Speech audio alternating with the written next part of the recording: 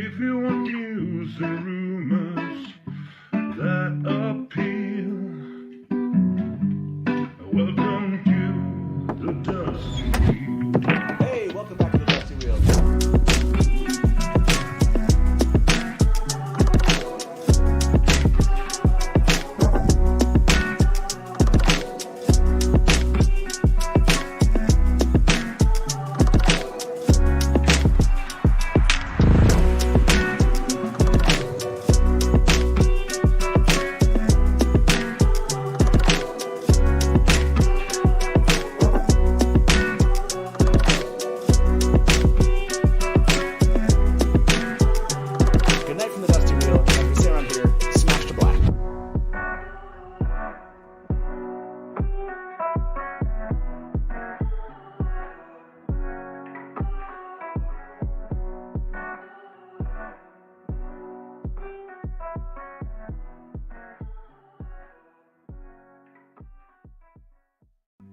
If you want news and rumors that appeal, welcome to the Dusty Wheel. Hey, welcome back to the Dusty Wheel.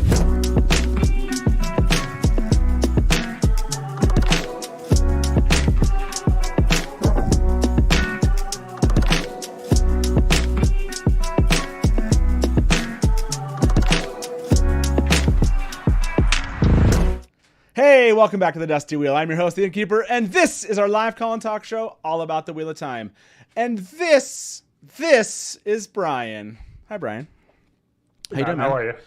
Dude, I am ready for this. You know what I'm saying? Like, we have talked about doing this thing for how long? Like, since the last season.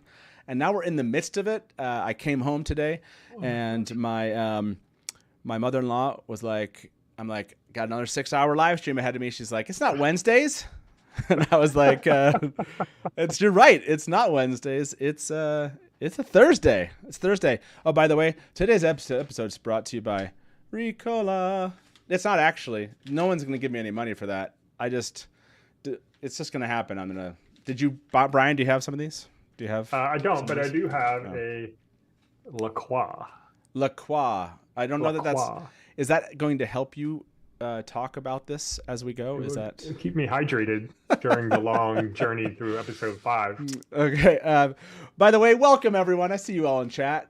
You're amazing. I think there's over 300 of you here just coming to chill before the episode. That's right. This is meant to be a 25-minute, I guess, relaxing time where we just prep for the drop of the next episode. And let's be honest, we're going to be talking about some stuff. I want to clarify spoiler level so no one kicks you out of chat for the moment. The idea here is not that we spoil everything and revisit everything that we talked about last night, actually, for our live stream, where we went over the clips. Tonight's not about this, at least these next 25 minutes are not about trying to dissect episode 5. It's just for us to have a little fun together. Maybe I'll give away a mug. I should give away a mug, shouldn't I, for everyone here? Right? You guys came early. You guys deserve a mug. I don't feel like I didn't give away a mug last time, did I, Brian? By the way, everybody, Brian is in the midst of doing a preparation for something fun we're about to share with you, and that's why he's not talking. That's why I'm not talking. I see, 1 second. Okay, I'm almost done. I see you, I see you, Innkeeper. I see you too. Thank you for being here. I predict agony in 32 minutes when it still isn't released. So if you were here last week, I'm not kidding when I say that was one of the most fun half an hours with you all. We spent 48 minutes waiting for that to drop, and we spent an hour before we actually went live and watched this. So let's remind everybody how this is going to work. Oh, Brian, I'm going to play this little thing, and then I might make a little, while you talk to people, I might make a little clip thing to put on the screen that I forgot to do. But see, watch this. Yeah, look at our cool timer. Aren't we cool? We're cool, right? See that little timer? And Taylor even made me put it we put it in the middle of the screen and fits in the size. Oh yeah, it's exciting. Watch this. I can stop it and reset it. It's amazing, everybody. Technology. This is how this is going to work tonight. Brian and I, and maybe other people will join us. We'll find out. Brian and I, like last week, are going to be staring at our screen silently once this episode drops for however long that episode goes. And we're going to start this timer, and you can start it with us, and you can kind of enjoy the episode with us. Or you can be like, nah, I'm just going to watch it and come back. After this, we have some guests that are going to join us, and we do an after show whenever this thing's over. I enjoyed this, being in chat with you all, and we're not going to be doing a ton of commentary, but our mics are going to be hot, and we're going to be like, oh my gosh, what was that? So you'll hear us do a little bit thing here and there, but you can mute us if you would like. Until then, we're going to be chatting. You will see us. We'll get really prepped once we find the episode. You can press start with us, so we're all watching at the same time. And our start times will include the recap. Don't skip the recap. Watch it if you want to stay on time with us here. Does that make sense, everybody? I hope that makes sense. Makes sense to me. I mean, I did it last week, so I get it. Can you make the timer dance? That's a Taylor thing. I don't know. No. Are we going to have Blame Hatch again this week, or will the episode drop on time? Can you make my time? Can you time my 100-yard dash? I know that would be a good idea. Let me end this poll and then ask you the poll of the evening. Oh, there's 300 and almost 70 of you have almost voted on this poll. Look at you all here. Will Lanfear exact revenge in episode 5? This is a great question. Any question about Lanfear is usually great, but no, is 63%. Brian, where were you on this poll? Do you think we're going to get some Lanfear revenge? Please, no one spoil anything. If you see things or read things, I've already seen an episode, don't put it in chat yet. We're just asking the question beforehand. Brian, You think we'll see revenge this fast? I don't know. Like they have 8 episodes, so suspense, like what Lanfear's. Like you don't have a lot of time. We have like 4 episodes left. So all I'm saying is like I don't know. I don't know. Maybe, I just want Lanfear to be it. Let's be honest. Maybe I'm on the fence. Okay. So the most important question to ask everyone here before we jump into something fun, Brian, are you ready for this? Do you have your thing ready? Let's do it. Oh, this is amazing. So let me do a poll before we do that. And the poll is, I don't know why I'm doing it on that screen and not on my own screen here, everybody. That would, that's right. There's a couple screens here. Let's ask this. Will Amazon drop episode 5? Has anyone seen Tweeter of Chaos in chat? Anyone want to ask Tweeter of Chaos? Do they see him like at Tweeter of Chaos? Drop episode 5 on time, which means 8 p.m. Eastern. That's right. Yes or no? That is the question.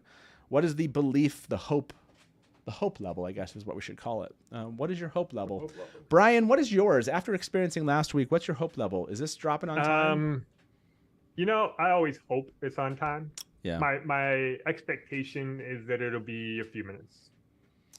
Oh, okay. So you still think on time as in like I'm hoping for on look, time. Within 3 or 4 minutes it's on time. Within 48 minutes I would call that not on time. Sure. So I feel like that's I think the expectation is going to be within 10 minutes of 8. The 48 minutes after 8, that's a long time. Something went wrong last week. Oh gosh.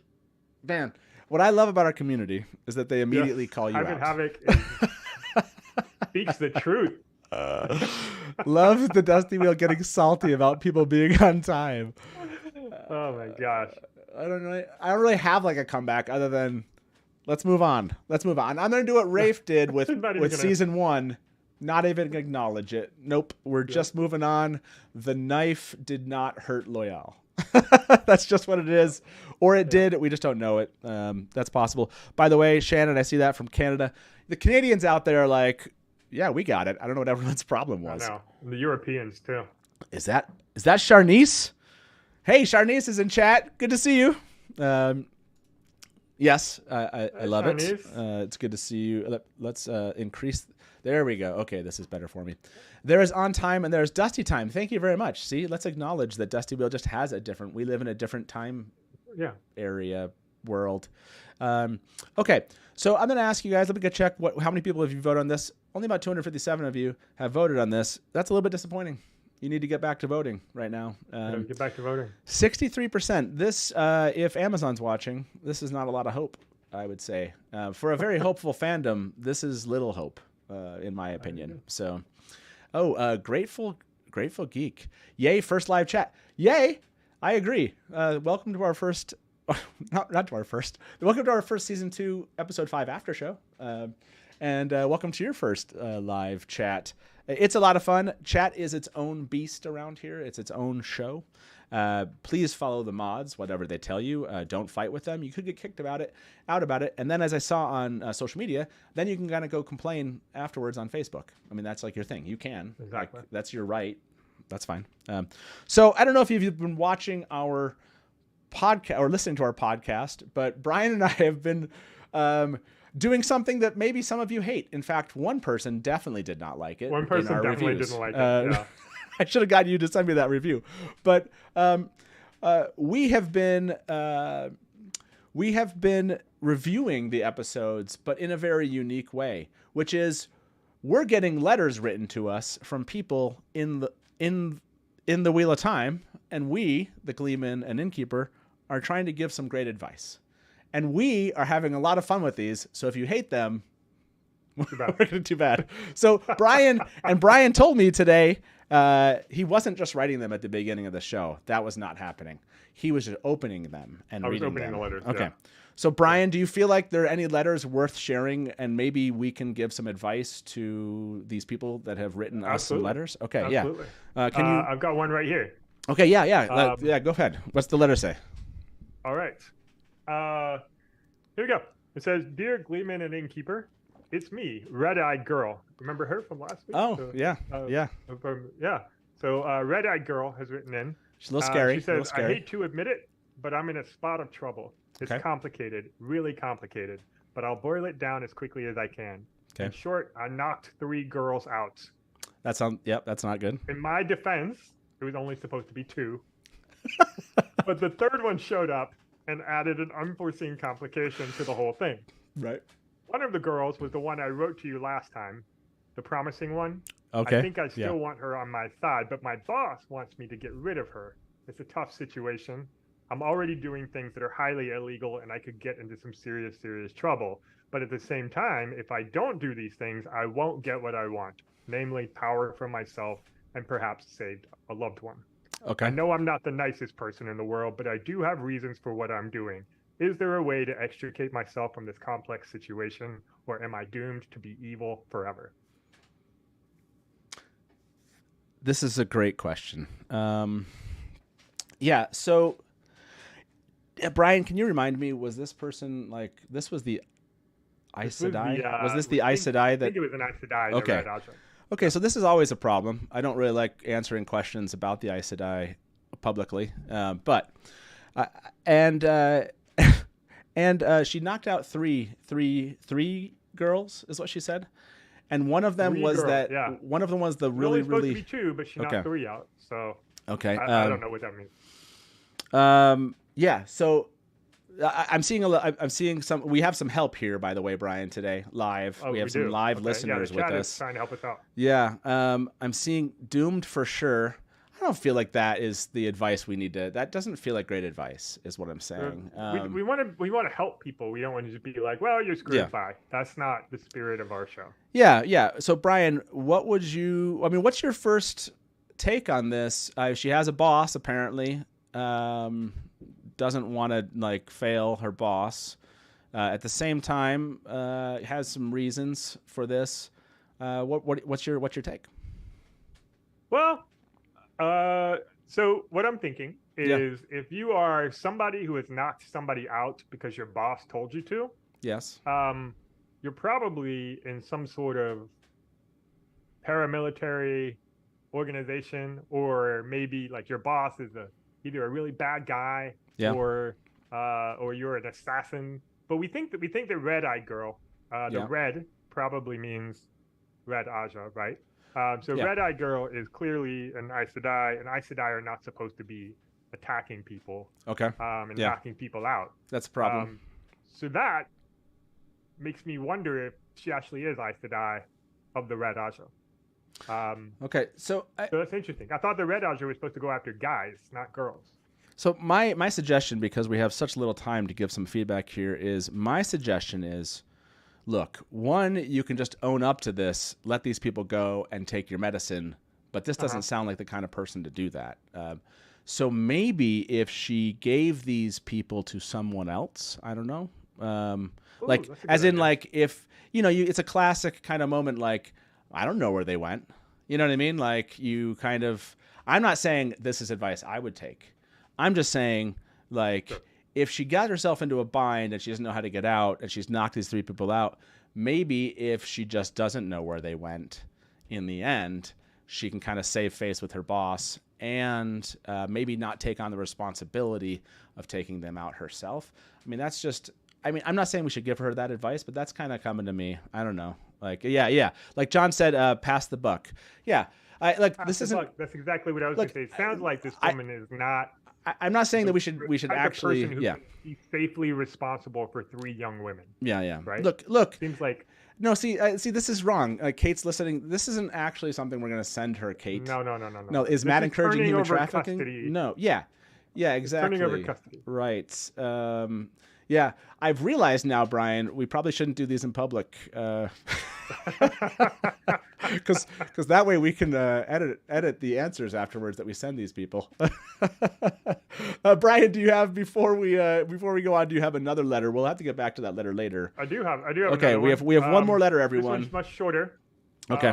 But kind of confusing as well. Yeah. Okay. It says, "Dear Gleeman and Innkeeper, Okay. I don't know who you are, and nor do I particularly care. But Okay. I woke up this morning with a crazy headache and a bit of a conundrum, Okay. and someone advised me to write to you. Okay. Look, the last thing I remember is that some chick stole my boyfriend, and now I'm covered in blood. I'm having trouble talking right now, but I can certainly write. I want my boyfriend back, and this chick owes me a new wardrobe. What should I do? What do you think I can do to get him back while also exacting revenge on my enemy, my new enemy? Look, Signed, ex-girlfriend of the night." Yeah. Okay. Ex-girlfriend of the night. Yeah. So, I mean, okay. There's a couple flags here. One, whose blood is it? I mean, it sounds like. Did you say it's her blood? Is that It her? did not say it's her blood. It just said it's blood, and it apparently ruined her outfit. Ruined her outfit. That's Yeah, not. That's that's rude. not. That is rude. I would say, look. I mean, let's say the blood is hers. Let's say I'm going to go with the best possible scenario here and say maybe someone attacked her. Maybe someone attacked her, and that's rude. If She doesn't remember anything. If she doesn't really remember how she got there, Right. I think it's very likely that somebody attacked her. Probably caught her by surprise. Yeah. Did something That's- to hurt her and caused all that blood. It sounds like she's surprised that she's alive. Yeah, probably. I would. I mean, yeah. This is. I guess what I would probably do is I would hunt that person down. Like or maybe hunt down is the wrong word. Don't take that. Hunt is the wrong word. No, Yeah. Track Maybe them down. track For a them normal, down. Yes. Sane conversation. Right. You discuss options. Yeah, I would. I mean, if there's blood there, I would get the blood tested. Probably make sure. I mean, if it's her blood, and I mean, then I would. Normally you would say call the authorities in this, but I would probably do some investigation first. Right. I would say you're probably into wanting some revenge in this way. That's right. The fact that she's writing us, she wants revenge, kind of indicates that she doesn't want to go to the authorities. She wants to do some sort of vigilante justice. Yeah. And so, I mean, I think you go track this person down. You go have a civilized conversation with your ex-boyfriend. Make sure, or the boyfriend or ex-boyfriend, make sure that if that was true love, it is still true love. This is a good question by Bain Chia. Did the boyfriend go willingly? I think she needs to find that out. She needs to find out. So I think she should find the boyfriend and whoever this person was, and I think she should exact some kind of retribution legal retribution, of course, for someone attacking her. I mean, I don't think, why would we support the person that clearly attacked her? I don't know. Absolutely. That's No, the person who, you don't just attack someone and steal their boyfriend if you're a good person. Yeah, exactly. That's clearly not what happened to her. Yeah. I think you got to go. I think you got to go investigate. I think you got to find them both, and I think you need to reach out to some authority, and whatever that authority is. I think, but some authority that would have the way to exact justice here is what I would still say. So, Yeah. That is great advice. I mean, don't panic. Don't do anything rash. By the way, Go find. Selena Beth is a guy here. Are we getting dating advice? So if you just missed this, sorry. This is us like killing time. That's why we have 6 minutes before the show. But in the best ways, we get letters in world. If you haven't heard us give advice on this, and we've gotten, we gave it the best advice we could in the eye of the public. We got to be really careful about that from now on because there's no auto editing, and Sure. I confused people here. But great letters. We can't wait to get more letters from those of you out there who would like some advice. And I thank you for humoring us, everybody. What's we got about 500 of you sat through that apparently. Will Amazon drop episode? This is love letters to Matt. I love that. Yeah. Love letters to Matt. Just that one. Will Amazon drop episode 5 on time, which means 8 p.m. Eastern? 61% of you, Brian, there was less hope than the last time we looked at this. 40% on the no category. So, yes, Skyla said 6 minutes unless it's 45 minutes late again. That's right. A segment of Dear Innkeeper. Yes, that's what you walked into. We thought we'd try one live. Again, these are fun for us, whether or not they're fun for anyone else. We should ask everyone that, Brian. Let's get some live feedback. Should we do more Dear Gleeman? Densey said, I sat through it, but I put you on mute. So that's not good. That's pretty awesome. So please do like this video. We are going to be alive for the length of the episode, for the length of time until we get to the episode, and for hours after the episode, talking to you about how this goes. Kate, if you're out there, Kate, I can't wait for you to make clips of this episode to give to us to play. That's what I'm looking for. I prefer Dear Dusty. I mean, that is a little bit more quippier, Dear Dusty. Brian, I don't know. We can think if yeah. I feel like I feel like Toby just said I feel like there should be an abstain option.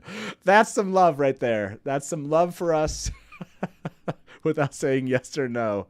That was good.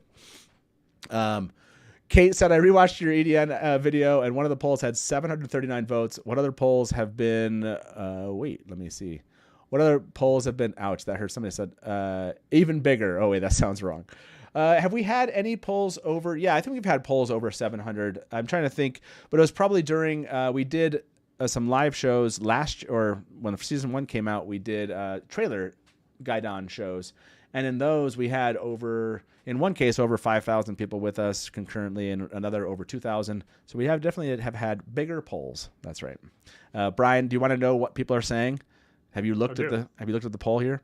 222 votes. 85% said yes, man. You're onto something. Wow. You're onto something. So okay, thank you all for loving our idea. I mean, don't look. This is a Dusty Wheel crowd, so it's definitely got it's Rant Almore. I pleaded the fifth. Yeah, the fifth I give you.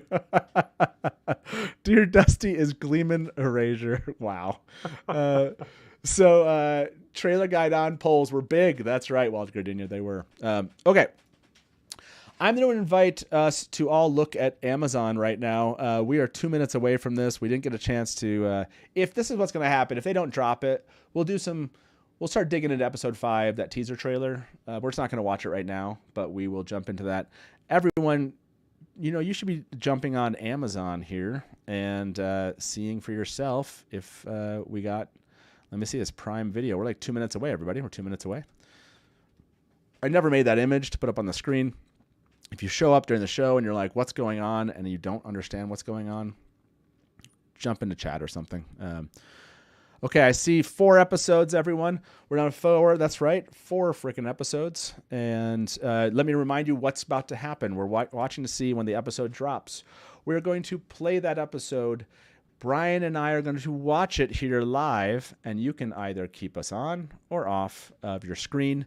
We will be live during it, reacting. We're not going to be talking through the whole thing. I'm not going to be like, Brian, what did you think about that whole thing? But we are going to be making some chatter. You can mute us or not, but we will be doing an after show after this. So you can come and join us if you decide to leave. I don't know if you all saw this reaction here. Do I have this? I posted this somewhere, Brian. Do you remember if it was on my? I think it was on. Yeah, let me try this, everybody, Twitter. While we wait. From last time. Yeah. So I'll show that one here while we wait. Brian, do you see anything? Are there any episodes showing up? Do you see chat? Is chat freaking out? Is it there? Is it there? Chat is not freaking out yet. Chat, are you freaking out? No. I do not see it. My clock says 5 o'clock. It is not on there yet. Okay. Look, if you want to enjoy this moment, I can share this with everybody. This was my reaction at a special part in episode 4. That's right, where everyone said, we can watch it again. It's slow mode, thanks to the Wheel of Time. Brian's hands are in his eyes. And someone said, I almost swore on the Dusty Wheel. That's right. That's why you have hands covering your mouth in that moment, because you'll never know what had just happened there. But yeah, let's just say that was, I'm pretty sure that had to do with a moment where a sword sliced through my favorite character in the Wheel of Time. So, it is there. People said, okay, here is the moment, everybody. Here's the moment. Is it there for us also? I don't see it on mine. If this is another, this is another 48-minute wait, Matt. Are people messing with us? Don't say it's here in Canada, Hoda. Don't tell me it's in Canada. Freaking Canadians. What is up? Got it in Canada. I see it. Do you see it too? Hold on. Brian sees it. I see it. Brian's seeing it, everybody. Let me see. Oh, I do see it. Okay, everybody, kind of like, we'll give you a second to kind of prep, refresh your screens, get ready if you want to press play along with us. We'll put it up. We're going to get started here shortly. We'll turn on. It looks like they dropped it on time. It looks like they dropped it on time, everybody. Look at that. Thank you out there. So go ahead and kind of prep the show. You can get past that stupid part where you have to kind of like skip the trailer, but don't skip the recap, everybody. Don't skip the recap. Don't skip the recap. So yes, you can skip that funky trailer and then just press pause. That's right. Press pause for a second if you want to click right with us on this. Okay, here we go. Get my light. Okay. Brian, you ready? Okay. We will start the timer as soon as we're going to count down to 3, 2, 1, and we will press play at the same time I click the timer here. So, Brian, you let me know when you are ready. Are you ready to go? I am ready. Let's go. You ready? Okay, everybody. Yep. 5, 4, 3, 2, 1. Here we go.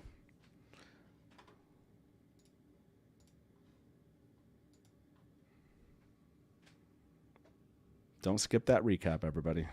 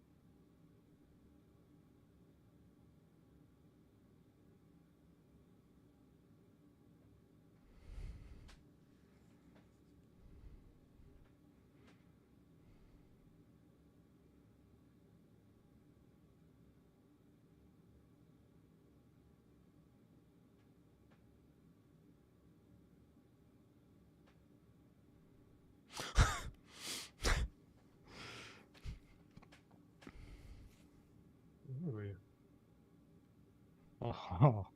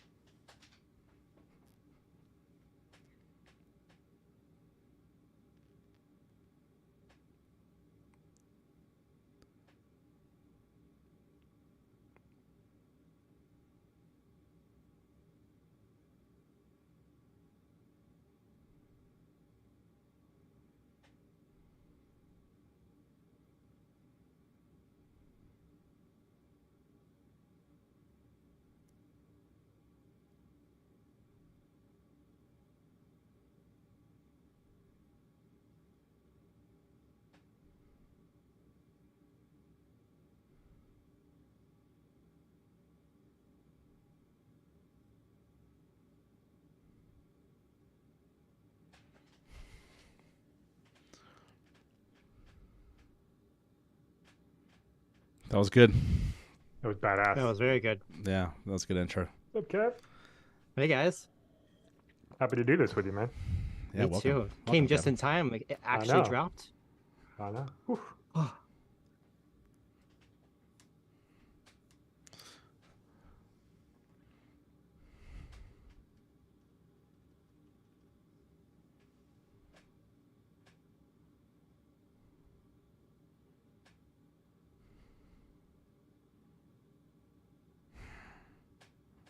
There she is, man. Revenge fear. Ooh la la.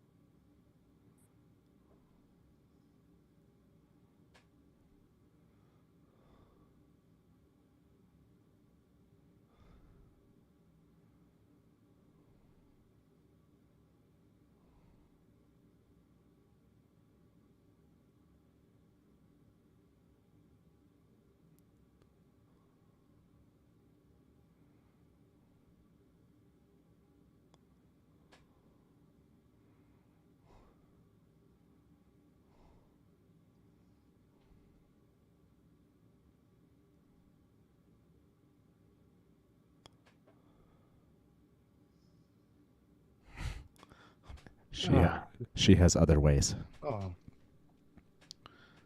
Oh. He's brutal, man.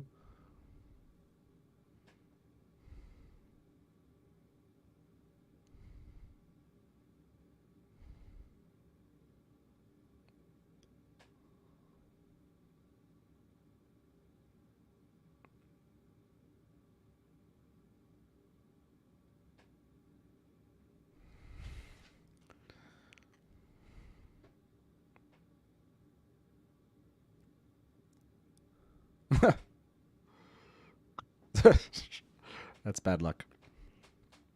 Uh-oh.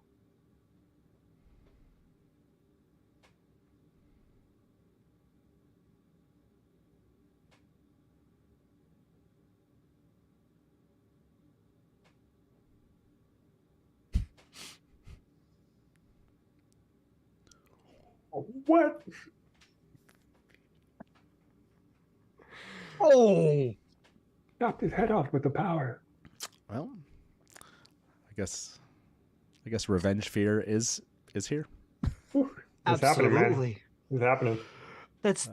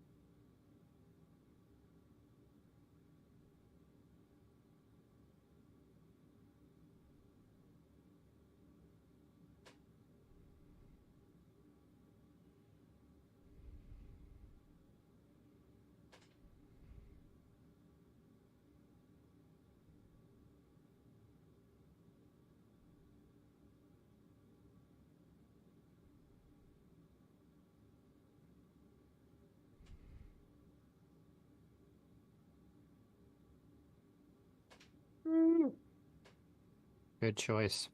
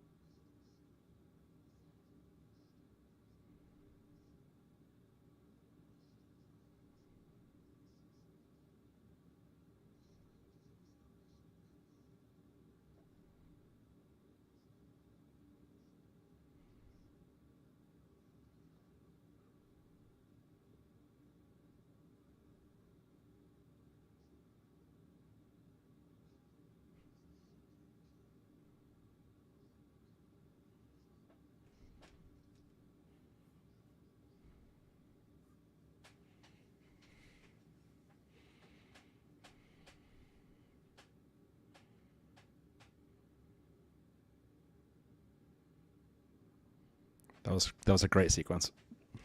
Mm-hmm.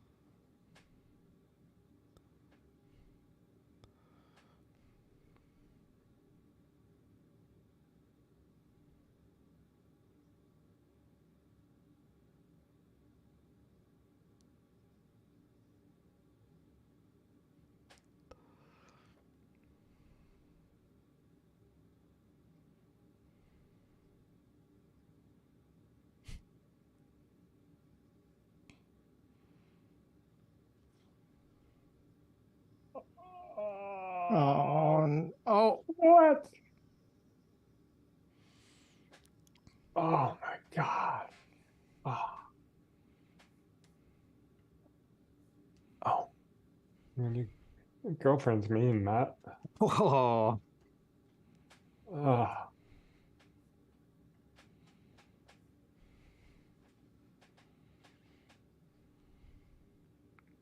that's a nice hood she's wearing.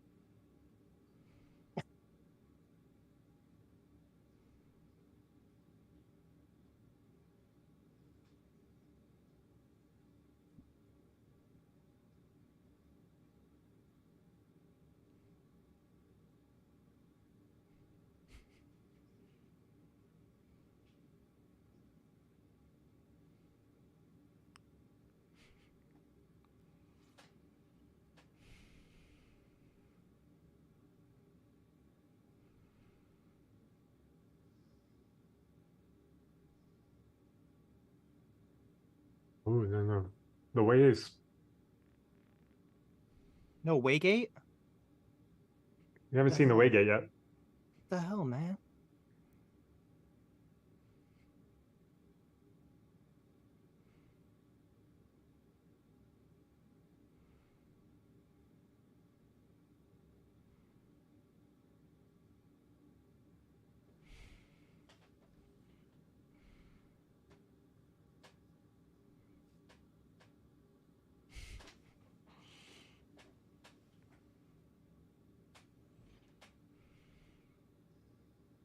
Ooh.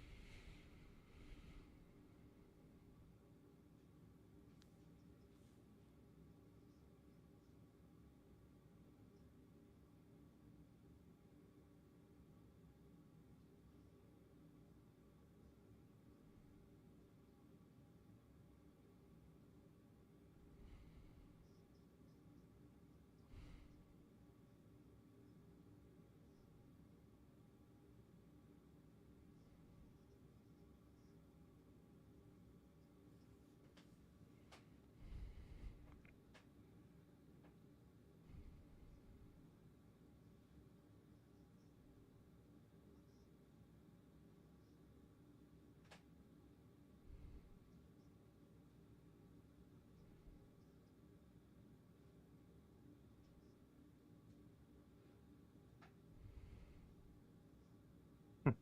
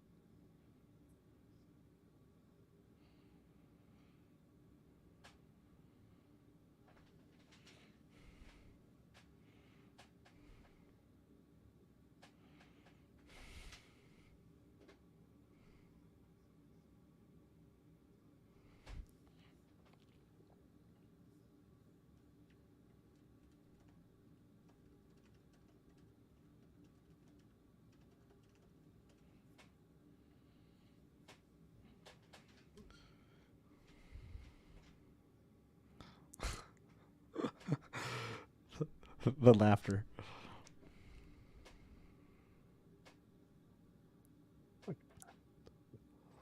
Yeah.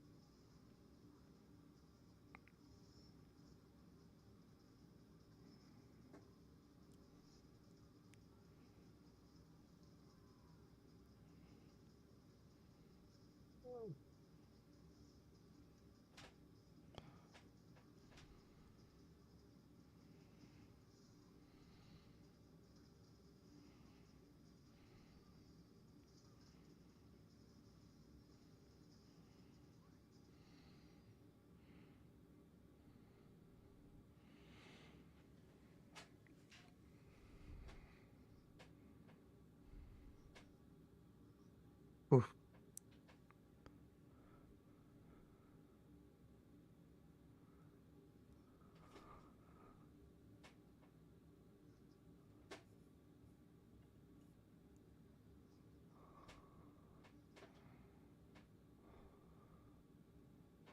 Damn. That was so cool. That was so cool. good. That was awesome. That was the coolest. That was so good. I just want just let the Aiel always fight. Uh-huh.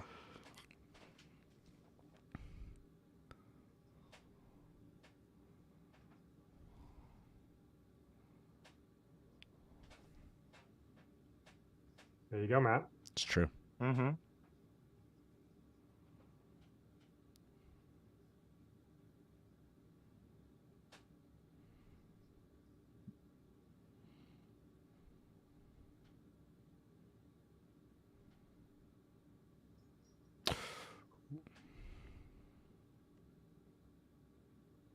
Oh.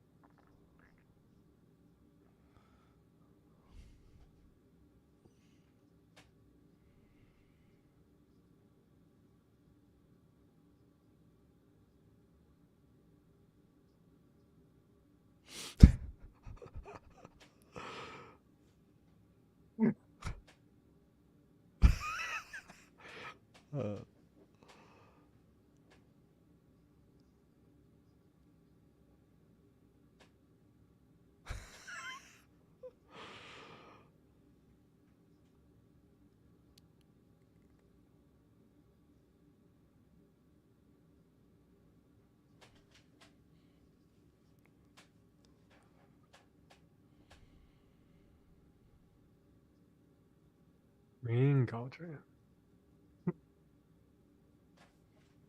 Mm.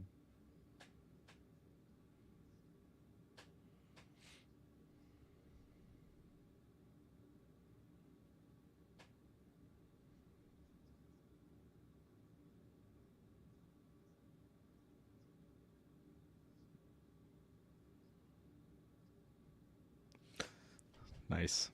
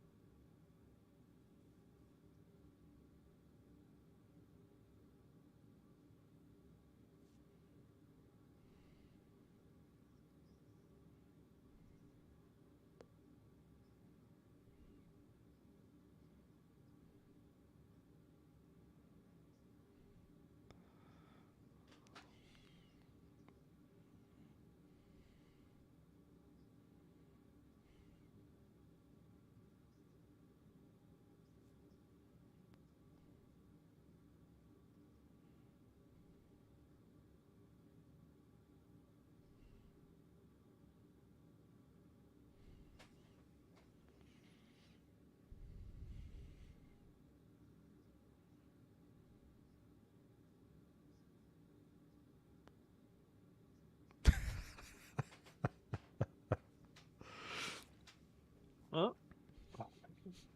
Secondhand embarrassment here.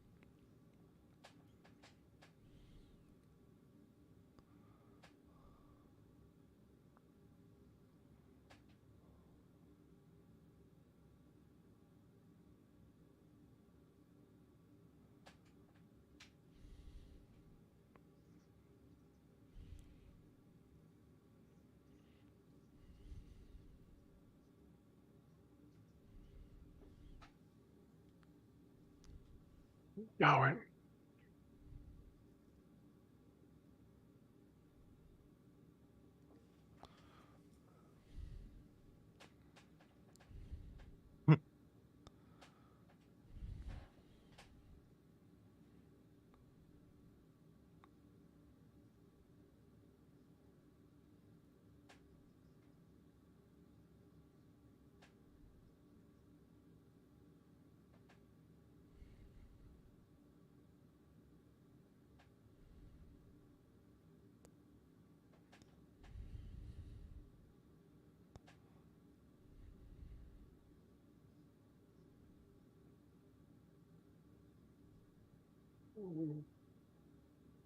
Oh.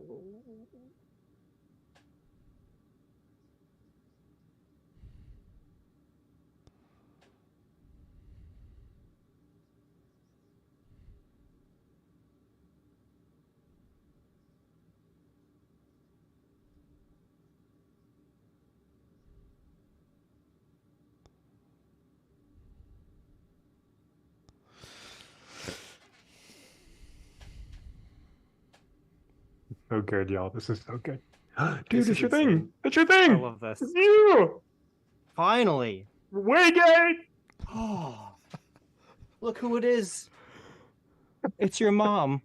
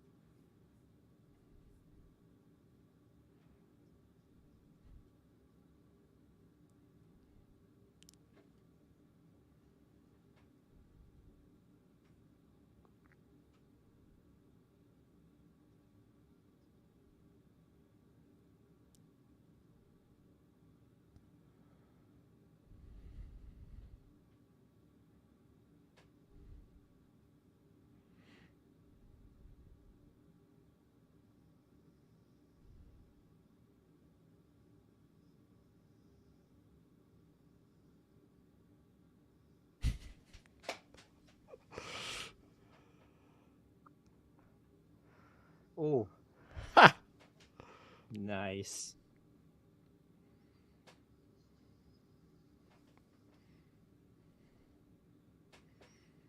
Ooh, that was interesting.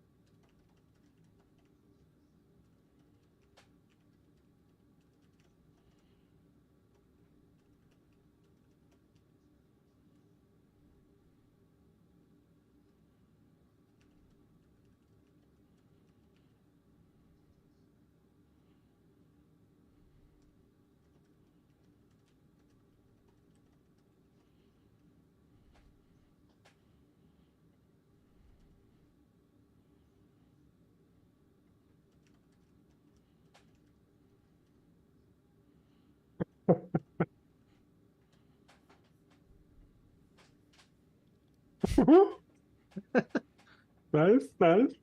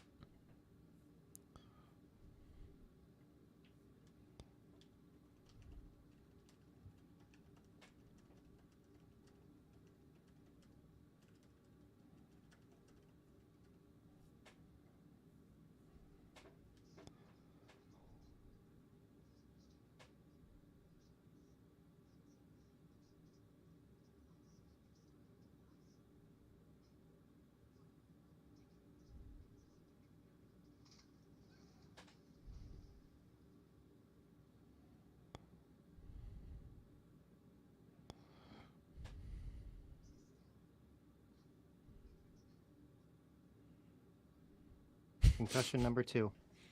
Mm-hmm.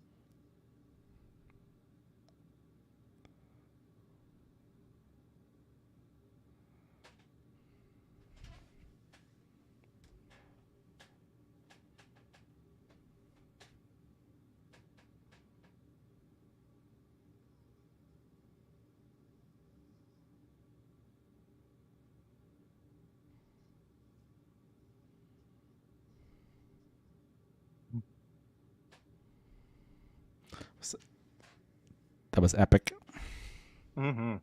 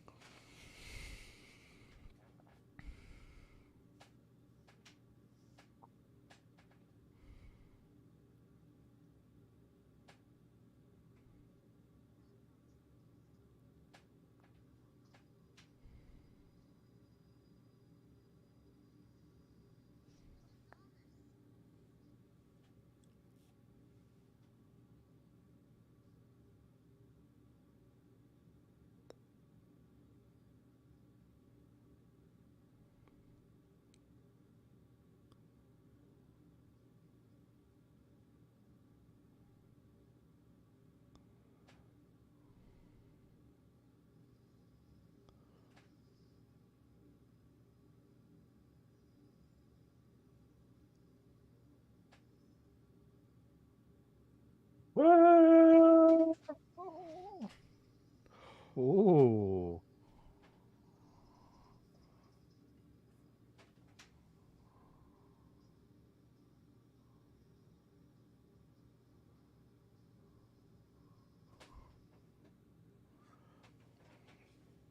Damn.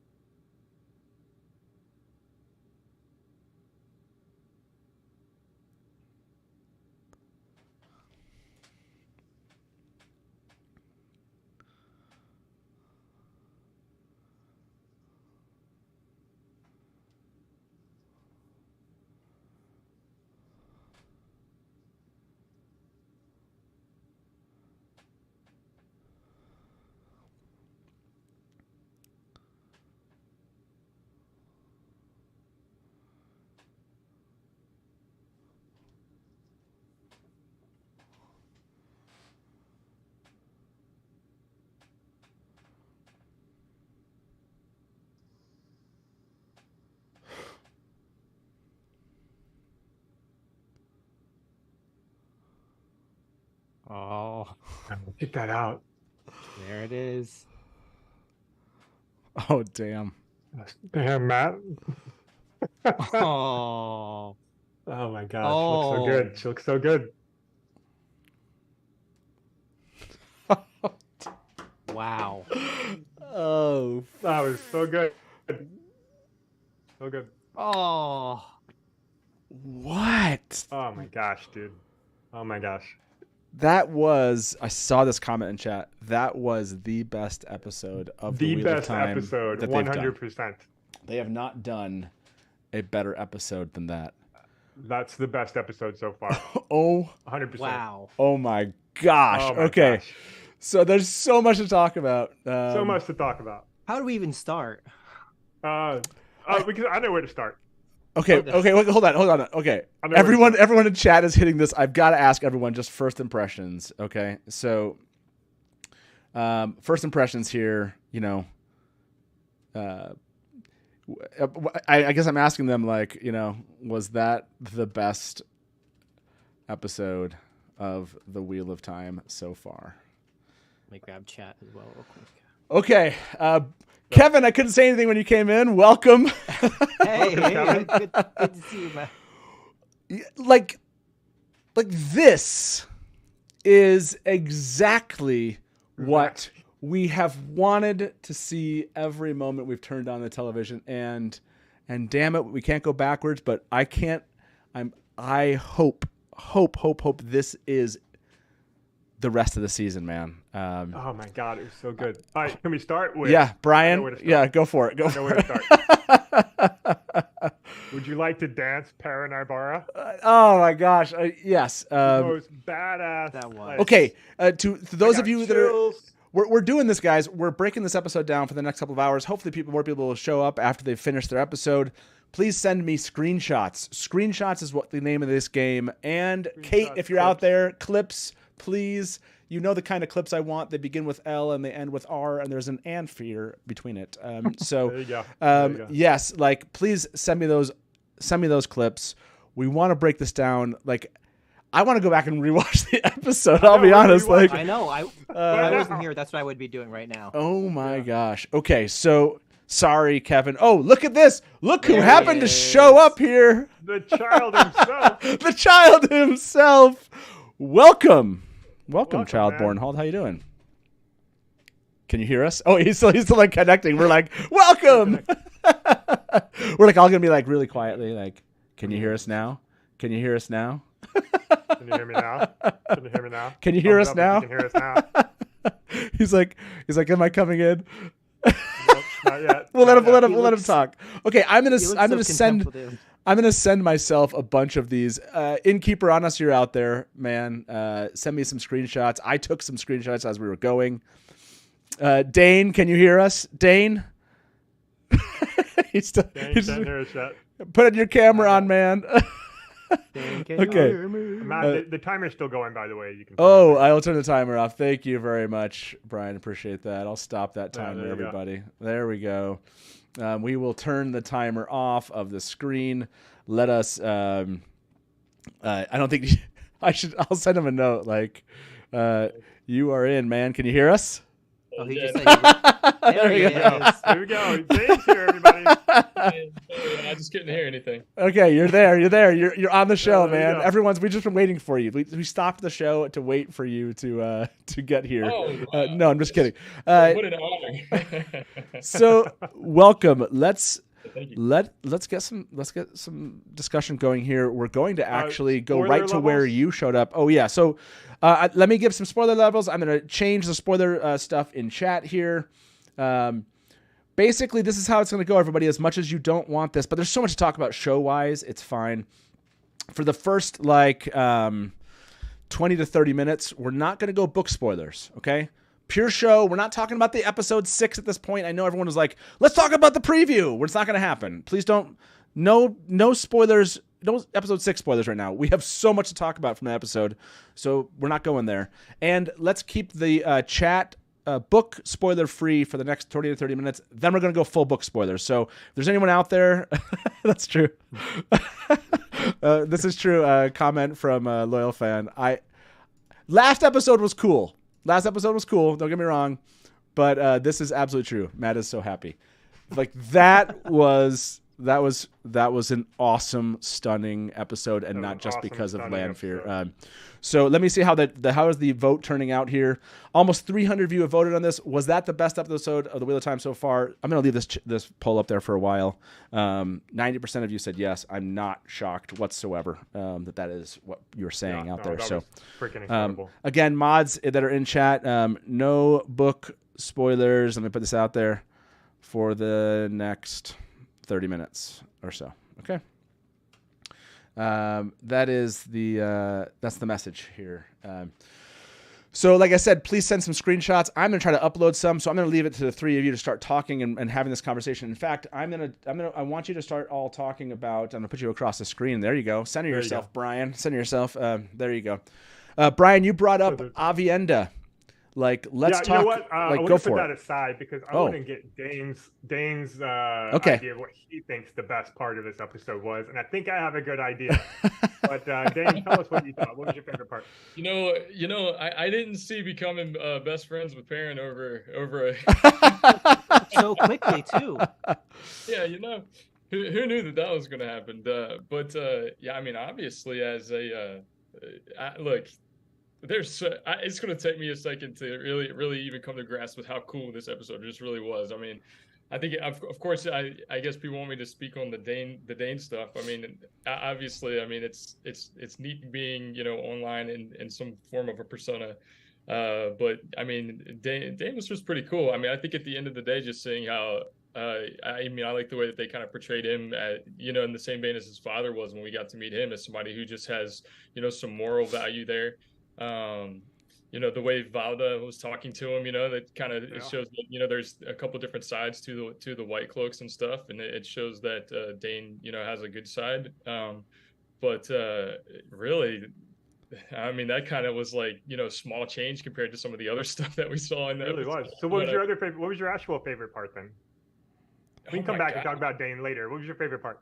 I'm horrible because like after I watched the episodes, I am like.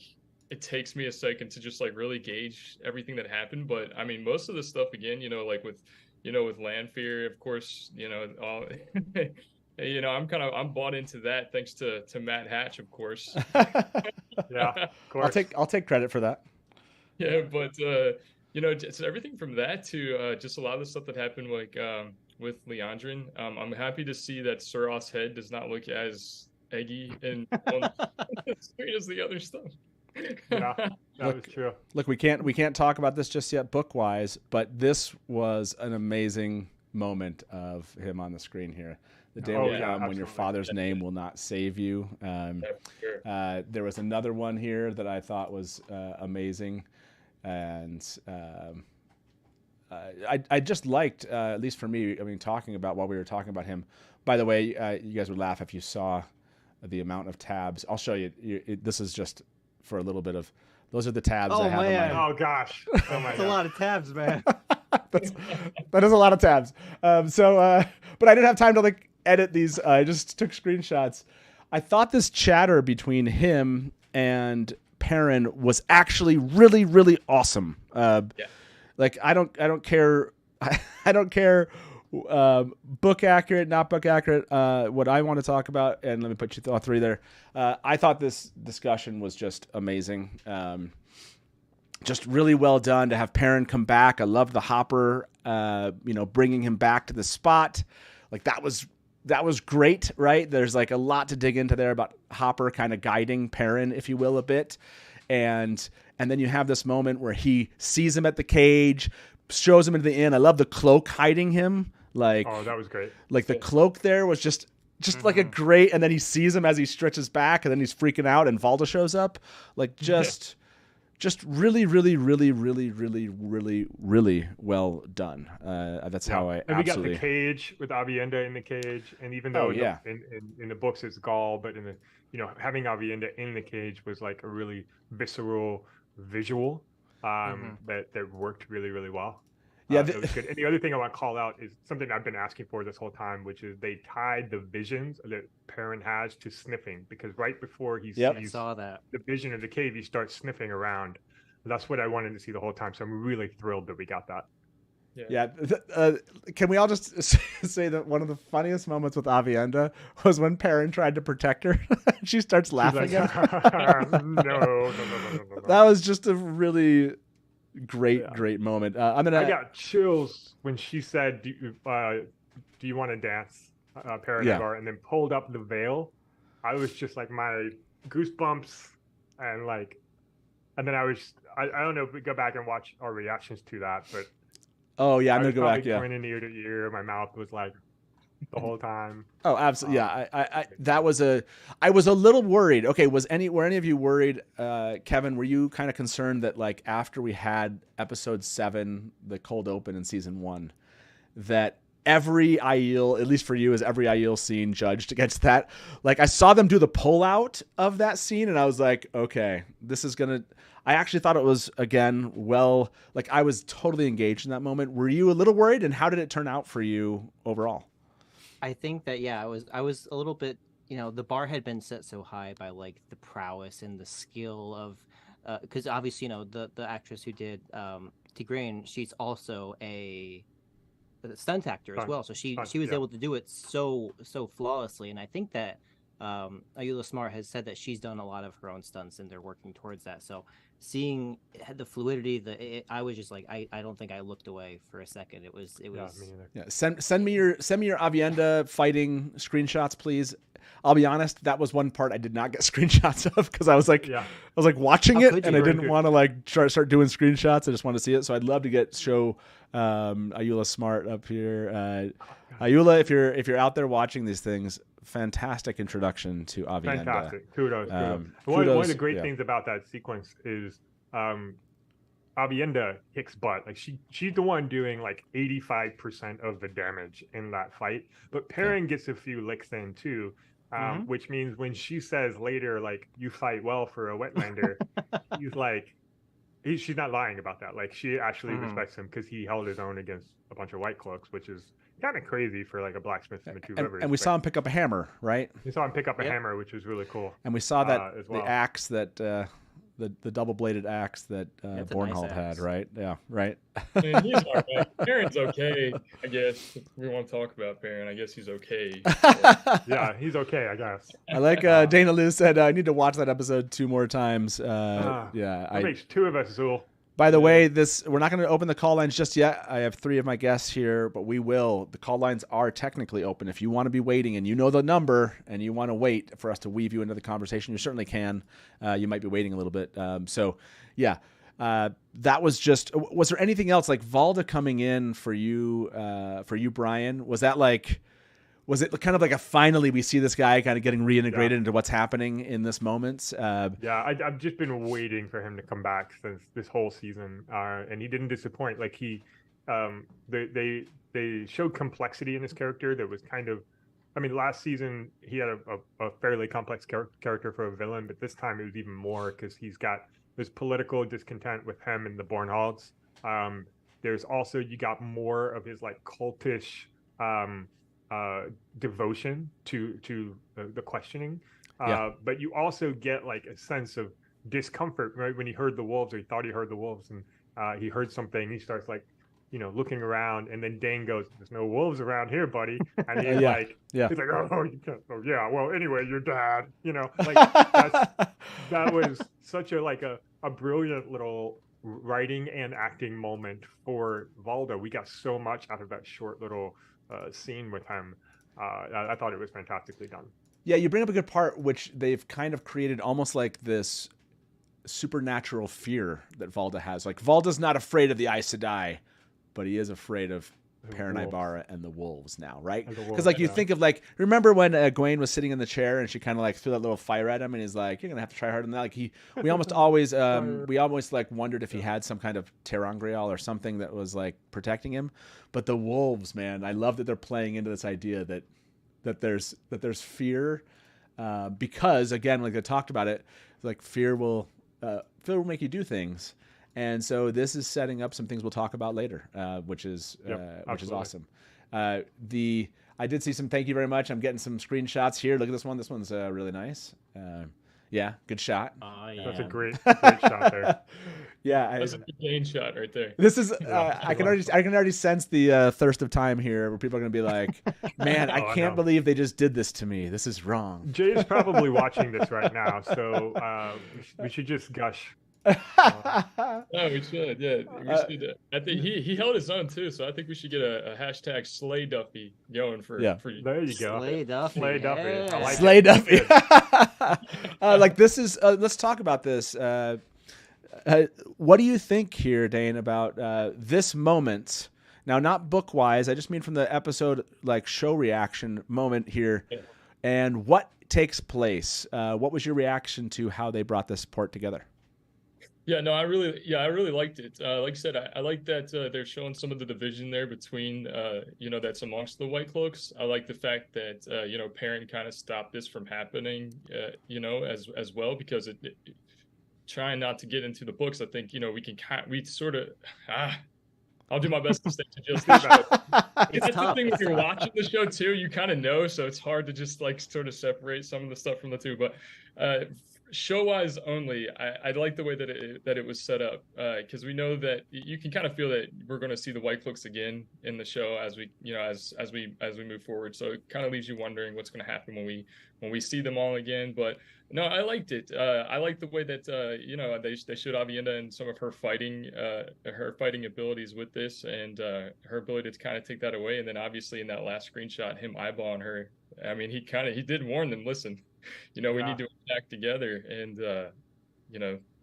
luckily for him, she's Yeah, no. Again, there's certainly. We'll talk about these later from a book perspective. They're certainly tying in some things. And that's again setting some foundation points here with these characters, which I really really love. I think this whole White Cloak scene absolutely worked for me, at least. I'm going to end this poll.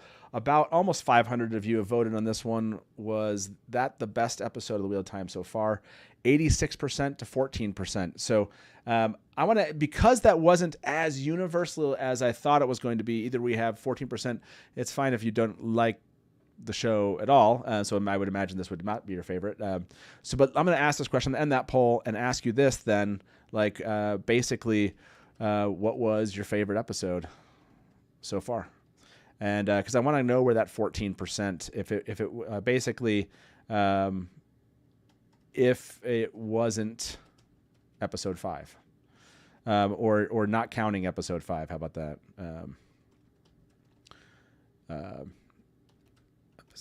No, I have to say it. These are polling people live is hard. It's difficult. Yeah. It's difficult. You're gonna dusty it, aren't you? If it's not episode 5, I'm gonna try. Okay, how about this? If it wasn't episode 5, don't vote. What was your favorite episode? If it was episode 5, don't vote. If it wasn't episode 5, vote. Thank you. If it was episode 5, don't vote. What was your favorite episode so far? Thank you. There we go. That's what I'm asking. Look, guys, it just takes a while, but we got all night to talk about this stuff. So, episode 2 and episode 1. Okay. So don't vote if episode 5 was your favorite. So I want to hear the 14% of you.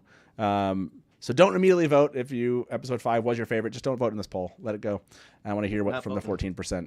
Not voting. So we asked Dain what his favorite. Well, I picked Dain's favorite part for him. So I would like to hear what your actual favorite part of the episode was, and then we also get Kevin's favorite and talk about that. Oh man, just I don't know.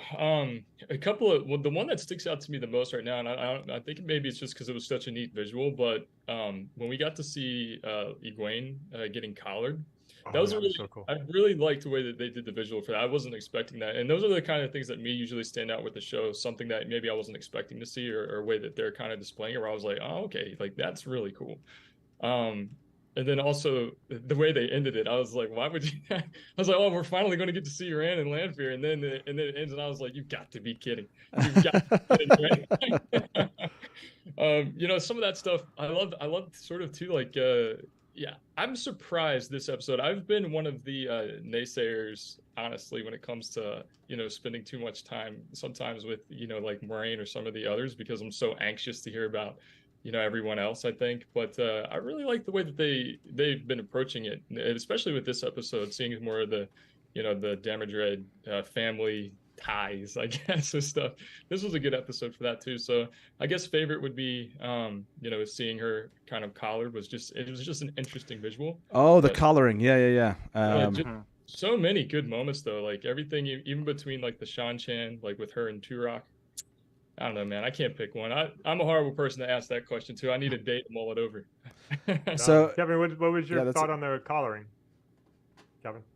Oh, for me, I was super like impressed with because we had seen the large kind of like shoulder pad version with and trying to figure out like how do they put that on, how is that functional, but seeing the almost like truly Age of Legends like type of technology where it's like almost like an Iron Man suit. That's like the best comparison. It's super lame, but that's the best one I can come up with, where it's just like no, that's exactly what I thought when I saw it. I'm like, that's such an Iron Man thing to do. Yeah, and we've seen like the the one power thread collars, but they had a physical collar to like a chain rather where they attached to it. That was those are the touches that you just don't get to see in promos, that you are like, oh, is this gonna be in there or not? And it was. So it's no disappointments there. By the way, it was a dusty wheel poll, so let's just acknowledge that right now, okay, everybody? Because my first question was the Wheel of Time so far, and someone pointed out that I only asked about episodes in this season so far. So whatever. The poll didn't work out as well as I wanted. Thank you very much, Feld and Fart. Matt, best episode of season 2 or best episode of Wheel of Time is two different things. Yes, that's true.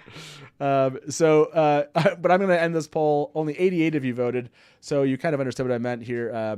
Episode 4 and episode 3, still 42, 48%. I'm not totally shocked there. I'm going to put in here, did you like the way they adapted Perrin, Avienda, and the White Cloaks? Okay. I just want to generally understand that. Like, as we talk about these, I kind of want to feel for like which of these kind of moments that they've put into the show are really what's resonating the most. Brian, what was your favorite of? And sorry, Kevin, I was writing. I was finding out that I had done a Dusty Wheel poll and I missed. Which is the one that you picked? Oh, as your favorite moment. You didn't get to pick. We asked him a question. Oh, sorry. Kevin, what was your favorite part? Yeah. Oh man, I think I've been torn between two, and I'll say the one that I think is going to end up second is all of the Brownage investigation, but that's going to come second to the mini chosen social in Talaran Riyadh. I think that was cool. Oh, I'm going to rewatch that scene. Yeah. So many times. You got to see the fireplace. The seals are all in the background. Yeah. I thought of you, Kevin. Kevin, I was like, I'm trying to take a screenshot to see that seal because I'm sure we're going to be breaking down that seal and all the seals that are behind him. Yeah, the Forsaken getting together at the end, like Ishamael in bed next to Rand with his hand on his face and having it like disappear, and it was Lanfear and like talking about the fact. Well, anyways, we won't go too much into some of the book details. And if people that are watching right now, we're not talking book spoilers, at least for another, I don't know what it's been, 10, 15 minutes. And then we're going to go full book spoilers because there's so much to talk about with that discussion. But yeah, the Brown investigation is so like geeky that it's so good. Like it's like, oh yeah. And then I saw something on the way that she wrote it, and it kind of looked like it was a little bit off. And I was like so into that. I was like, was it? Show it. And then I saw like what was written, and I was like, man, people are gonna have fun breaking this crap down too as we go. So this is the image I was talking about. Thank you, Innkeeper. This is so great. Yeah, this is so good. I honestly, they had me here. Did any of the three of you go, Rand is dreaming and Ishamael is in his dream? Like, did they have you there in that moment? Were you, or did you like, no, that's not what I'm seeing? Did you think it was? I didn't think that's what it was. Did you? No, you thought like that Rand was Lanfear? I mean, what did you think it was? I guess. I thought, I I knew that Rand wasn't asleep because the whole previous scenes were like, you can't go to sleep, you can't go to sleep. So he couldn't have been asleep. I didn't exactly know what was going on, but as soon as Lanfear showed up, I was like, yeah, that's exactly. But I didn't actually think it was Rand. I thought it must have been somebody else's dream or something like that, because they just beat into our heads through the previous scene, like, you can't go to sleep, you can't go to sleep. That's true. Okay, so yeah, I get you. I guess. By the way, I love who was a comment from yes, Jessica Norton. Let's see if I can find your comment here. While I look for that, Brian, feel free to ask a question here. I'm like chat surfing. We can go back to the like the Teleron Riyadh, the fact that they were in Teleron Riyadh talking.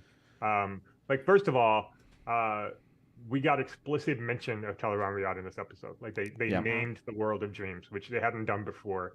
And we got so much world building in this episode. Like the amount, the ratio of lines of dialogue dedicated to world building was just through the roof on this episode. There was just so much stuff. And in that scene in particular, we got name dropped all the Forsaken. We got Malgideon's insane, Grendel's vain. This is like a some kind of poem or something. And then the boys can't rub two brain cells together. By the way, okay, I had an existential moment in that, which was like, I swear I've said all those things in live streams about every other Forsaken that I hated. I had this really funny moment where it's like, I know Lanfear, right? Like she was just like, why would you raised me first? But it's because all these other Forsaken, they suck. And I was like, I know, they do.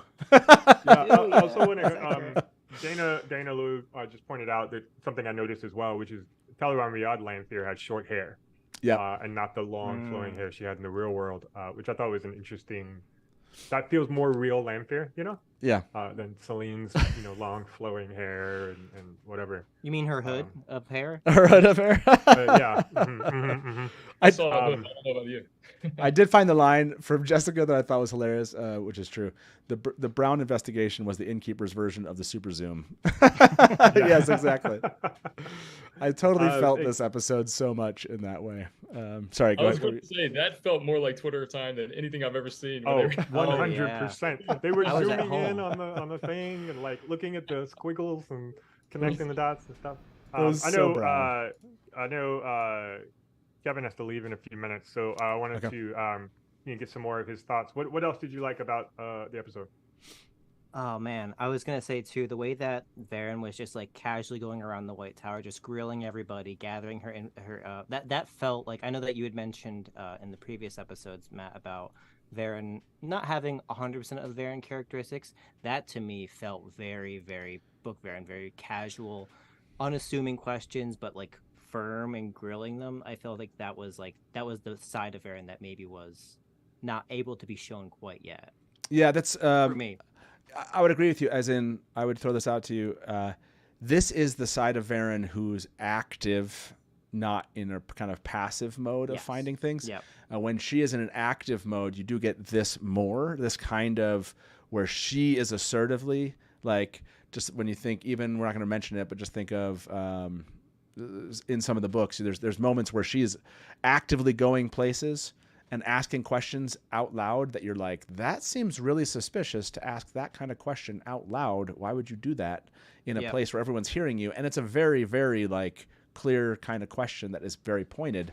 We did get some of that. So I felt that a lot.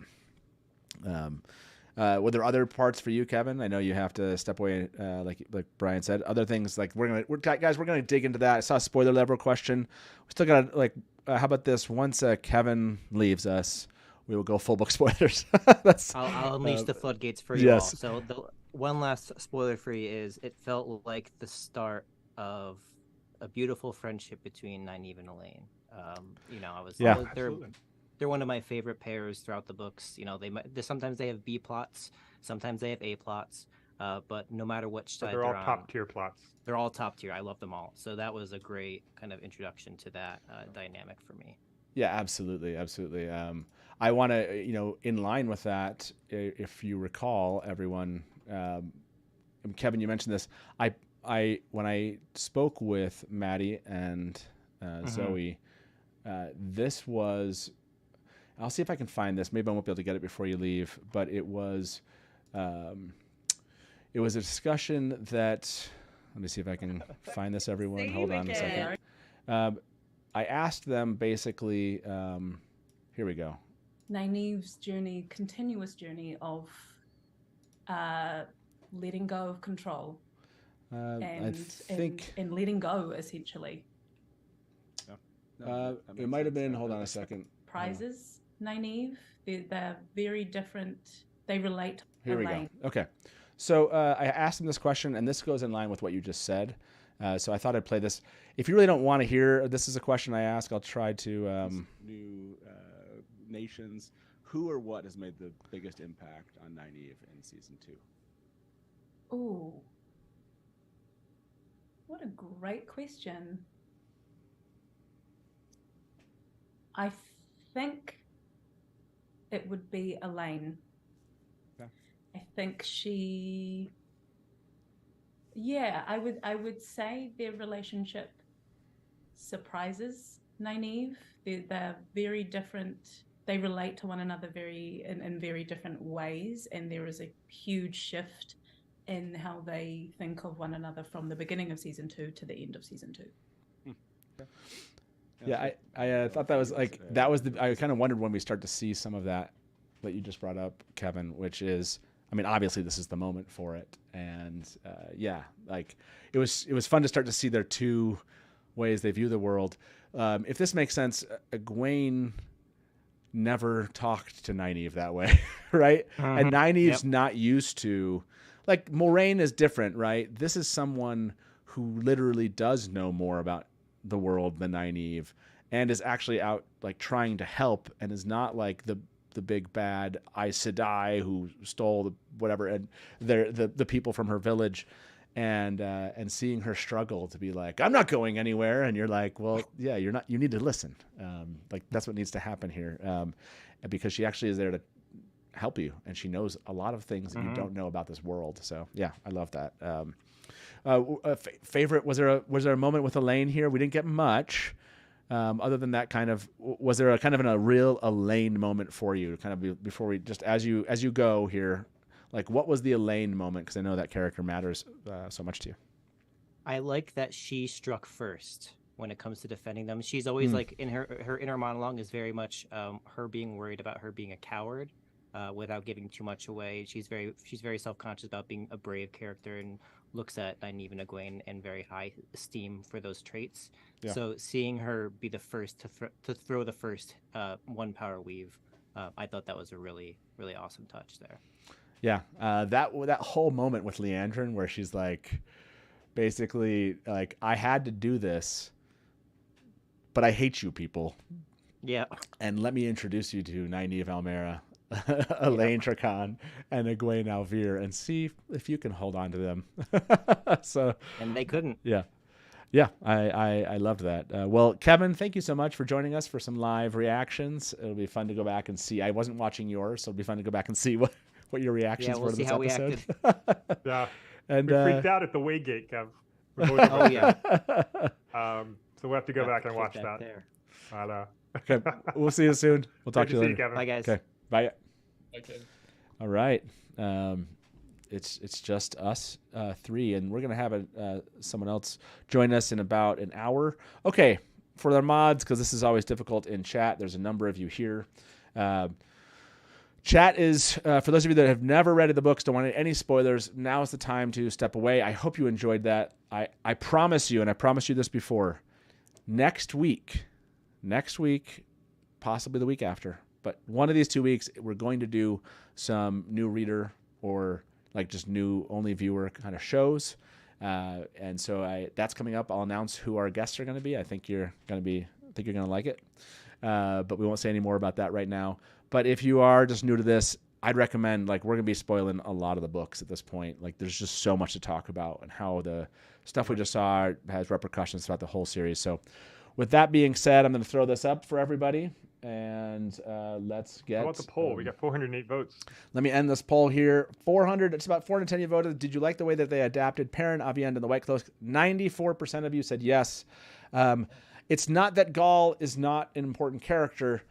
I just think that they proved that they can kind of consolidate some of these ideas into things that are really, really familiar to us, things we're expecting, but doing in unexpected ways that we appreciate as book fans, and at least of the 400 of you voted, clearly that it was the case for this moment. So we're early in the night. We barely scratched the surface of talking these characters. So I hope that you will stick with us.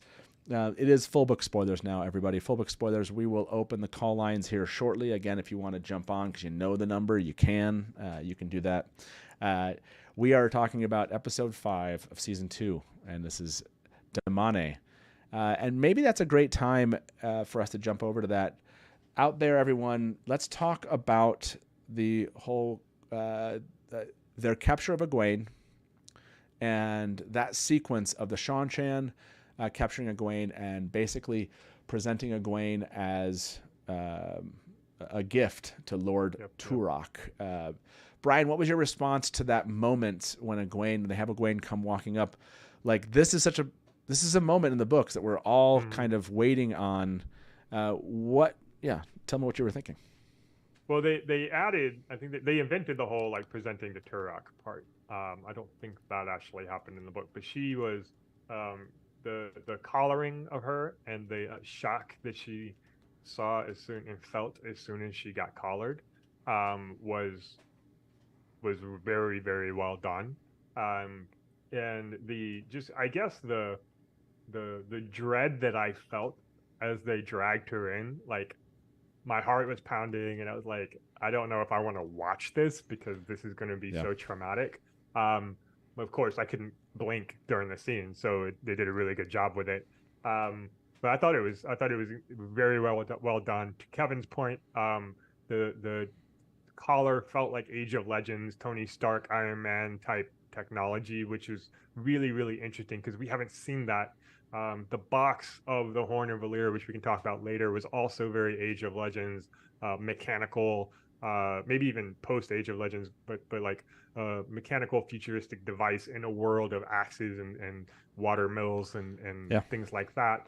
But to see that, we speculated for months about like, how do they even get the collar on? Like, how do they whatever. And I think that's really interesting. One thing we didn't see that I was wondering about was the mouth gag thing. And I'm glad I didn't have to watch them put it in her, but they didn't do that. They didn't focus it in that moment. Yeah. They didn't focus on that one yet. So I wonder if we'll see that in the next episode. But I thought this was really well done. It's a very fresh take on the collaring, and interesting, visually interesting, and I think it filled in the gaps of my imagination very, very well. So I thought it was excellent.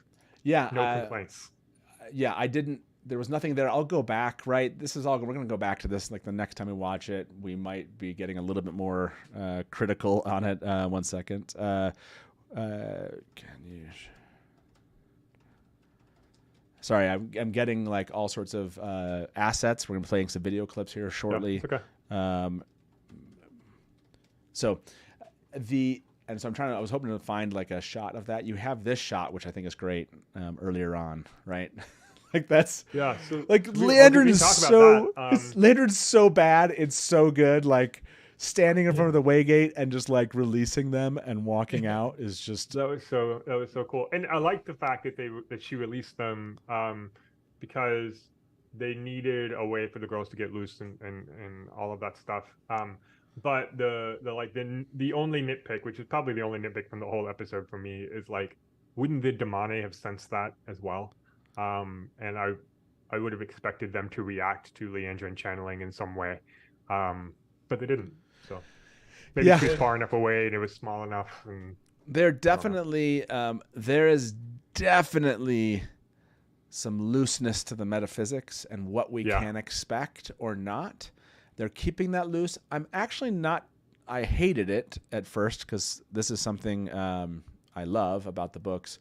But the looseness allows them to do things for dramatic effect that maybe we would not, as book readers, might be like, wait a second, like how do they? But honestly, this is kind of one of the ones. This is probably my biggest critique of the entire of the entire episode has to be in these moments. I love this, by the way, but my biggest critique here was when they came after them, they only had one Damane and one sul'dam with them. Like, and they're bringing 3 channelers, and they've probably been told, like, I could have sworn there was a larger contingent in the books, and I would have liked to have seen, like, they just had, like, these people hate channelers, and they want to color them all, and there was 3 of them. Like, there should have been a search, and it should have been, like, that's the one critique I go, like, no, this is when Nynaeve kills a couple of other, like, troops and everything, because you see them going through the woods somewhere, and they're attacking with another Damane or sul'dam, and all of a sudden something comes. Like, to me, there was a little bit of a miss of just how much they weren't going to go back and try to help her because they were being attacked and they were being rushed out of it. So I didn't like how rushed that moment felt, and that's my biggest critique was that it took me out of it a little bit because I wanted to see a little bit more. I don't know, Dain, for you, did you want more, or did you feel like that was sufficient to get the capture and move on? Or did it feel like they kind of moved on too quickly for you? No, actually, I had the same exact thought when I realized that Nynaeve and Elaine were on the other side of that little, like, wooded section there that was there, and then they were like, "Oh, what happened to Egwene?" That was it, right? Like, it was like, really, they stopped chasing you that far. I would have liked to see more of that. I don't, to kind of feed off of your critique. I think it's really the same because I had the critique earlier, really, and it actually falls in that fight scene, really, with Avienda and them. And I feel like it was the same here. Sometimes it seems like things are very choppy and it's sped up so quickly. Like, we're missing things like this, where if it was slowed down just a tad, you could see maybe some of the choreography in the fight. But even in this case, if maybe it was slowed down just a bit more, we could have seen a little bit more of them kind of trying to escape. Maybe they could have thrown in some more stuff. Maybe we could have seen Nynaeve get a little angry and throw some sort of offense back, or something. If there's something like a light screen or something that made it be a reason why they weren't, seen. But I agree. I think some of the stuff, it does seem like you miss a bit when it comes to some of that, as far as critiquing it, for sure. I think this is like a long running theme with the Wheel of Time so far. It's just like a lack of people. Like, every scene, there's a scene with Turok when he gets the horn. There's only like 30 people in the courtyard, and you would expect like a lot more people.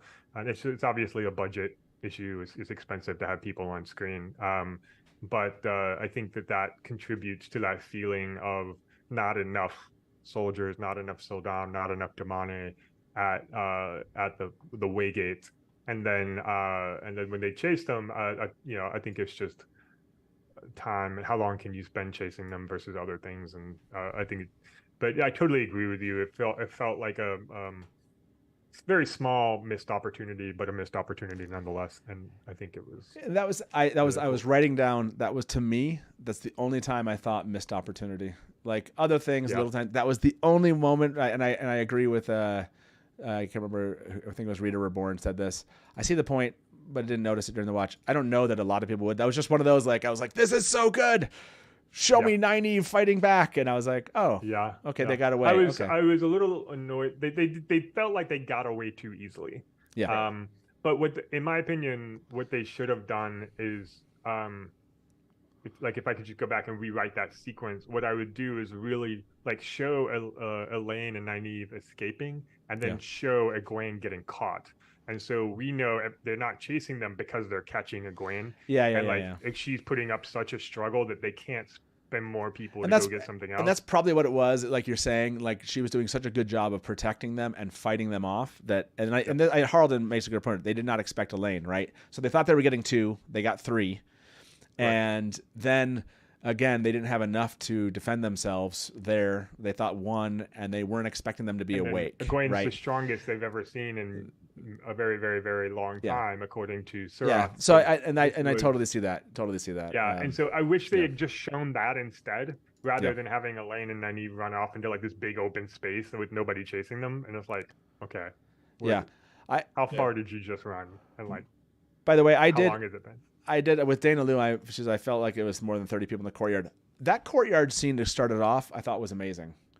Like, again, I thought really, really great job kind of introducing us with the Shan Chan and just how, like, how the society, you don't know how it works, but you're like, there's something clear I don't understand. Did you There like was a lot of world building there? Yes, a lot of world building. I thought it was well done, and this is, I mean, to the point that we're talking about, and this was to both of your points. I do like how we have Terangriel here, and it feels like, again, the sci-fi side of this fantasy, right? Yeah. And you see this thing that's just kind of, I really want to know how like new readers, new viewers of the show kind of like they see something like that, and they must be just like, what is, like, because you see Terangriel, like the arches, and you're like, okay, it's an arch, and you go through it to a portal world, cool. But now you have this collar, and it has this metaphysical aspect to it that's like, it creates almost, it grows right over her into, and then you see the leash connected to it, and I actually really well done, I think. This element right here, I really liked this a lot. Let me go to our poll here, everybody. How many of you voted on this? About 350 voted on this. Do you like how they implemented the collar and leash in the show? There we go, 94 to 6 again.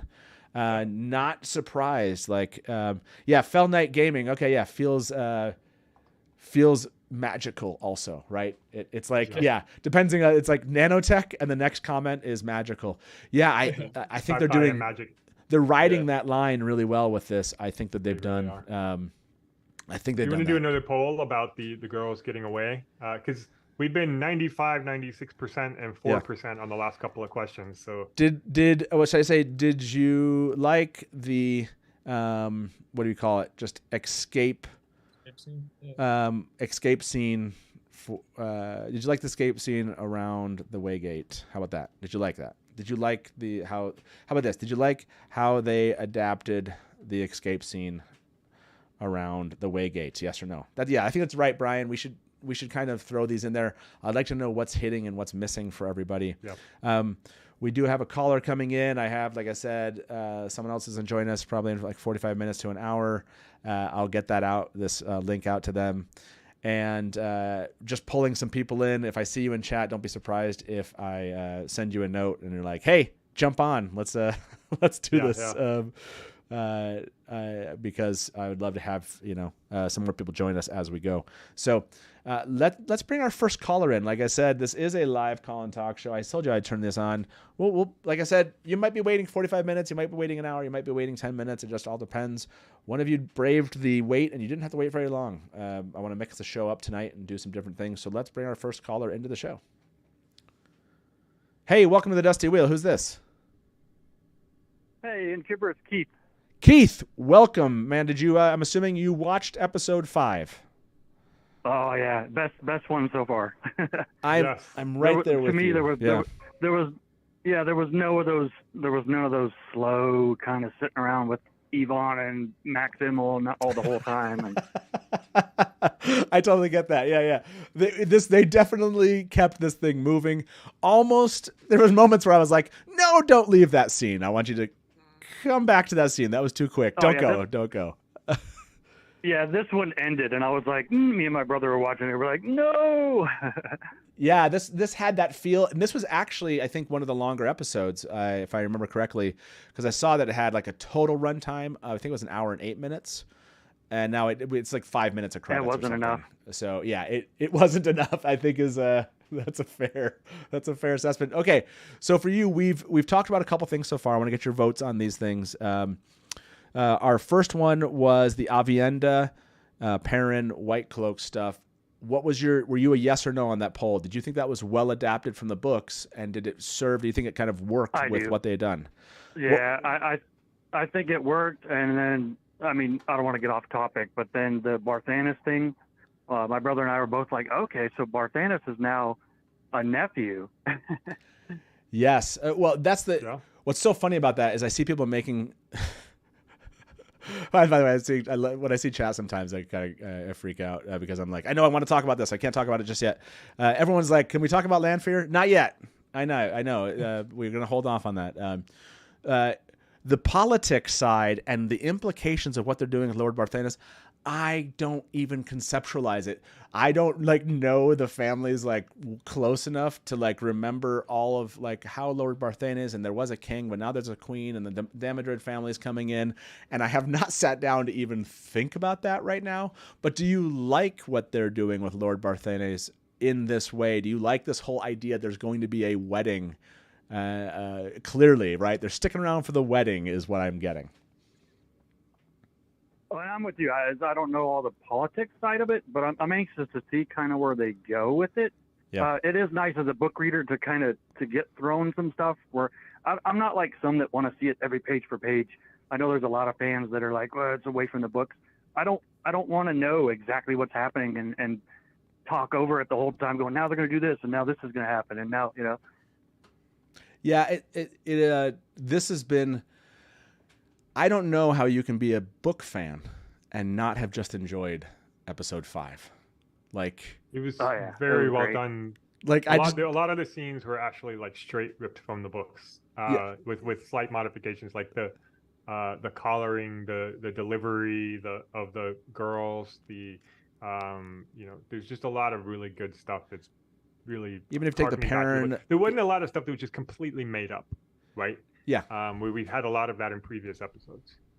yeah, the idea that there might be going to a wedding instead, by the way, I can't imagine. We all agree that Lanfear is crashing that wedding, right? Like we all know this is happening. It's definitely gonna be a blue wedding. This is a blue wedding. Yeah, it's I gonna be a see blue her wedding. white, I'm hoping, yeah. Some people are gonna be sad after this wedding. It's gonna be a blue wedding. Oh, a blue wedding. I love it. So, Keith, what for you, I guess, standout moment then for you in this? Like, just give me one. What is the moment for you? So the reason I actually called is from season 1, from the first episode. I've been saying Layla was a dark friend. Okay. And I've seen it kind of here and there. People are like, maybe, but just everything that they keep mentioning the last 3 episodes, it keeps coming up. She when Elias says, "That's not your pack, even your wife." So if you go all the way back to season 1, when he had the dream. Well, first off, Layla the whole time is just dejected. She's just depressed. She's up somewhere else. And then right before he turns and swings and hits her, you hear a wolf sound, which is to me like danger. And so he turns and hits her. There's nothing for her to swing at all. He's killed that Trolloc 10 times over. He whips around after hearing a wolf sound. She looks surprised like, oh, crap, how did he know that I was about to hit him? And then he has that dream, and there's a wolf tearing up her insides, which he knew nothing about the wolves at that point. And what do we know? Wolves hate dark friends. Okay, so then that happens. Okay, go. Sorry, keep going. Go ahead. Keep going. No, build it out. Keep going. Yeah. And then I was going to say, what was the next thing? There was kind of lost track. So there's that part, and then when it comes up where she was dejected that whole episode. She was out of it. She was out of touch. She didn't go to Egwene's coming back thing. And then Perrin flat out mentions, I remember Fane waving at her and her waving back with a huge smile on her face. She was not in a smiling mood in that whole, like she was just out of it. She was somewhere else. I think Fane showed up and said, here's your mission. And she was just like, oh man, really? Yeah. And then, Elias mentioned a couple times, like we see her when you sleep. Hopper lost a mate too. And then they mentioned, that's not your pack, even your wife. I thought this was going to be an episode where he says she's not who you think that she was. Okay, so what I love about this is this theory is I agree with you, Keith. They keep giving things to this theory. So, because I swear that Rafe, after season 1, Rafe already nixed this one, but they keep feeding it in ways that I totally agree with you. Like, they keep mentioning things where I love this. I know I see people in chat are like, wait, this was debunked or whatever. The Layla Dark Friend theory to me is the theory that will never die. And I totally I'm here for any of you out there that don't want to let this theory die, because I love a good conspiracy theory, and they keep on feeding it, Keith. So I appreciate that you're holding on to this one. I'll stick with it. I appreciate it. I love it. No, I love it. Okay, so for you though, I have to ask you this question before I let you go. Is Natasha Lanfear for you now? Oh, definitely. I think she plays even when we knew who she was, and but non-book readers obviously didn't. Just the way she manipulates and makes him channel, and then what'd you do? Like, who are you? And then it's just, I think she's playing it well. Yeah, owning Natasha has become Lanfear in my head. I had other people in my head about this before, but Keith, thank you so much for calling in, man. Appreciate it. Thanks for being our first call tonight, and we will see you back in chat and for the rest of the season. I can't actually wait until the last 3 episodes. They have set this up so well. Me neither. Thank you, guys. Have a good one, man. Talk Appreciate to you it. soon. Thanks, Keith. Okay, bye. Oh man, Layla Darkfriend is holding on. It's holding on. I have what to do you ask. think about the Layla Darkfriend thing? What's your take on this one?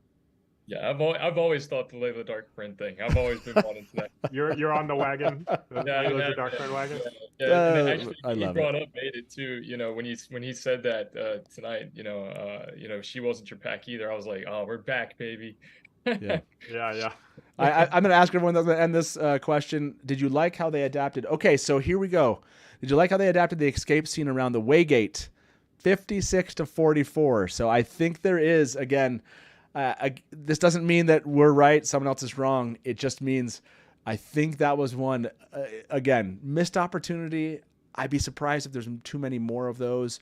I know I can ask one question right now and it'll be a missed opportunity. We're not going to do it. I understand. I hear all of you, those who love Matt and want to see Matt every single episode. There's Matt bias. We all agree, and I would right there with you. The heart grows fonder, right? I cannot imagine next episode will not be a lot of Matt and Min. I expect that to happen. So we also didn't see Lan on this episode. We did not. We did not see Lan this episode. I didn't miss Lan. I missed Matt. I didn't miss Lan. I think we will get. Okay, let's be totally clear here. We're not going to go deep into theories and previews or whatever. But I do think Matt and Lan will be back here next.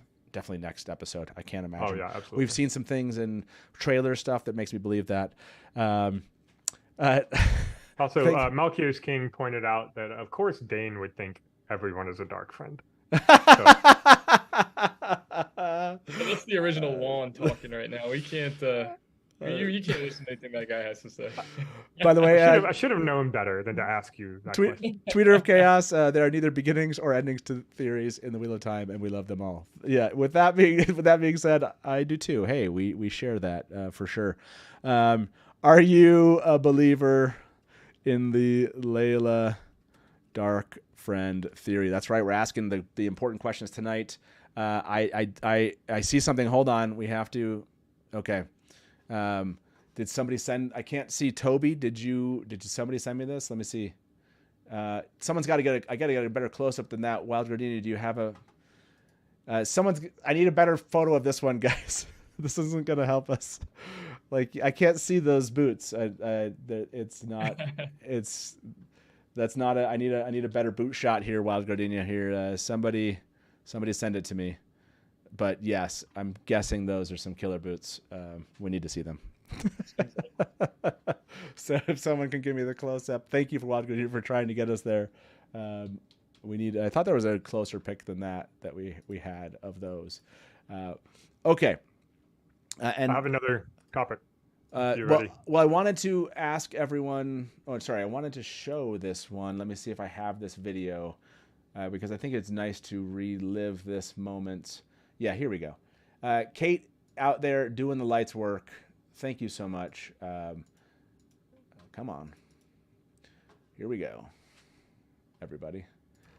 We got to watch this again because this is an excellent part of the show.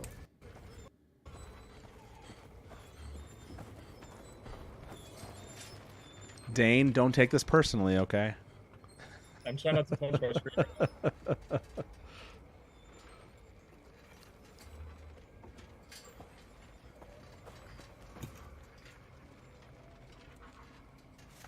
Hold on.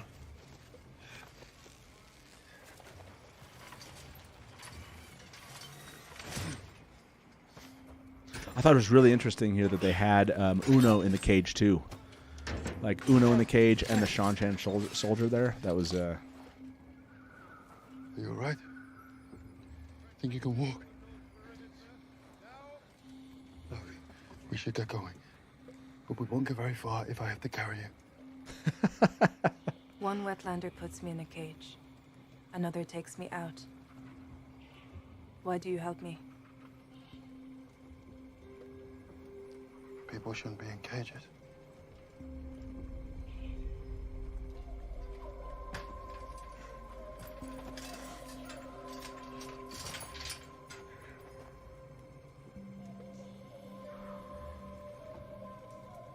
My name is Avienda, of the Nine Valleys Sept of the Ta'adat Aiel. Father is mine. My water is yours.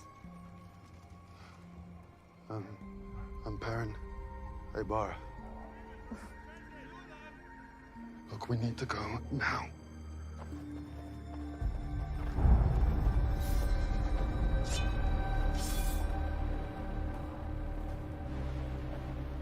I told you not to help her. We don't want a fight. We just want to go our own way. I'm sorry. Attack all at once on my signal. One at a time and she'll have you.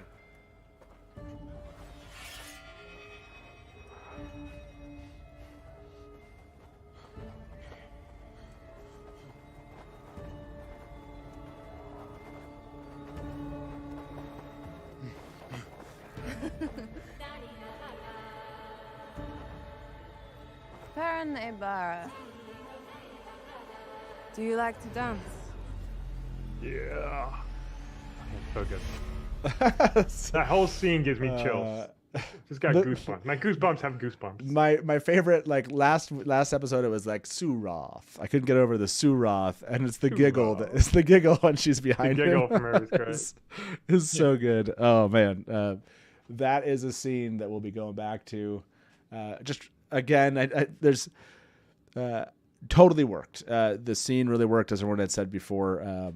So yeah, really, really, again, well done from adapting the material to make sense to who they're trying to give us in those scenes. Obviously, Gaul is not here. They chose Avienda because they're not going to do the Avienda on the way to Tyr, finding them with the girls, doing the Black Aja hunt, and getting off the boat. Like, they're not going to go there. So you have to give us Avienda if you're not going to get us that scene. So how do you give it to us? In the cage was the smart choice. I think it played out. It just played out, everybody. I hate on it all you want. That was a smart choice and a well-done scene. Absolutely. This is freaking incredible. Are you a believer in the Layla Darkfriend theory? 63% of you said yes. That is. I love you. I love you so much that you all said yes. 63% of this audience are white cloaks. Well, I've been working on it. You did. Keith, you were in the majority. Why did I think that you were not in the majority of there? Weird way. Yeah. That is awesome. I feel like that is really the core of what we do here, which is sell you on theories that have already been told that they're wrong. Because I did this all the time. Robert Jordan would deny theories, and Brian can concur. At some level, it does not matter that Robert Jordan said your theory was wrong. It just matters how passionate you were about supporting your own theory forever and ever.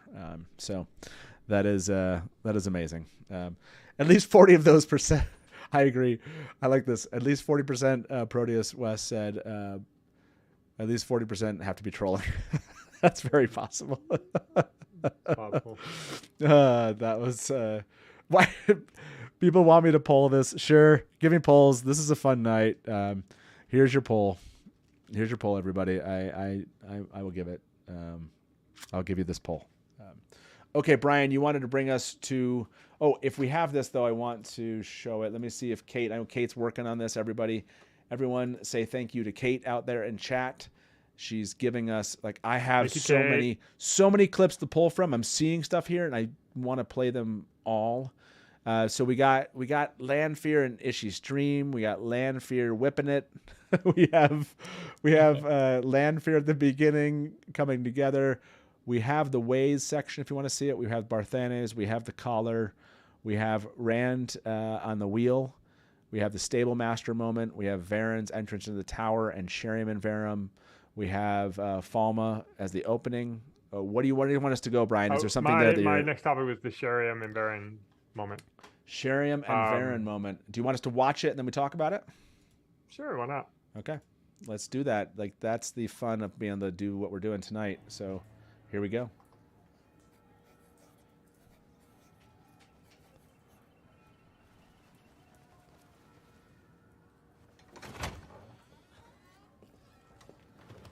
Oh, heartening to see the dust on that switch, sister.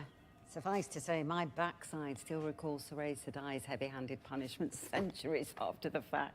Why?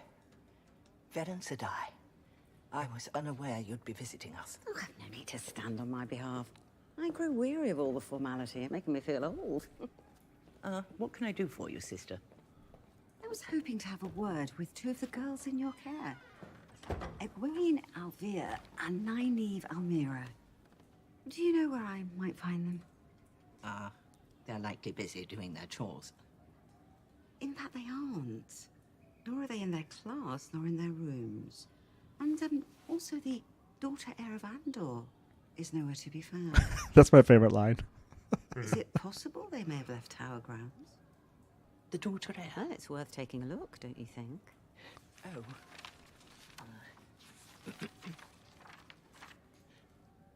Oh, goodness, yes.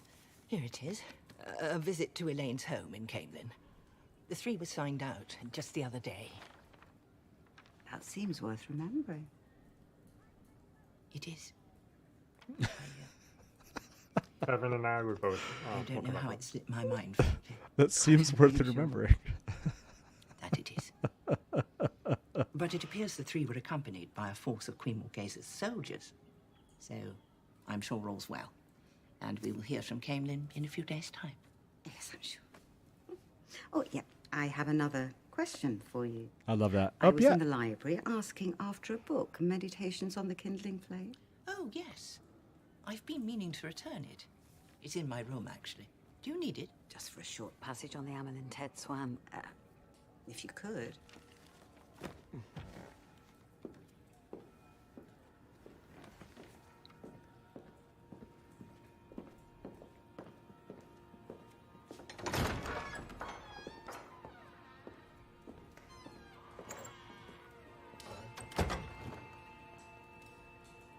I was like, why are they staying us here? Why are they keeping us here? And then I was like, oh yeah, geeky investigators.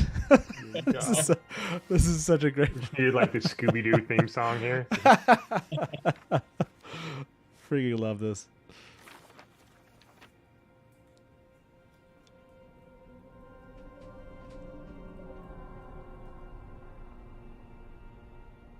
Now, this is where my eidetic memory comes in This handy. is the Twitter Timus is the notation fan about service. the fan moment. It's friggin' apparently hilarious. to attend Elaine's brother Gawain's name day ceremony. But the interesting thing is that there's a slight tremor in the notation. Show me.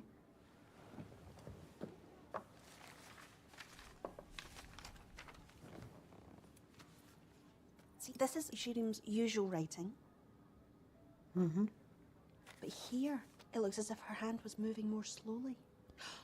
Or perhaps it was someone trying to mimic her handwriting. No, Sheriam remembered making the notation herself.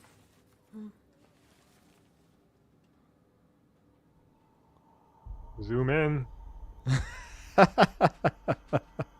Do some handwriting comparisons. If a weave of compulsion was being used. Okay, so I do like that what they're doing here with Varen.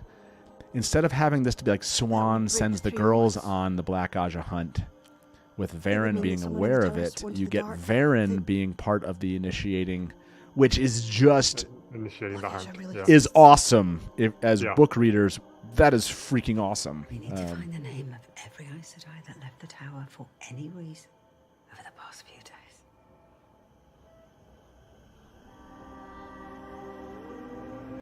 So All right. good. Freaking. So there's so many things to talk about in this sequence. First of all, like Kevin and I were making this we were like cringing because when Varen was asking Sheriam questions and Sheriam didn't have answers.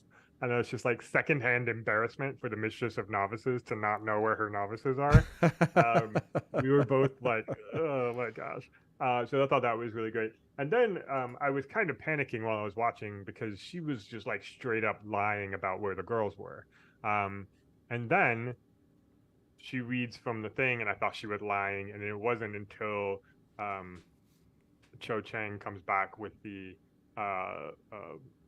and sneaks in and reads the thing, and then takes a copy back over to Varen, that you realize that Sheriam isn't lying after all, or is she? Is she being compelled? And like maybe there's a thing, and you know, so there was just a very interesting to me moment, knowing what happens in the books, but for Sheriam to be lying to Varen and for Varen to be talking to someone who's lying to her, and to have. Like one of the questions I have here is like, how much does Varen know and how much does she just suspect? And I'm really interested to find out. It feels like her investigations have to pay off something this season. So I'm really interested to see what they're going to pay off on and how soon that's going to happen. Yeah. So I've been, as you've been talking, I just like playing posting the comments. It's like Varen is actually Columbo, CSI Tarvalon. It's just like really good. Brian, do you like, or maybe ask you, Dain, do you like this idea that Varen is kicking off like the Black Aja hunt, basically? I think it's a really nice little twist, subtle twist here. Yeah. You know that Anas, correcting me, Yasika Sadai, that Yasika Sadai is not going to let this go. She's going to go investigate this. So hopefully we see her in future episodes. And she's the one who actually kicks that off. And for Varen to be the one that kind of drops the hint, that's kind of nuts. Yeah. I have questions, but that gets into like future episode theories. Maybe we talk about that another time. But yeah, I think it's a really interesting little twist. Yeah, I thought that was cool. Yeah. Yeah, no, yeah, I like it. I think it makes sense too with the way that they're going with the show for her to do that, and then of course us knowing what we know, it makes it fun for I think readers to kind of see where things are going to go. I have a question. Do you think that book was code for something? Because why couldn't Sheriam just go to her room and bring the book back? Why did those two specifically go together? Was that code and mentioning that Amerlin, or was that book title and that Amerlin a code for a quick meeting between sisters there, you think? Oh, like the initial one. Oh, yeah. You're going back when they first met. Because when they started talking about that, I didn't even think about. Yes, I would not be surprised if that was. Man, this is going to be such a fun one to go back to. And not only, I know you're all thinking that maybe I'm saying that because of this reason, and it's not true. It's not true that that's the only reason we're going back. Sure. That's the only reason. That's not the only reason. Let's go ahead and skip to that. Yeah, honestly, I think we should do. We should always take a look. This whole night is going to be full of Lanfear breaks. Okay, but yeah, those are good. Those are good boots. That's all I'm saying. Yeah, and did you? Yeah, nice boots. Nice boots. So with the shot that we had of this from the previews or the teasers, did not have. We couldn't tell who was sitting there and what they were wearing and what that little chair throne thing looked like. Yeah. What was your reaction to that, Matt? So I really like the way they kind of showed whatever the cap was that she was wearing. I really did think it was going to be maybe. I did think it was going to be Lanfear, but maybe Lanfear as like Suroth. Like they were going to be like Suroth, as you heard me just say. Suroth. I thought it was maybe they were like they was going to play at something, and I was wrong. They're not playing at anything. I love. I love this moment, and screw you all if you think that this person is not the perfect Lanfear. Natasha has been just killing it. Fantastic job, Natasha, out there. By the way, I love this. Going back to what we were talking about. Same, I was really hoping compulsion would be mentioned because my wife was instantly like, she's Black Aja. So this is a question we have to be asking everybody. And let's ask this question to you all. Let me get that. So now the way they've played this, by the way, I'm end this. Do you like to dance? Almost 400 of you voted on this one. 89% of you do like to dance. That's correct. So let's ask this poll then. Is Sheriam Black Aja in the show? Okay. And then we'll get back to dissecting that scene a little bit. And I want to ask you how well you think the adaptation, and go back to that thing Brian and I have been harping on, is did they do this? Did they adapt this portion of the book well? Remember, full book spoilers here, everybody. If you happen to be here, this is not the show for you. If you don't want any book spoilers, we are talking full book spoilers. It's just going to be part of this. But is Sheriam Black Aja in the show? Dain, for you, just quick answer. With the compulsion added onto this idea of she was compelled, they're definitely playing her like something's up. But do you think they're actually going to switch this out and actually just give us someone that's maybe being used, but is not actually Black Aja?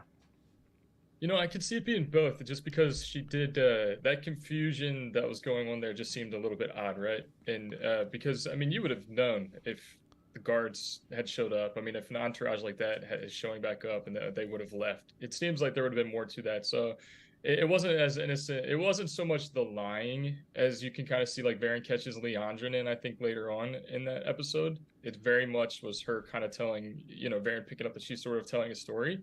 Whereas with Sheriam, they did do a pretty good job of her seeming like she was a little confused. So they could sell me there on the compulsion. But where my ears perked up was when she mentioned that specific book title and then a certain Amaranth. I was like, oh, okay, that sounds a little Black Aja-y to me. So I could see it being both, honestly. I guess that's not one answer or the other, but I could definitely see them playing both with that. Okay. Yeah, I like the idea. Again, they're kind of giving us this, like, who's a villain, who's not. They even played this with Lanfear a bit when she said, he's like, would you, basically he was talking to Shamael, and he's like, well, you wouldn't betray me. Or they talked about betrayal, and we'll show that scene. And the way that she played that was such a great moment from a book perspective of talking about the betrayal. That was just really, really well done. But I would not be surprised if they're messing with us here and not just doing a direct one-to-one, everyone's a dark friend that was a dark friend, everyone's Black Aja that was Black Aja. I could see them playing with this and not actually doing it. Brian, do you have a yes or no on this one? Do you think that Sheriam's Black Aja, or do you think they're actually just trying to mess with us a little bit and that she's actually being used but not Black Aja? Oh, are you muted, Brian? Yeah, I can't hear him either. Brian, are you muted? Oh, yeah. Sorry, I'm back. Anyway. I think they're double faking us here, because I think she is a dark friend, and when she started talking, anybody who was watching that scene with that we just watched would notice that straight off the bat she's not telling the truth about where the girls are, and then she pretends that she's reading something, and then Yasuka comes in and reveals that she wasn't pretending after all. It was actually written in there. And so we went from thinking she was a Black Aja, a dark friend, to not thinking that she's a Black Aja, a dark friend. And I think they'll come back again around later and be like, aha, we got you. She actually is Black Aja. Also, they actually used the term Black Aja in this episode. So we finally got it. Yeah. They confirmed that. I don't know if we can move on to a slightly related scene, but that with Leandrin and Nynaeve talking in the ways about when Nynaeve realizes that Leandrin is a Black Aja. And she was going to try to turn her. Yeah, I think we do have the ways scene. I'm going to stay with this one just really quickly. Okay, we'll come back to that. So about 300 of you voted on this. Is Sheriam Black Aja in the show? 82% right now. I'm going to end this vote. 82% still say yes. Okay, so that one has a little bit of doubt. Now I want to get a feel for this before we move on from the scene. How about this? Sorry. Did you like how Varen, the Browns, or Varen, and her investigation into the Black Aja was adapted? So if we want to stay in the tower and talk about Varen some more, and Varen and Sheriam, so it's interesting that book spoilers way that we had two dark friends talking to each other, and presumably they don't know they're dark friends. Were Varen and Leandrin, when they met in the tower, also? Did they know? Did they not know? Are they? That was all. Like, you're saying, like, three of the Aes Sedai we saw in the tower are Black Aja or dark friends. It does seem like a preponderance. It's like there's a preponderance of dark friends in the tower, and for Jessica to be like, oh, there's Black Aja, like that's just, like a little comical, Hold on 1 second. We just need to take a quick break. Okay. Yeah, that's a great shot. That's a great shot. We just needed to take a quick cleanse the Black Aja palette there. Okay. So let me see if I can find that video that you're talking about, Brian. Let's see if we have that one. It's when you're talking when when Varen met with Leandrin. Let me see if we have that one. I don't think I have the Varen Leandrin scene, but that's a good question. I guess my initial inclination to that one, actually, my initial inclination is bring our next caller in and ask them that same question, Brian. So let's bring our caller in. Let's hey, welcome to the Dusty Wheel. Who's this? Great Innkeeper. As always, I raise my glass to you, sir. Cheers, Norm. And cheers. Gentlemen, welcome, Norm. I raise my glass to you and everyone in chat. Welcome, Norm. You had to call. Absolutely. Is episode 5 the best episode of the Wheel of Time seasons so far for you? Oh, man. There was just so much. I was just going wow about almost every other scene. I was wowing at some point. So it was by far, yes. This and episode 3 are a 1A and 1B for me. Okay. So, yeah. This was the moment. Oh, yeah. Okay. By the way, I just saw this. Bane and Chiad said Leandrin was doing her hand moving thing in the scene with Nynaeve in the ways. What? I gotta check that out. They're messing with me here. I need to go see those. Thank you, Bane and Chiad, for that. Norm, okay, we were just talking about Varen and Leandrin scene, and Brian, maybe repeat your question for Norm. Yeah, so remember the scene, Norm, where Leandrin and Varen meet in the hallway, and Varen basically says, Leandrin, where have you been? And she's like, I've got white asparagus. And I go, oh, okay. Like, was that, do we think that they each know that they're Black Aja? Do you think they don't know? Do we think they were speaking in code or something? What do you think about that scene? So remember the scene, Norm, where Leandrin... Oh, Norm, did we lose you? There you go. Yes, yeah, I'm here. Yeah. I think that they do not know, because how else would Sheriam be compulsed if Leandrin knew that Sheriam was black? So I think they don't know. Well, of course, Varen. Well, Varen knows and she doesn't know. Okay, she can't let on that she knows. Okay. Because we won't get that reveal for a good minute. So I think the way they set this up was so Jenga. It was chef's kiss, because it's just the subtlety. The subtlety of how all of the actors played their roles to let the non-book readers go, wait, what? No, okay, fine, whatever. Wait, wait, no, okay, damn, I was wrong again. And then for that to pay off in later seasons, it's gonna blow non-book readers' brains and just gonna make them turn to mush. So it was beautifully done. Beautifully done in that what's that Game of Houses type of way. Very, very well done. Very well done. I agree. Did you think for a moment though, and Dain, did it feel like Varen was like too interested? Like, did you feel like it was like that she might be too obvious in her interest to Sheriam and Leandrin, or did you feel like the idea of the missing people is something like, in other words, Varen's a very respected Aes Sedai, a Brown, and is coming back into the tower and it's like, hey, I heard this really powerful person around. Apparently she seems to be lost. Do you feel like it was they were kind of on their back feet, as in like, oh, I don't know, they're gone. Where are they at? Or did you feel like it came across a little bit like too much, I guess? Was Varen too much in those moments? You have to be careful a little bit, I'd say.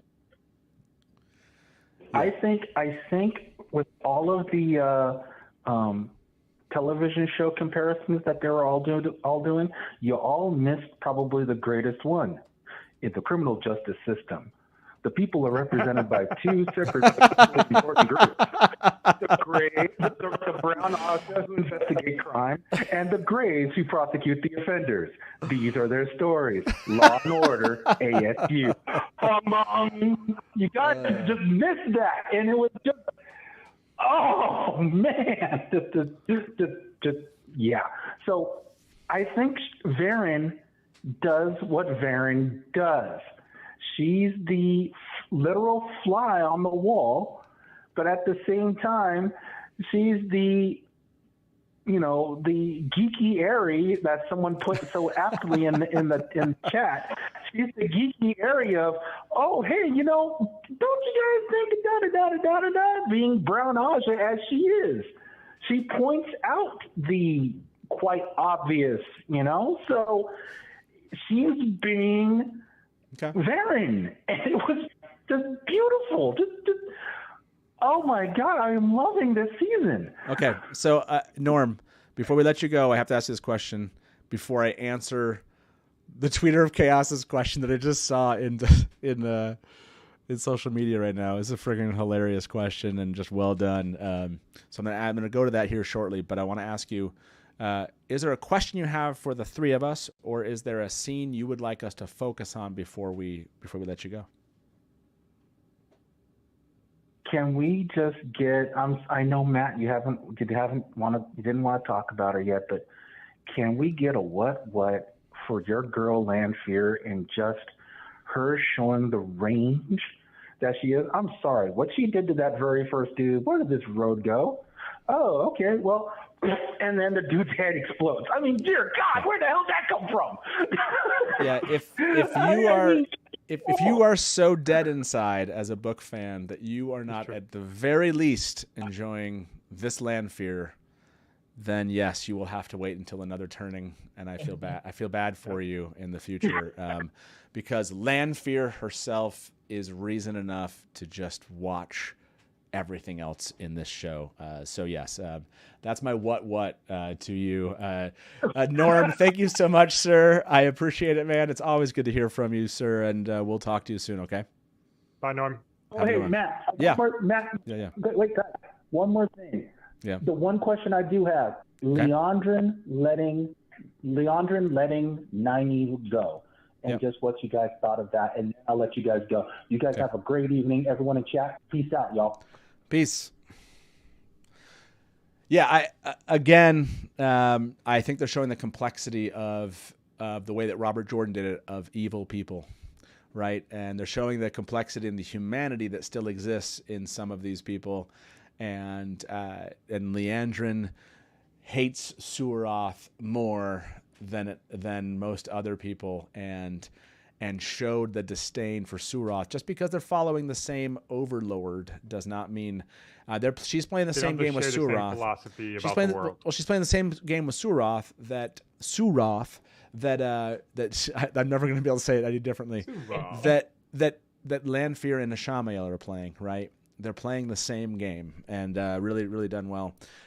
Okay, I have that Varen and Leandrin moment. We'll watch it here shortly, but first, I told our Tweeter of Chaos. Our Tweeter of Chaos.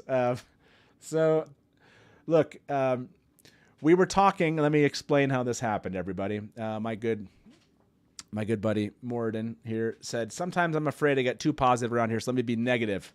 The hallway where Rand is swaggering looks like a hospital or something. Well, he was right, which is funny. Not a fan. Also, the part with Leandrin being sneaky was goofy for me. Okay, phew, probably going to be positive now. I went along with this theme, and I was like, okay, for me, explosion at the end of the trailer, didn't like. Trollocs, Nynaeve is wiping out. I thought they looked kind of funky and fake. Pan away shot from Rand on the wheel, not a fan. That's what happened here, everybody. So then that same day, I think, the Wheel of Time replied, prediction, the Innkeeper will reverse one of these three opinions someday. And an hour ago, they asked, well, Innkeeper Hatch at the Dusty Wheel, did our prediction come true? And I think we should watch this scene, don't you all? I feel like we should all watch this scene, right? It's been a while. I've got to have this scene, right? Kate, we've got to have this. I'm like looking. You like said you had the wheel scene earlier, so it's on there somewhere. Did I say I had the wheel scene? Okay, so Rand wheel. Oh, sorry. The way that Kate put this was awesome. The name of this file is Rand Wheel Hot Lanfear. That's right.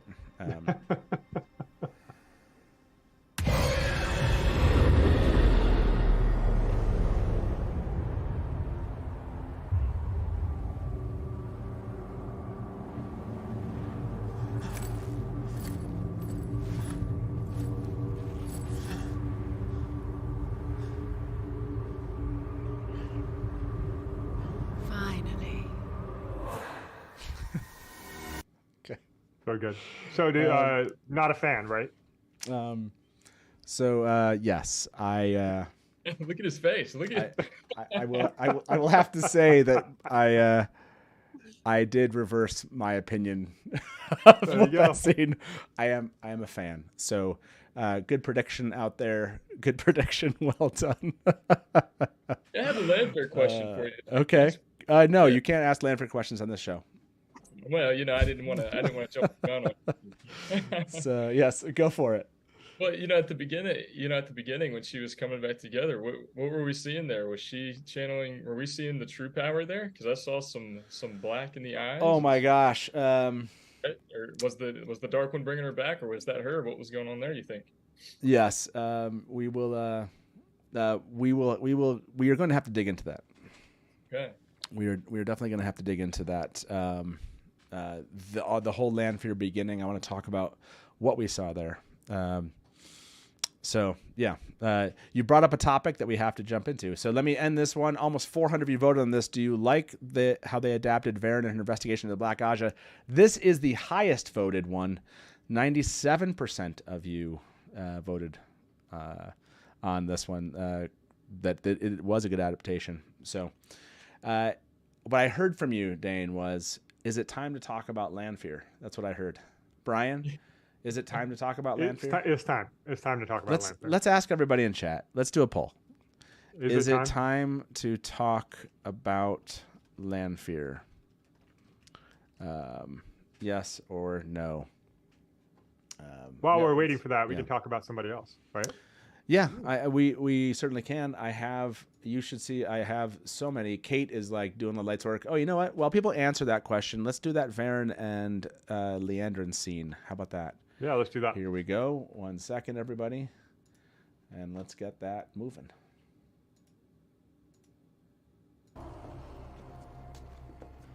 Sister, you've returned. Give a casual lean. I'm not the only one. It's the most. Leandrin's never been that casual about anything. I know.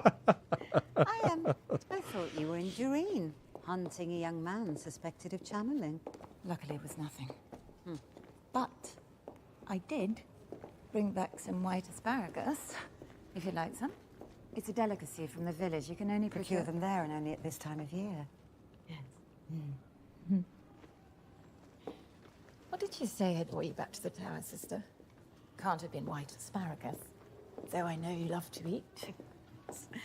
No, I'm hoping to meet a couple of our novices. Girls with quite some power, if I've heard correctly.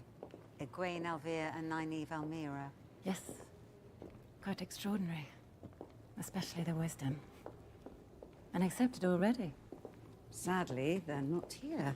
That's strange. Novices shouldn't be allowed They've gone to a name day ceremony in Camelin. I'd heard on the road back that a royal envoy going to Camelin was attacked south of here. By whom? A soldier at the inn. He said it was bandits or white cloaks, but if the girls were with them, we must talk to the keeper immediately. Those girls are worth more than gold itself. Hurry!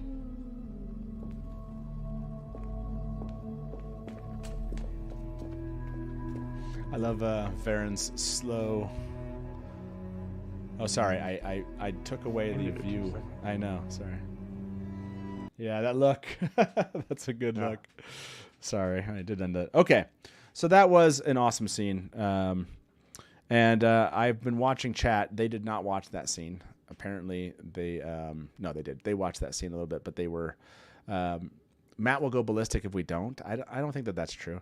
People were. I'm shocked. I'm actually really shocked that people were shocked that there were options on this poll, like this one, Stewardy. This hurts a little bit. I'll be honest. There are 2 options. I've always had at least 2 options on all my polls. I've never just put 1 option on the poll. There's always 2 to choose from. So I don't know why you would say that. But let's go see what the poll says. We'll follow what they say. It looks like about 300 of you voted on this, and 83% of what you would like to talk about land fear. So look, this isn't because I want to. This is because you want to. So I think it's time to talk about land fear. Let's kick this off. Okay, land fear is coming up. We got other callers. Like I told you, we're going to weave you into this. So the one that's calling us here, that's waited the longest, 47 minutes. We're going to watch this scene here. This first scene, we're going to start talking about what happened in the scene, and we will bring you into that conversation. So this first one, I think, everybody, I just got to find these. Land Fear 1, I think, is our scene that we're looking for. So here we go. Why are we running? You killed her! That wound will barely slow her down. Hurry!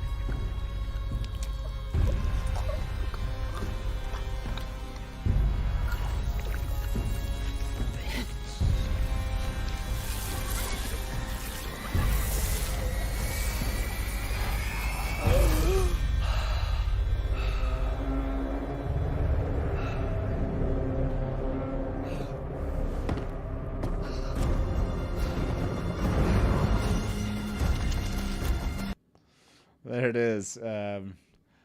So we had a lot of conversation about this. Like, we're going to get a lot of a revenge fear in this episode, and people were like, no, they're going to save it for later. Did you like this, Dain? You brought this up. For you, is this confirmation that what we're seeing here is the true power? Like, yeah, it is. Yeah. Like, I see that, because I was surprised actually when I saw it, until I saw it in the eyes, and then some of the I guess what we would call weaves being completely black. Then was when I was like, oh, this got to be like the true power. And then this is where she fully became land fear too for me as well, right? Like it's just something about her, even I guess as an actress, switched over to me just when we saw in that, because not that she's wasn't the land fear in my head or whatever, but I guess she really completely switched from like Celine to land fear in just those few moments. So as an actress, fantastic job. In my my 2 cents on it is that she did that fantastically. Totally switched over to being Forsaken in that moment. And I asked this kind of to chat, not because it's a serious question. Like, if this wasn't the true power, like what, like. Brian, do you think they're going to talk about, we rarely hear Saidin Saidar? Do you think that we're going to hear true power, or do you think they're just going to leave that to the people watching imagination? Like, this is something else, And I think that's a great question, and I think they'll talk about it eventually. This is actually their MO so far when they do this. They introduce a concept without explaining it, and then later they explain it, which is the opposite of how books usually work, which is where you explain it first and then you do it. And in the show, they're showing all kinds of things and then explaining it later. They showed the Damane in the last episode 3, and they explained the Damane this season. They showed the Shanshan earlier, and then they explained the Shanshan now. Same thing for the One Power. They showed the One Power in season 1, and they didn't explain it until later. And so I think in this case, I can think of 5 or 6 other examples. So my guess is that soon they will. Oh, hi, there's another person. Merise is here. My guess is that very soon they will explain the true power, and we will be able to retroactively. Oh, Merise, you might need to mute if you're listening to the video. Can you hear us, Merise? We can't. Oh, we can't hear you. You're muted. So yeah, as you might have a video screen open, so we might be getting a little reverb. But you might want to grab. I don't know if you have earphones handy. That might help. Okay, cool. Yeah, so Merise is going to go grab some earphones, and we'll get Merise in here shortly. And I agree with you, Brian. I do think that they're going to do that whole idea where they actually don't explain it, and maybe explain it later, right? Maybe it's a season 3 thing where they give us some explanation of the true power itself. So I'm going to end this poll that was just meant me having fun with everyone here. 96% say. I'm surprised that there's a 3% here that are still thinking this isn't the true power, but maybe they might never call them different Their things. Fingers must have slipped because like it's got to be. Merise, can you hear us? No, just hang on a moment. Okay, cool. We can hear you too. So you let us know when you're ready. I think I heard myself there too. Still, let me see. Nope. Yeah, no, I'm just trying to get my earphones to connect. Perfect. Okay, yeah. Okay, cool. By the way, I'm going to show up on the screen while you're kind of working on that. This, I think, is even this. Okay, I know I'm a Natasha fan at this point, but even her kind of like reawakening moment here, where like she's trying to talk and get things back, and looking around as her eyes kind of like struggle to like realize what's happened here, and like coming back alive, and then basically you see the saw like show up in her eye. Saw. Yeah, you saw the saw, and then you do get those threads coming in, very Mashadar like, coming in, and almost. And I wonder if this is how they're going to play with the idea of the close to immortal, which is even if you cut someone in half and cut their head off, if they have the true power for the Dark One, it will repair itself. I think somebody called this like the Terminator effect, if you will. And then I like Bain and Chiad even said like, It cleaned her clothes. It cleaned her clothes. Dude, the true power is extremely efficient. It cleans clothes. It does all sorts of stuff. But that's a mask of mirrors, right? We know that this isn't what she really looks like. Oh, well, that's a good point. You could go that route too.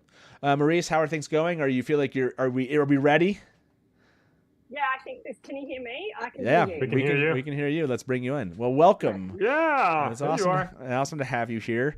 You were, by the way, Merise, the episode dropped for you too at the same time, so that's awesome. Yes, very exciting. That's excellent. So, Dain, we're gonna let you go here. We're gonna kick you out, but kindly, and that is to say, is there a final thought that you had that you wanted to share with us before we let you go? Like anything about the show itself, just this episode? I'm excited because of the previews. I personally can't wait to see Egwene punching her sul'dam's lights out, is what it looked like to me. I'm really looking forward to that. But other than that, hey, thank you again. It is past this child's bedtime. Yeah, you got a lot of work to do after we saw this last episode. So I expect a lot of time on Twitter after this one, man. I look forward to it. Thank you so much for being here, man. We'll talk to you soon, okay? Everybody say goodbye to Dain. And Bye, thank Dain. you. See ya. Have a good one.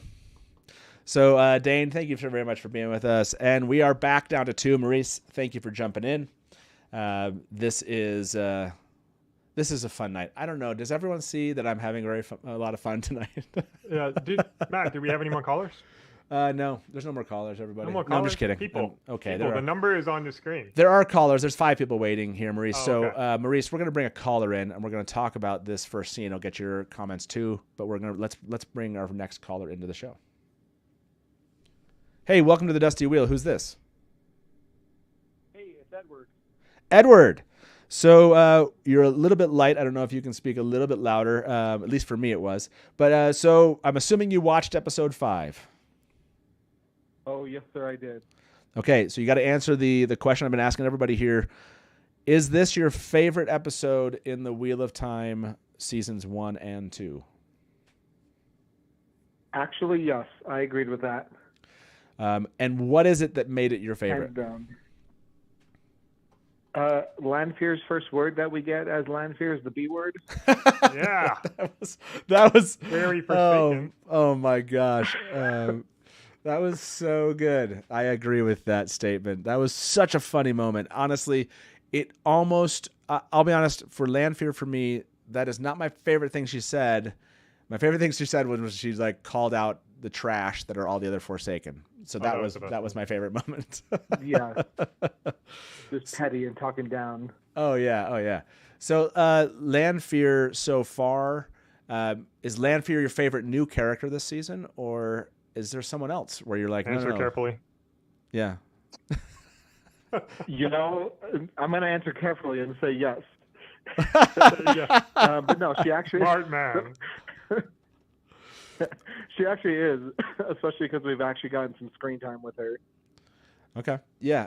This one, I did like that about this. We got much more. We got kind of less Selene, obviously all Lanfear in this one, and I appreciate that aspect of this too. Merise, for you, I asked everyone this question, so I'll ask you.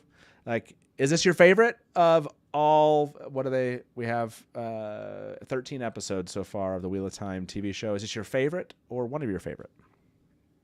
I really enjoyed it, but it's probably not my favorite. Although at the moment I'm still processing it. Like, this one moved really fast, and I'm still sort of catching up in my head with everything that happened. Yeah, this one does move extremely fast, and it's definitely one I want to go back and watch, like 100%. It has a lot of rewatch, I think, value, which, I mean, a lot of them knows just by watching some of these scenes that we did. This first one, does anyone doubt, Edward, do you doubt that this first scene is the true power that we're seeing here? With and that this is kind of 100% the true power. Okay, but I want to ask this question. So this one caught me off guard so much in the last episode at the end. From the metaphysics standpoint, this is not exactly how this works, everyone. Like, they don't have a Terminator-esque put me back together kind of ability, at least that we saw. Like, this is very Golem-like. Like, this is like, that is what, and they've kind of taken that and made it very much, okay, you have the true power, and that's, but I say that, but Merise, isn't it true also that we get a lot of this from Ishamael in the first, like, 2 books?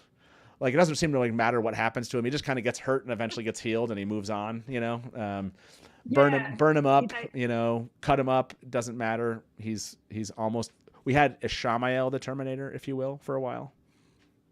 Yeah, and it didn't really bother me because there are things like that in the world, like the Golem. And also the Forsaken do keep coming back. And I think that I felt a bit in the books that was sort of like, I was like, really? They came back again? Like, people came back again? Whereas when this is set up like this, you know from the start they're going to be hard to kill. So I'm on board with it. Okay. Do you like how they've adapted the true power nature of immortality with the Forsaken? Is that a decent question? Do we all understand what I mean by that? Like, adapting the true power and the nature and immortality. I'll put immortality in quotes here because we know it's not technically immortality. Do you like how they've adapted it? Like ABJ just said in chat, it's a big departure. It is. so I'm just wondering how you all feel about it. I saw this online, which I do agree with. Edward, do you agree with this idea of, well, you don't want to keep replacing actors every time someone offs a Forsaken, like, and maybe do you like that or no? Yeah, I was going to actually make that point, that it's just going to be easier on the viewers, especially for show-only watchers that are going to be like, wait, who is this person? It's the same person from the last 3 times? It's going to start to get confusing. I agree with this idea. I don't agree. Brian, for you, do you think, Brian, that transmigration doesn't exist, or do you think they're just going to use it very sparingly in the show? I think they're going to use it it could go either way. I think it would be confusing and expensive and introduce unnecessarily complication at this point in the story. We did lose Uno earlier in the season, and I'm not sure that show watchers would really be dramatically affected by that, other than the shock value of the actual act themselves. Like, they don't care about Uno as a person yet. And so I think we actually need 2, 3, 4 seasons of somebody to really care about them, and then be shocked when they die, and then be transmigrated back into another body, and then be like, oh, that character is back, but they look different now. I think that you need more you need more rope to hang yourself with at that point, you know. I agree with this. I think we can all agree we do not want Natasha replaced. Yes. Quickly replacing Natasha. That's when I had that moment, if you all saw, where I was like, what the, because I did not understand exactly what they were doing there, and I was very much stuck in the metaphysics of the Wheel of Time. And I was like, that must be Tel'aran'rhiod. That must be a mask of something. That's not really, I didn't really understand what they're doing. But to Mountman's point, vampiric sorcerers, there is certainly a Terminator meets vampire kind of aspect to this version of what they're doing. It does level up, like Sean just said, the Forsaken here. I totally get where was the comment. Shoot. I agree with this. Sparingly DKing when they lose an actor. They're going to use it, which we all kind of assume, right, with a Shamael, but they're like building that up.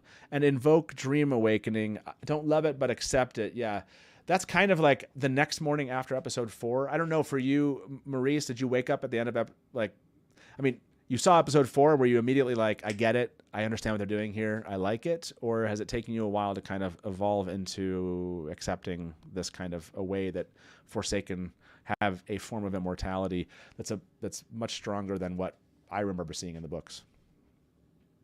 No, I was on board with it straight away, and I straight away thought, that must be what they're doing, because I think I'd spent some time sort of pondering over what they were going to do with like Arangar and Oxengar and all those kind of things. So when they went down this route, I was like, oh yes, I'm very happy with that. Yeah. It took me, like, the next morning I saw someone post about it, and I was like, okay, I see what they're doing. I get, and I'm there. Edward, I'm gonna let you go here shortly. Is there a question that you had for us? You waited a long time. Is there a comment you wanted to make about this episode, or you wanted to ask us something? Yeah, I want to know your thoughts on the outfit at the end. Well, this is a great question. Let's you say that. Now let's watch the end. Let's go back to that moment. Look, I was asked, Merise. This is important stuff, okay? Merise, I was asked to go back and review the scene, and we're going to do that. Yeah, like, that's important. This is an important aspect of the show here. Oh, sorry, we need volume, of course. So what I heard from Grace in chat was, I need the silver and white. I feel like they're just making us wait, right? Like, I feel like they're making us wait for the white and silver.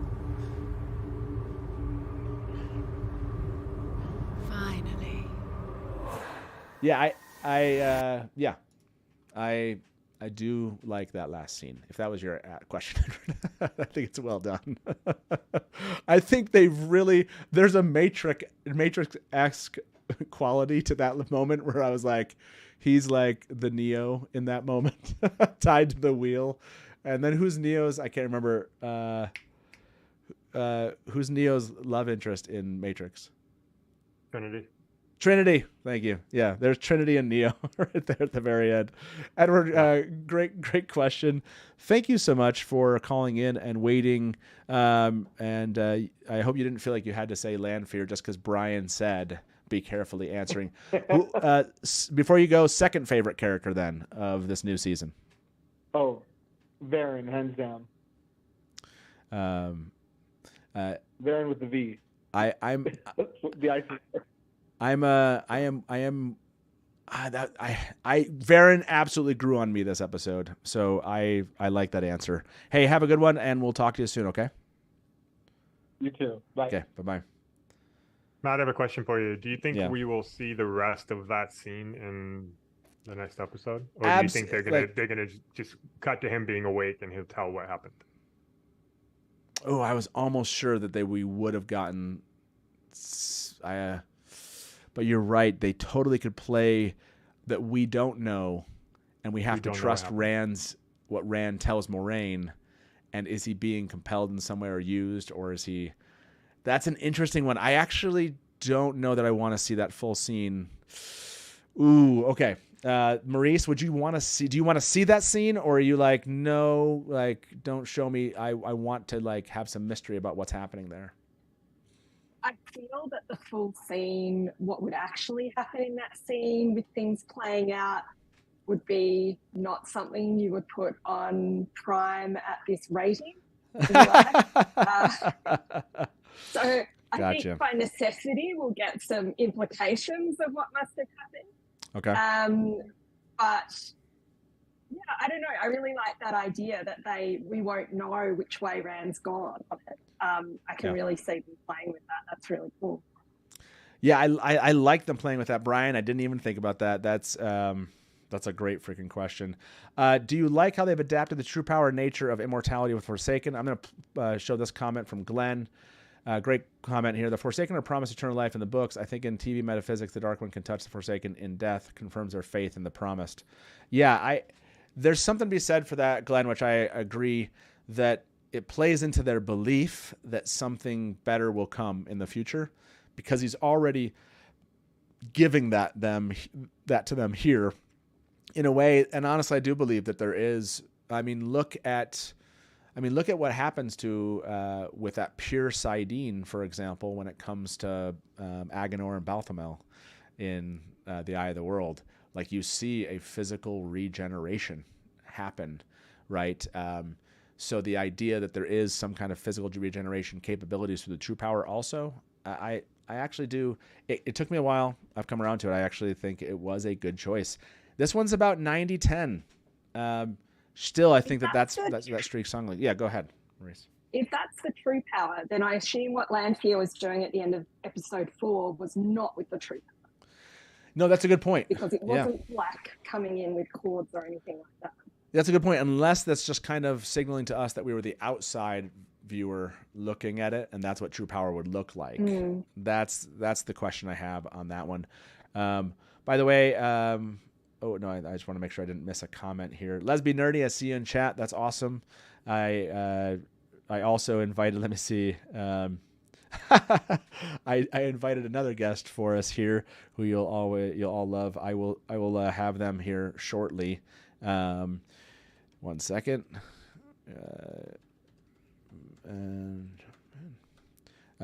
By the way, if you know Sharnise is going to join us too. So Sharnise. It's a party tonight. We're just having fun. This is a fantastic episode. We're going to ask questions now.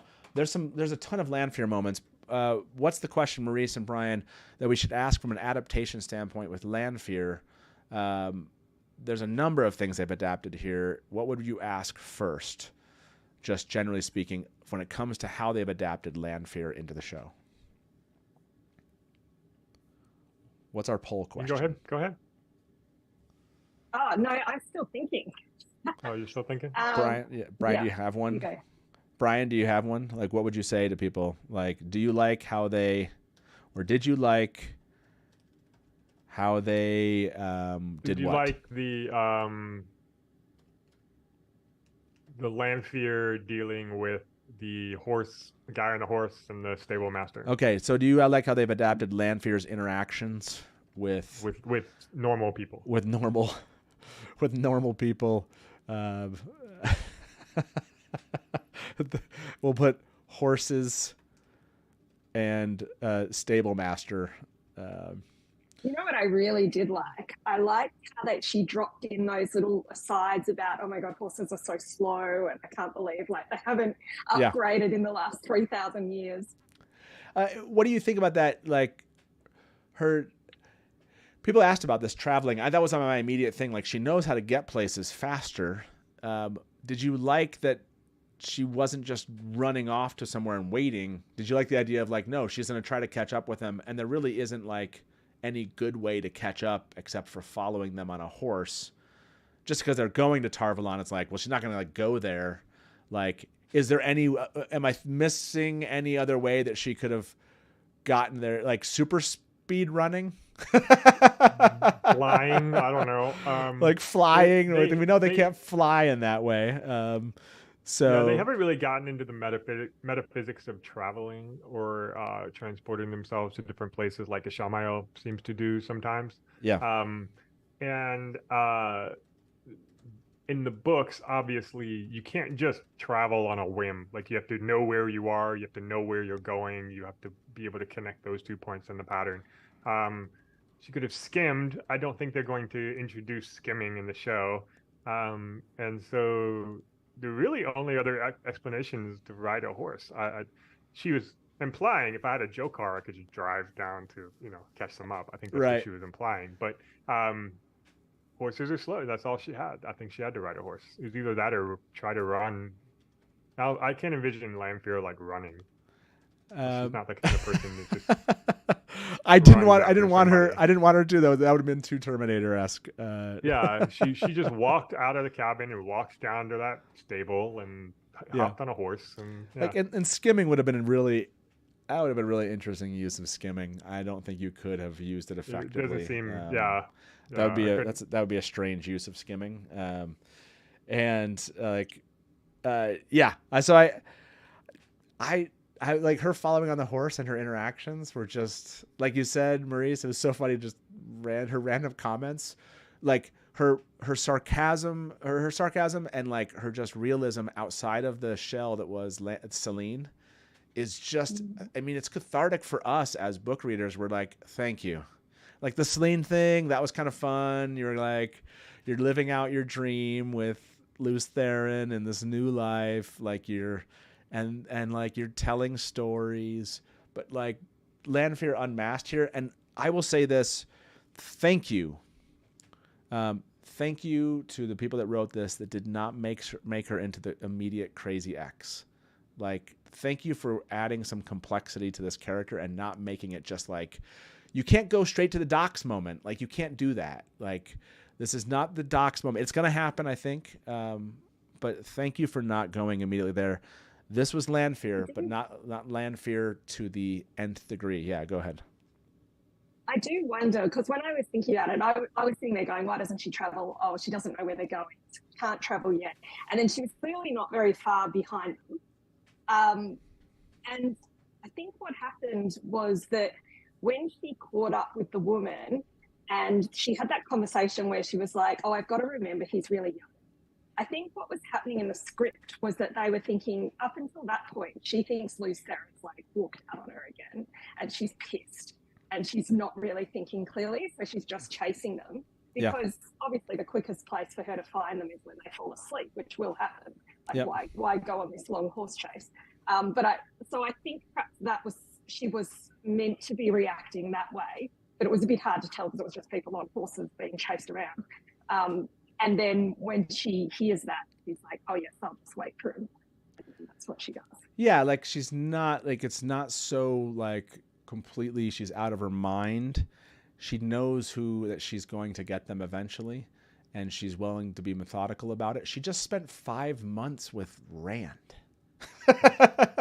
reliving some dream. Like she's willing to put the time in to get what she wants, and so I did like her about that aspect. But I think you're right though. Like she's a little bit discombobulated when she comes back to life, and like hopping on the horse and chasing them down is not a Forsaken / Lanfear thing to do. The Lanfear thing to do is to wait until they're on Riyadh and wait for him to fall asleep. And so I think you're right. Like it was this moment, like when the stable master says, "Oh, it was the lady that came up with this plan. The other guy, he kind of seemed distracted," and that's when she goes, "Oh yeah, he's young. I forgot. He's gonna go to sleep at some point." And then she kind of snaps back into her, you know, there's a better way to do this. You know, work smart, not hard. Riding a horse. Yeah. Whatever. Like this is ridiculous. Yeah. Like Max Silva just said, yeah, I agreed with this interpretation of he's so young line. Yeah. I like that. I like that a lot. Let me ask, or let me check the poll here about we're getting like to the 250. That's our average now. People keep voting on these. Would love to know kind of what you're thinking from a fan perspective. I know we're full book spoilers, so this is mostly likely just heavily a book crowd fan, but this is 94.6 again. I can't tell if that 6% is just persistently here to like they didn't like anything about the adaptation and they're like no, or if it's just a different 6% each time. Not like totally shocked. Again, making some really good decisions. I think the only one that has been off right now is their adaptation of the Shan Chan meeting with Leandrin, which I actually thought was going to be one we loved. And like I said, missed opportunity, I believe, with the runaway. Yeah, Merise, did you feel that same way? Like, another 2 minutes, and that would have been a fantastic scene of the chase, and we missed out on the chase. I wanted more drama. I wanted them to be like almost caught, fighting back. I wanted things getting wrecked, and it would have been. Yeah, that was the one. Everyone else has said like adaptation choices this time so far that we've covered have been great. Okay, Merise, let me go to you. Is there a scene from here that you would like us to kind of dig into that you thought was just really, really well done? We might even have a clip to talk about it. Does it have to be a Lanfear scene? It does not have to be a Lanfear scene. We're going to come back to Lanfear, of course. Everyone, don't be worried. I know maybe some people got worried with that comment. We're coming back, but no, it doesn't have to be. So I came in slightly late because I didn't quite get onto the episode at the same time as everyone else. So I'm not sure if these things have been discussed. Okay. But I was very intrigued by the scene between Varen and Jessica. And the bringing in of the Jessica character, who I think is going to be like she's going to be an ongoing character. I think from the way they introduced her, from who they've cast, like the meeting of them basically when they the meeting, but also where they're later discussing Sheriam's writing. Yeah. I did like the meeting. I mean, I liked all my nerdy brown girls. I know that was awesome. I have to admit, but let me go to that spot you're talking about, and we can kind of watch this. Here's this moment. We have talked about this one. We haven't kind of dug into the Browns, if you will, too much here.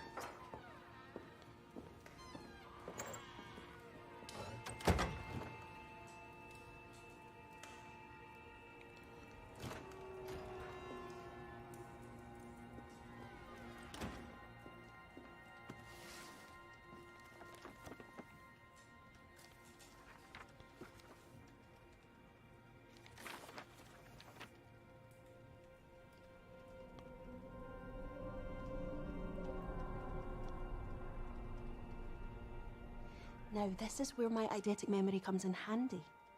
On the 72nd page is the notation about the three girls' departure, apparently to attend Elaine's brother Gawain's name day ceremony. But the interesting thing is that there's a slight tremor in the notation.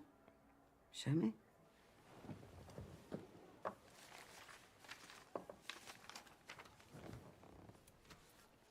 See, this is Sheriam's usual writing.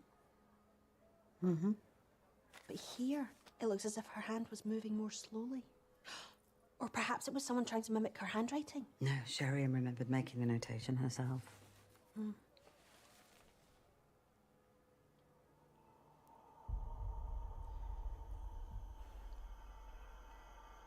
Do you think it might look like this if a weave of compulsion was being used? Compulsion? That would break the 3 oaths. It would mean that someone in the tower has sworn to the dark that Black Azure really exists. We need to find the name of every Aes Sedai that left the tower for any reason over the past few days.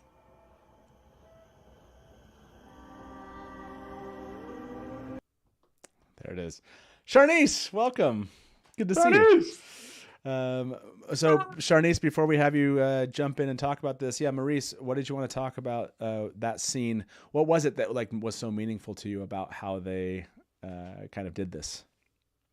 Okay, so I just loved it on every level. I love the costumes. I love the costume designer talks about how she's made Veren's dress look like the pages of a book, and you can see little lines in Yasuka's.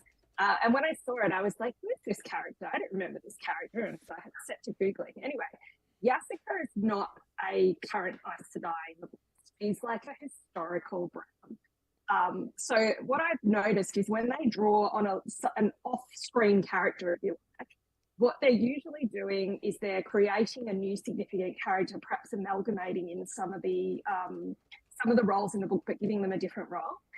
So given how she's come up and what she's doing, and I saw someone in the chat mention Danelle, but I don't think she's Danelle. In fact, I don't even know if we're getting the Sana after what Lampia said. But I think she might be, and correct me if I'm pronouncing this right, it's Sain, the Aes Sedai who teams with Pavara to investigate the Black Aja. That's who I think she might be, but they've reinvented her a bit. Perhaps all of the whites are going to be black, so perhaps it more leans into this scene with Veren and the connection there. They didn't want to introduce the whites just yet, but I think that might be where they're going with that. Yeah. Oh man, I think you're probably right there. And I want to bring this up though. This is an important question, and thank you very much, Callie, for bringing this up to you. Merise, is Veren using her compulsion trick on her? No. Okay. I liked the personality.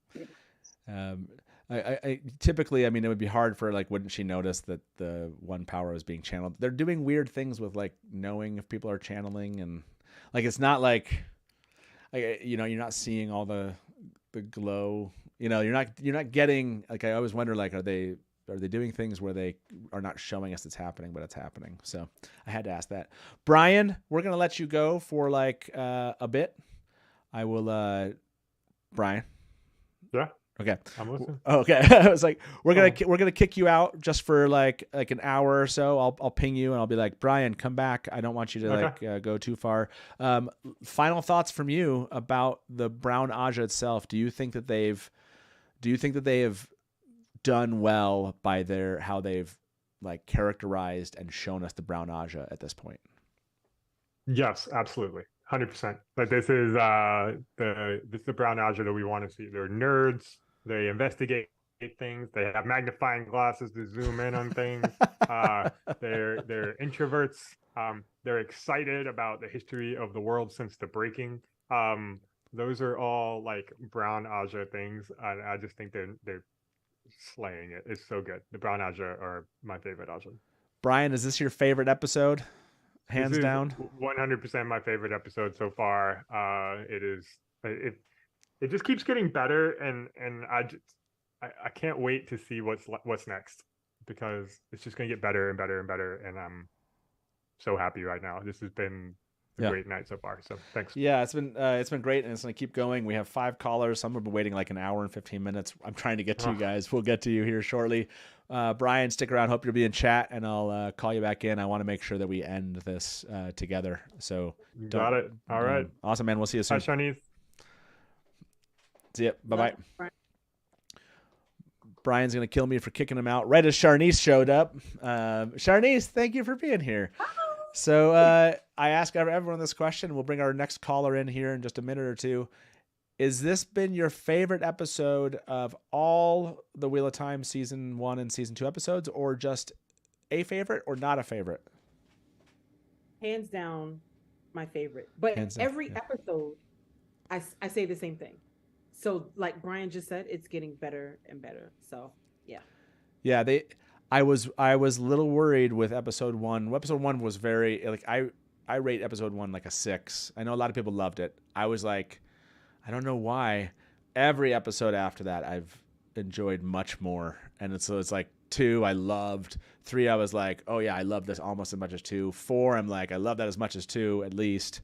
And 5, this is my favorite. So I'm really excited to see if they can pull this off. Like now I'm just like, can we pull off the next 3 episodes? Okay, I want to dig into some thoughts you both have about this. I'm going to bring our next caller. They've been waiting an hour and 17 minutes. So let's bring them in. Let's talk to them really quick and see what they have to say. Hey, welcome to the Dusty Wheel. Who's this? Hey, I'm Tom. Tom, welcome to our discussion here. Thank you for waiting. You have been extremely patient. So I'm just going to turn it over to you. I'm not going to ask you a bunch of questions just yet. What did you call to ask or at least talk about? Well, I called, and I've only been on your show once before. It's like way back in the wintertime. And you asked me to present a theory. Okay. My theory was that Rand and Moraine would go to Carrion. And so I really enjoyed this episode. It turned out. Do you like what they've done Yeah. with the Kyrian, Rand, Moraine adaptation so far? Do you like that they've used this as kind of the center? It makes me want to read New Spring again. That's the book I've read the least. Interesting. And I remember there were some really good points in New Spring about Moraine. The Aes Sedai wanted her to become queen of Carrion because, she was Aes Sedai and they wanted an Aes Sedai on the throne. Yeah. That's what it made me think of. So yeah, I kind of like it. It's hard for me to, with metaphysics breaking and things, for me to actually turn off like the switch from the books and get into the show. But these things are helping me enjoy it. So yeah. Yeah, I get it. It's like you said, it's somewhat of a struggle to, and that's what happened to me at the end of episode 4. Is I kind of got caught up in that, like, wait, I don't understand how this is going to work.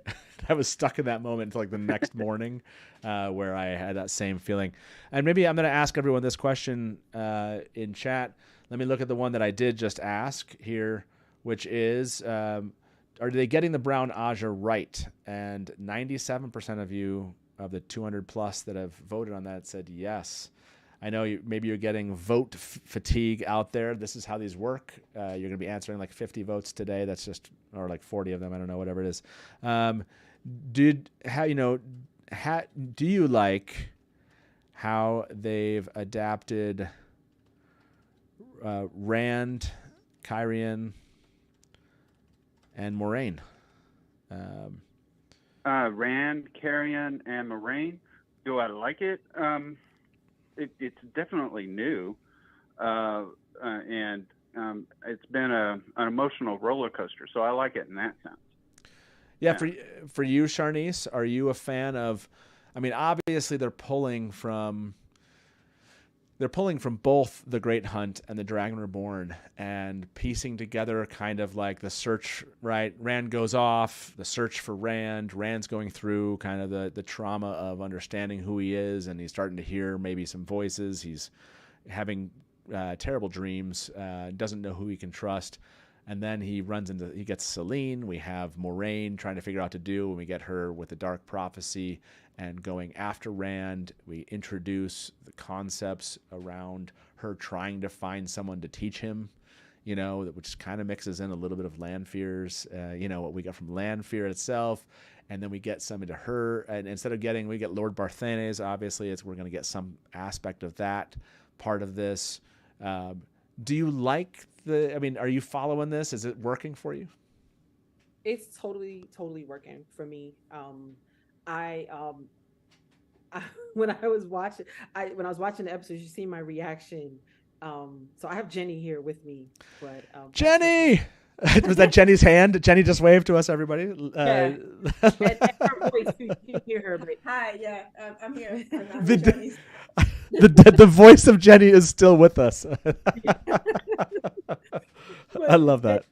She laughed at me when when it was revealed that Moraine's nephew's name was Barthanes, and I literally was like, oh, she passed, like she collapsed on the couch. What's about to happen right now? So I'm loving it. I was telling Jenny earlier, what I'm loving about all of the differences is that it's keeping us book fans in suspense. Like, we know what's gonna happen, but we really don't know what's gonna happen. Yeah. We have no idea what's gonna happen. And I love it. So it allows me to enjoy the Wheel of Time and still have like new things to look forward to. But yeah, I do like that, because that's gonna be, we had a discussion about it, about Barthanes and just what could happen with that, with if they keep him, if he's still a dark friend, that's gonna be nuts. Yeah, and people want to talk about that theory. We're going to get to that. Merise, for you, is this Rand Kyrian that Tom just told us that it theorized that they were going to go to Kyrian? Do you like? Is this working for you? I adore Kyrian. I adore like the culture, the sets, the costumes. I adore how we've gone into Moraine's family and we're getting this increased sense of who she is. Like, I got a much better sense of who Moraine is from the show than I ever had from the books. Yeah. So all of that I love. Yeah, I have also been wondering about Barthanes and whether he's a dark friend or perhaps her sister is, and he's not, or he's been brought into it. I mean, they do seem to have had an unexpected rise to prosperity. By the way, I have to point this out. This is true. My favorite episode is the 13th episode of The Wheel of Time. So there we go. That is a loyal fan. Tom, did that hit you that the 13th episode was your favorite? Yeah. I caught the significance too. Yeah. Okay, so what is your theory on this then, Tom? Lord Barthanes, is he is he going to be a dark friend in the show? Or do you think that Lady Anvere is the dark friend? Or do you think that we're just seeing too many dark friends and none of those two people are dark friends in the show? Well, it's hard to say, but, I think that Barthanes is going to have to go the same route that he went in the book. As far as how he ends up, because my theory rests on the fact that one of Rand's major conflicts is that every city he went and all these places he went to, he left them behind in turmoil, and that just weighs on him. And I think to add that plot into the TV show, you need Carrion, which is why I think they sent them there. Yeah. So I think Barthanes is going to pretty much end up the same way he did in the books. That's it. It's an interesting question. It's hard to believe they're pushing on the wedding thing, right? They're pushing on the wedding thing. Let me see if I have a video here. Kate, you've been amazing. I can't remember if you gave me. Oh, you did. Look, you're awesome. You're going to only hear this, Tom, but we're going to go in and kind of get a little bit of that same sequence here with Lord, with Barthanes. We need food, clothing, and fast horses. Then we'll ride for a few days, put some distance between us. Sleep when we sleep eventually. No, that is the most dangerous thing we could possibly do. By the way, typical Moraine to be like, we can't fall asleep. And then she's like, my plan is we're going to fall asleep. The world of dreams. She can hurt you just as easily there as here. And the moment you fall asleep, she will have you. You can keep us awake with one power, all right? No.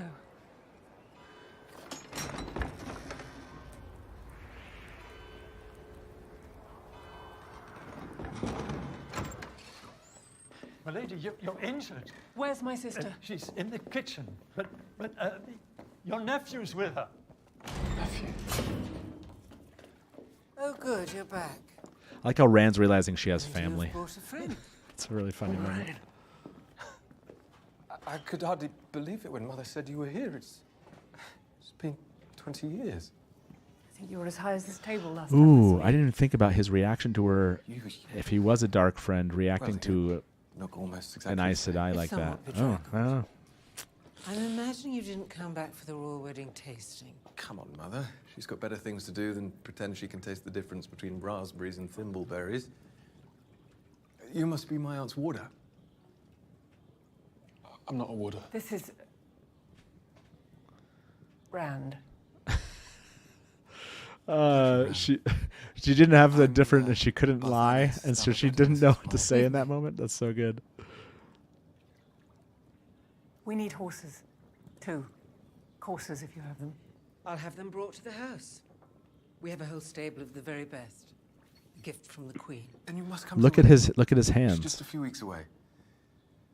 Can you believe that I will be marrying Queen Goldrin? Now that makes me your king. So I shall expect full subservience. It's a happy match, I hope. The name Darmadred is held in high esteem. That is happiness enough. Well, I shall go and wash upstairs. Perhaps a meal for Rand in the meantime, and then some fresh clothes for him before we leave. Yes, of course. I'll find him something fitting from my wardrobe. That's so cool. He dresses him like. Is that blood? It truly has been good to see you, nephew. Oh, should I say my liege?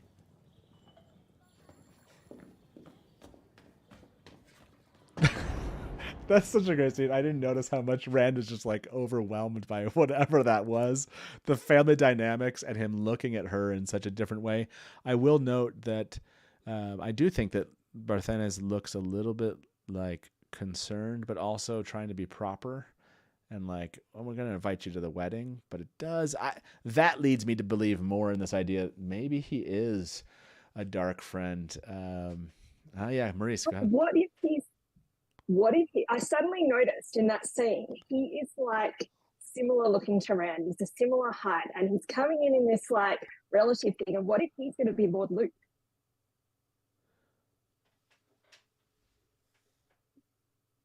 If they're going to bring him in and he's really Lord Luke, that's a good. I like the theory. Tom, do you like this? Or are you into this idea? What, that he's Lord Luke? Yeah, that they could use him. You don't think they're going to do that? Okay. No, I think a better use for him would be to show how dark friends get converted. You know, maybe he's not a dark friend yet; he gets converted. Interesting. And that would be a great way to, say, here's how people get, tempted. Okay. And it's what happens to people. I like it. I like it. Tom, we're going to let you go. Thank you so much for waiting as long as you did. Really appreciate you you jumping on here. Favorite character so far in season 2 before we let you go? In season 2? Well, it's Lanfear. Yeah, I know. It's obvious. So yeah, it's obvious. Hey, have a good one. I wanted to point out one thing. Yeah, go for it. When Lanfear takes that guy's head off, that just reminded me of what happened in A Winter's Heart, when the moment that she realizes that somebody's using the Torten Call. She's talking to some dark friend, and it's like, oh, I don't have time for you anymore. Take and it's his head off. Yeah, yeah, it's a good callback. Yeah, I had forgotten about that one. So awesome. Well, thank you so much for leaving us with that last note, and we'll talk to you soon. Have a good one. Thanks. Bye. Okay, bye-bye.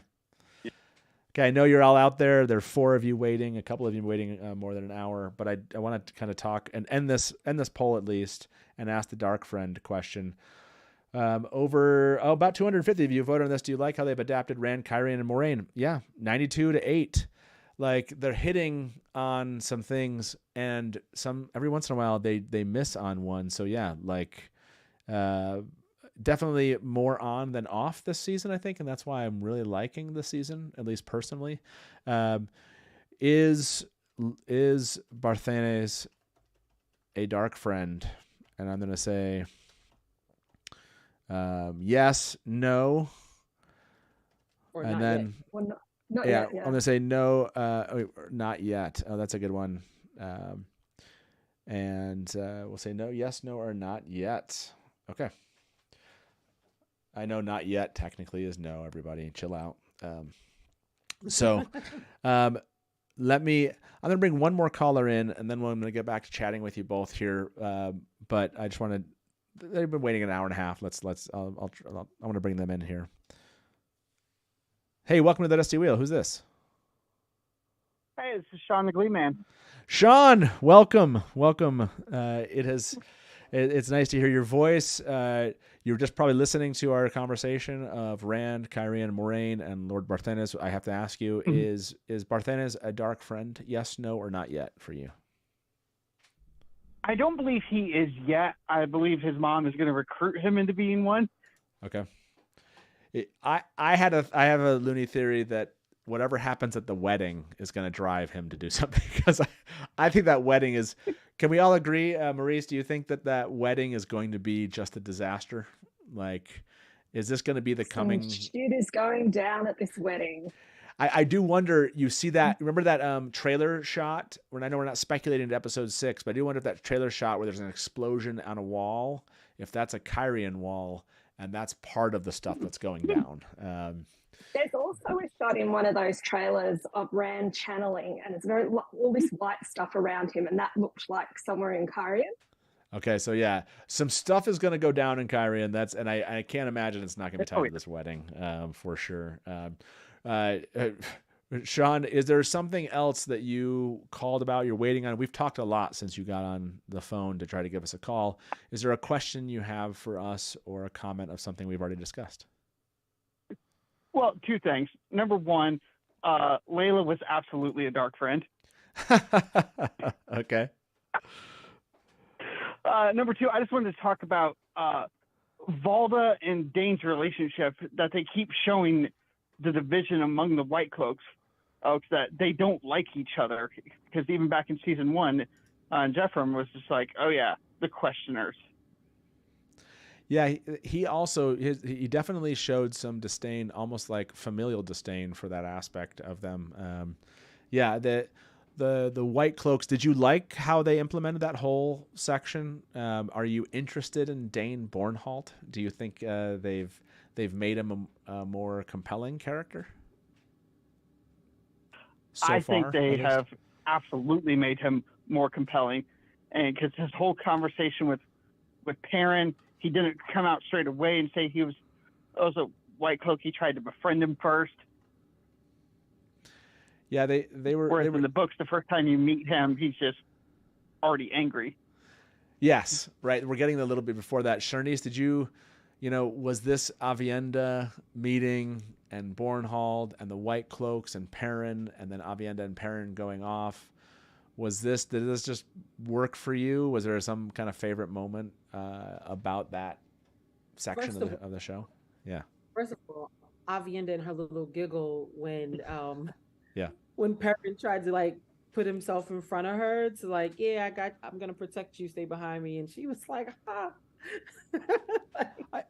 But I loved the giggle. Did you also like that Perrin, though, from season 1, we're definitely getting a Perrin who is not as afraid any longer to pick up a weapon and help, like, right? Like that's gone away, and he's definitely leaning into that now. He's being put into situations, and he's swinging for his friends. That's for sure. So Jenny pointed something out. Did you see that Perrin was fighting with a hammer, and then he picked up an axe? Well, they have acquired. Did they take the axe with them? Pretty sure they took the axe with them. Did I miss that they took the axe with them? Dain had the axe. Yes, first. But I don't think they took the axe. Okay, we're gonna play that scene because okay. at least I'm gonna play the one with Avienda, and you'd think we would see it. Do you remember if we see? Well, let's just watch this scene, and then we can talk. Happy fab. Pretty sure she ran off. You do not dance the spears badly, Perrin A. Bara. I thought your people never left the West. Wetlanders call it the West. It is the threefold land, a shaping stone to make us, a testing ground to prove our worth, and a punishment for the sin. What sin? Nobody remembers, it was so long ago. Why did you leave? I'm searching for the Karakarn. I literally Chief missed of this. chiefs. So where are you going then? Where you go, Westlander. What you just said then. I have tow. Tow? Giotto is the Aiel way. You saved my life. My water is yours. Don't know about that. It is not a lover, Westlander. Though I would not be opposed.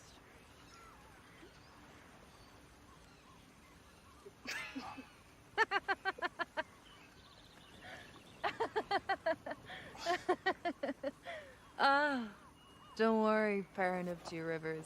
I will not attack you in a fit of lust. So, where will we go now?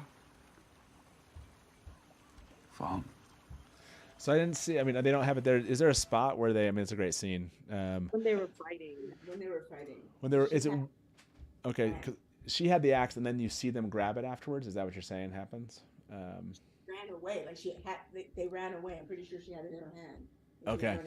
Yeah, I'm gonna see if I can find the. I can't remember if we see. Let me see if this fight scene has the whole runaway at the very end. Here we go.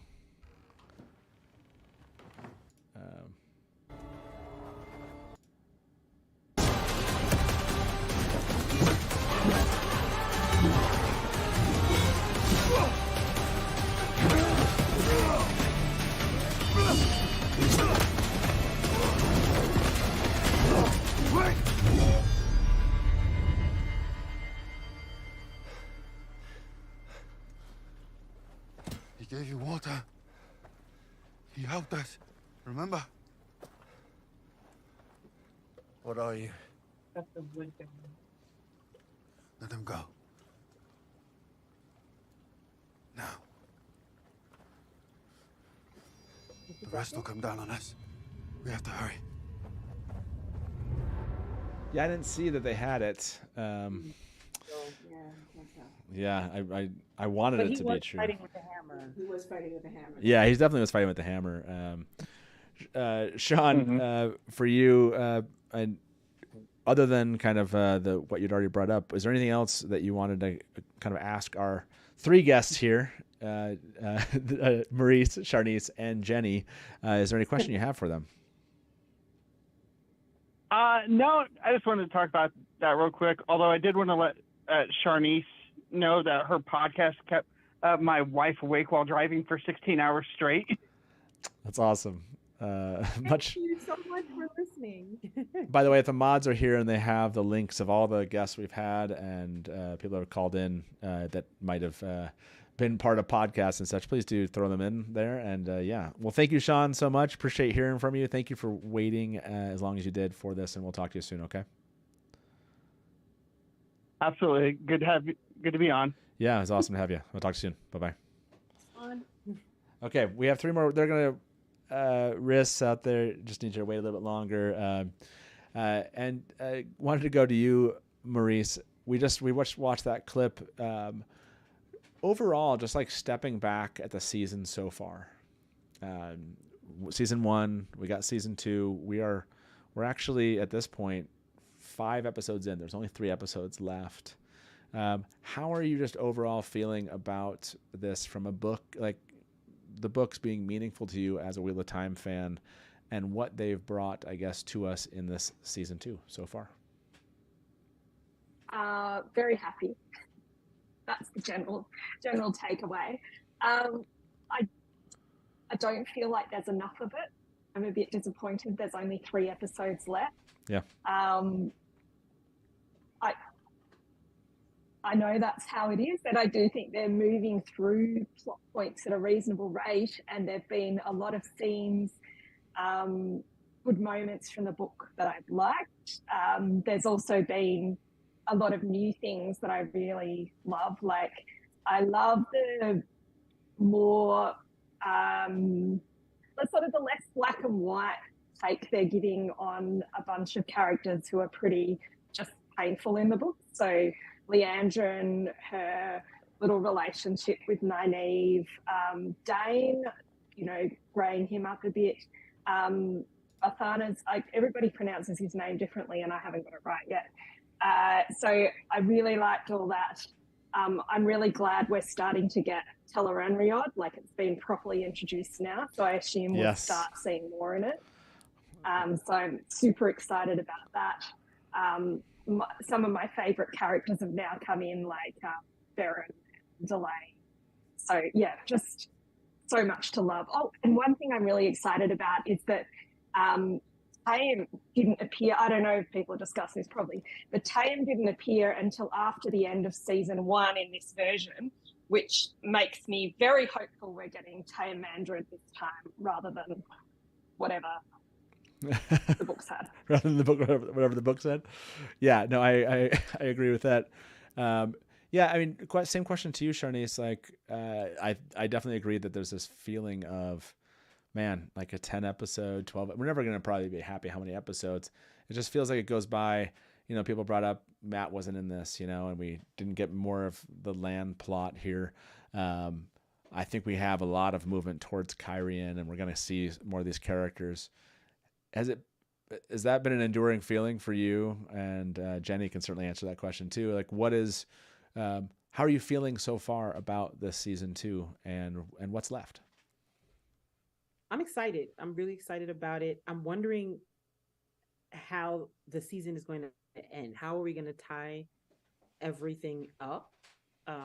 Especially since this is kind of a merging of books 2 and 3. So, are we going to end with the battle in the sky, or not? Yeah. Jenny. Yeah, Jenny. Yeah, how are you feeling, Jenny? I'm ecstatic. I'm loving this season. And for kind of the same reason, I love because I kind of know I know the ultimate destination, so it's fun seeing them take a different route to get there. And I mean, I've said it a million times. I love that I don't know. I love that I don't know. Yeah. So happy. That's an interesting, and I want to ask everyone. I made some posts on social media into a place that I'm not going to talk about Twitter or Instagram. I made a post on Facebook that I was really surprised how much interaction it got. Normally I don't post too often on Facebook out of our Dusty Wheel account, and it was wild because it's it was one of these, it's as viral as anything I'll do on Facebook ever gets. What I mean by that is normally it's 50 people liked a post and 1,000, almost 2,000 people liked this post. And I was like, that's wild. All it said was are you ready for this next episode? And it had a picture of Lanfear in it. I thought that was pretty typical, expected of me. And it was really interesting. It had over 500 comments, and I would read each one of these, and it certainly is this interesting divide among book fans about the show. And some book fans love this idea that I don't know what's going to happen next. And some book fans hate that anyone would create something where we don't know what's going to happen next. And you're right, and what that means. I did. This is totally true. I got lost in a Facebook hole because what I wanted to go through and really, there were people in there that were just there to be angry and trollish. But then there were people that were just no, it's not for me. I'm not enjoying it. There were people that were I did not like season 1. I've liked season 2 so far. Still have a hard time. I have a hard time with the changes. That's totally understandable. Having a hard time with any changes. And then this is a lot of changes. This is not just kind of small changes. These are big changes. I've heard this comment a lot, which is the excitement of not knowing what's next. And I feel like if you are that kind of fan of the books, where you're no, this is actually a lot of fun to not know, because I know what happens in the books, and they're generally following the overall broad outline, but how they get there is up in the air.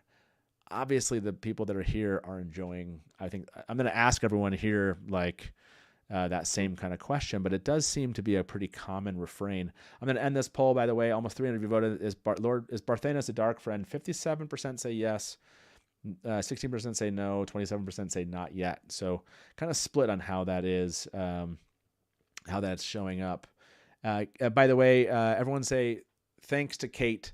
Kate put together an amazing amount of clips. We haven't gotten to them all. We're going to show a variety of clips that Kate did. But yes, everyone out there on chat, please say thank you to Kate.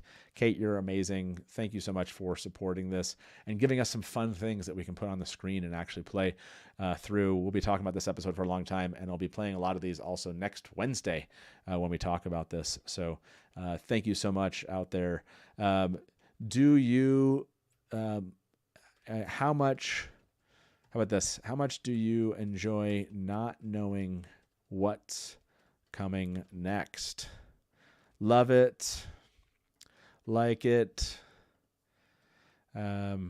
It's difficult, but okay. Really, or I'm just saying don't like it. Yeah, I'm kind of curious for people that are here, like what's been your experience so far? I think you can not like this, but still enjoy the show.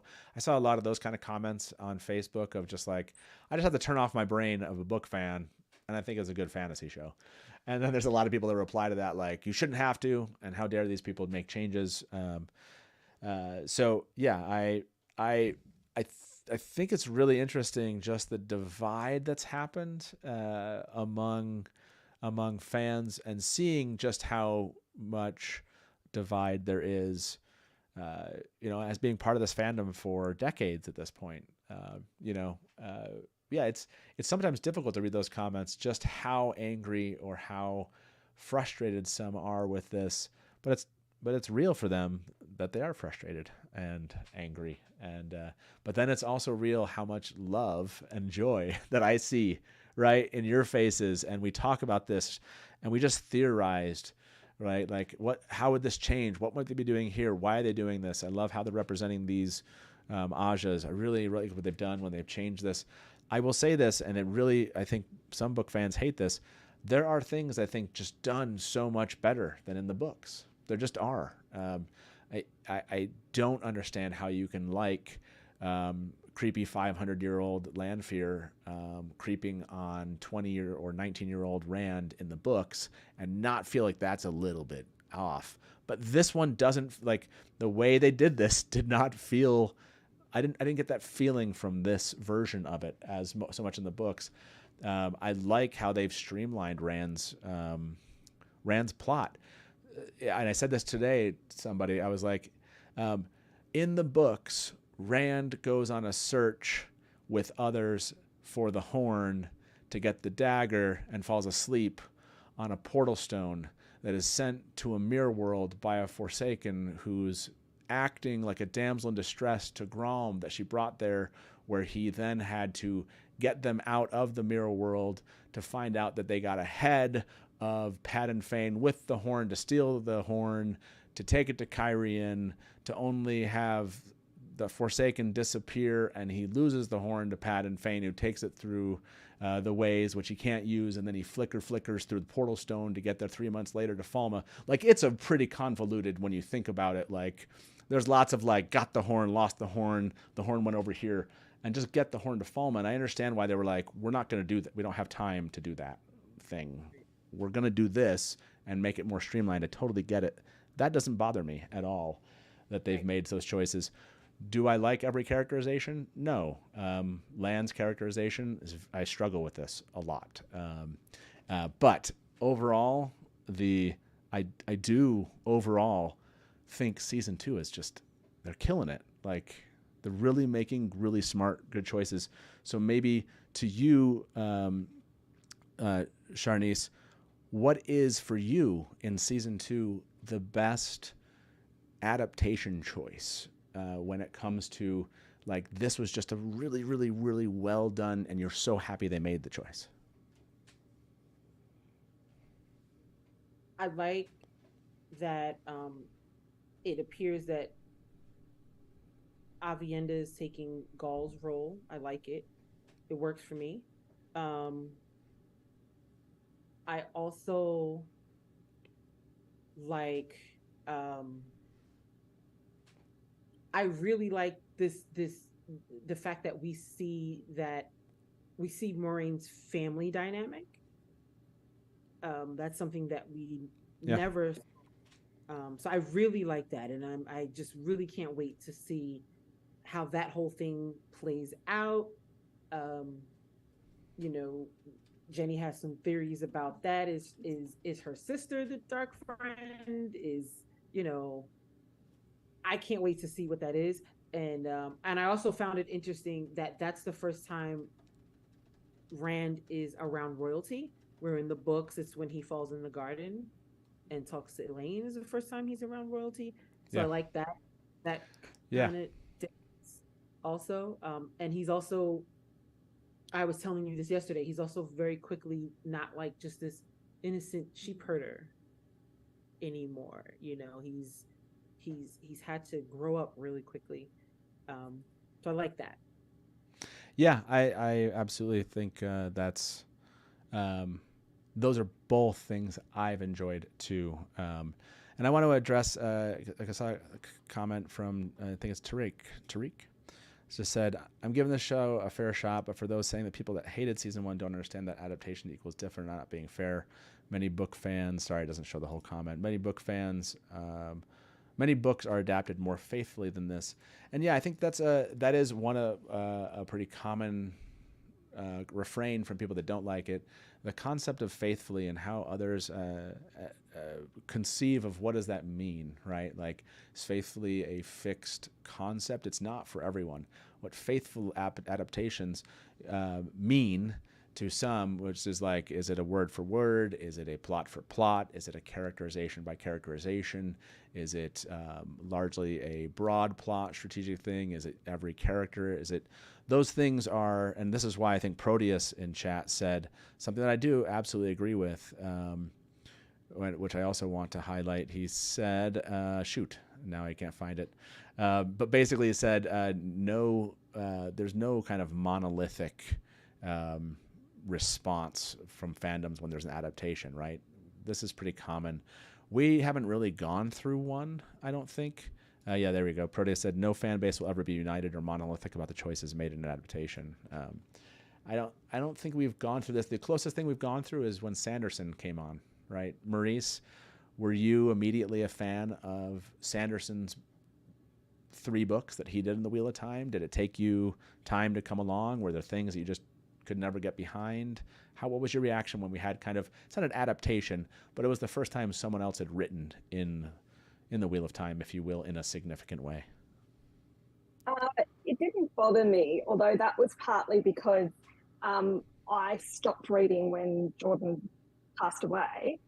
And so there was a big gap before, and I actually waited till Sanderson finished A Memory of Light before I even attempted to read those books. So I'd had such a big gap, it wasn't as jarring. Gotcha. I did think Matt was a little bit odd in the Sanderson books, but other than that, I enjoyed them. I thought he was at times a little bit more concise than Jordan had gotten in some of his later books, which I appreciated. Yeah. So that didn't bother me. But I have to say, like, I've got quite a few friends who are book readers who don't like the show. And they do seem, they're not book cloaks in that, like, I know there are some book cloaks who I think are bad faith book cloaks who are really just, the cast is not right. But I don't think that they're like that. I think they just can't wrap their heads around the fact it's different. It's too jarring for them that it's different. But for me, I really like my adaptations to be different. I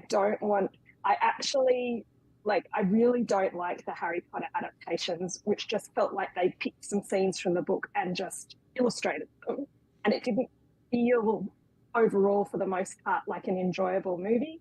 Even some parts of Lord of the Rings, I thought, this set design just looks like it didn't bring anything. I feel like an adaptation should bring something. Like, I like the Baz Luhrmann Romeo and Juliet, for example, because it's a new take on it.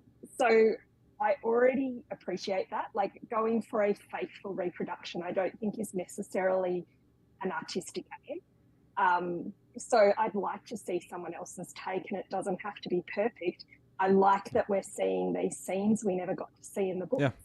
And my favourite choice about the adaptation here is the much bigger focus and additional focus on the adult characters outside the Evansfield Five, particularly condensing down some of the millions of Aes Sedai into some really distinct and interesting characters and have us follow them from earlier on in the story. Yeah, I love it. I love what they've done. I love what they're giving us focus. Like Leandrin's been the biggest surprise for me. Just how much I've really loved that character. Obviously, Lanfear, I think, has just been amazingly well done. This episode is just an indication of just how well these choices are coming together. So it almost seems like they're really kind of coming into their own. It makes me really excited for season 3. When you hear like Yosha Stradowski and Rosamund Pike talking about like the fact that they're filming season 3, they've made comments where you're like, okay, like that sounds like maybe that's the Redstone ter'angreal doorway, maybe that's the Finns, maybe that's the Roydian walk back through Rand's history, if you will. Maybe there's some of Moraine. Maybe that's Roydian for Moraine. When they start talking about those things, I'm like, when I see this episode today, I get excited for. Like, I can't wait for season 3 now, if that makes sense. Like, I'm in a place where I'm just like, give me season 3. Like, I want season 3 at this point. So that's what I felt after this episode was, yes, give me season 3. I'm ready to see what you've brought to the table. So let me bring our next caller. I'm waiting an hour and 40 minutes in. Here we go. Let me welcome them to the show. Hey, welcome to the Dusty Wheel. Who's this? It's Riss. Riss, you made it. You waited so long. I did. You made it. So what? I know you had a theory you wanted to bring to the table. I have a wonderful group of theorizers here. Like what is your thought? What is your theory? Yeah, just for you, the Lanfear theory. Okay. I think that Lanfear starts the Kyrenian Civil War. So I am totally on board with this theory. I'm gonna end this poll. About 300 of you have voted on this. How much do you enjoy not knowing what's coming next? 58% love it. 57% like it. 11% said it was difficult but okay, and 4% don't like it. I think that's a pretty great stratification of what I expected to see here. So I'm not like totally shocked at all. I love this theory immediately. Sharnise, are you an immediate believer? Lanfear begins. Yeah, Sharnise is like, I'm on board. Is Jenny on board too? Is Jenny giving a thumbs up? She's doing a. Yeah. Ooh. I have to adjust my already existing theories to make it fit. But yeah, it could work. It could work. Begins the war in Kyrian, right? Is that where we're going here? Yep. Okay. Do you think Lanfear kicks off, begins? What do you want me to ask, Riss? How do you want me to kind of phrase that? Oh, basically, I guess the way I'm looking at it is she probably takes takes on the Tom role. Greatheart. Yeah. So however you want to phrase that. And basically, okay.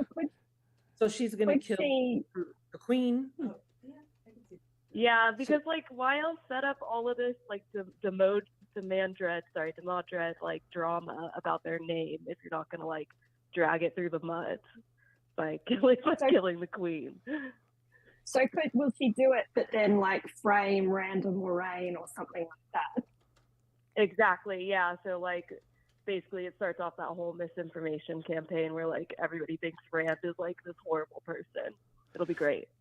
Okay. I do like when Tom, obviously when he kills him, and it was such an interesting moment, I thought, in the books. So I was like, Tom was the one that did it. Like, okay. So I'm going to say, do you think Lanfear takes on the Tom role inciting the war in Kyrian? Is that good enough? Is that close enough to what you were asking?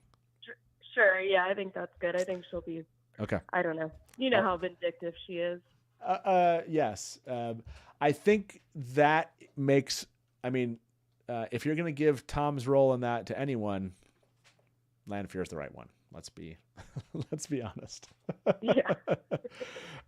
Here is, By the way, here's the quote.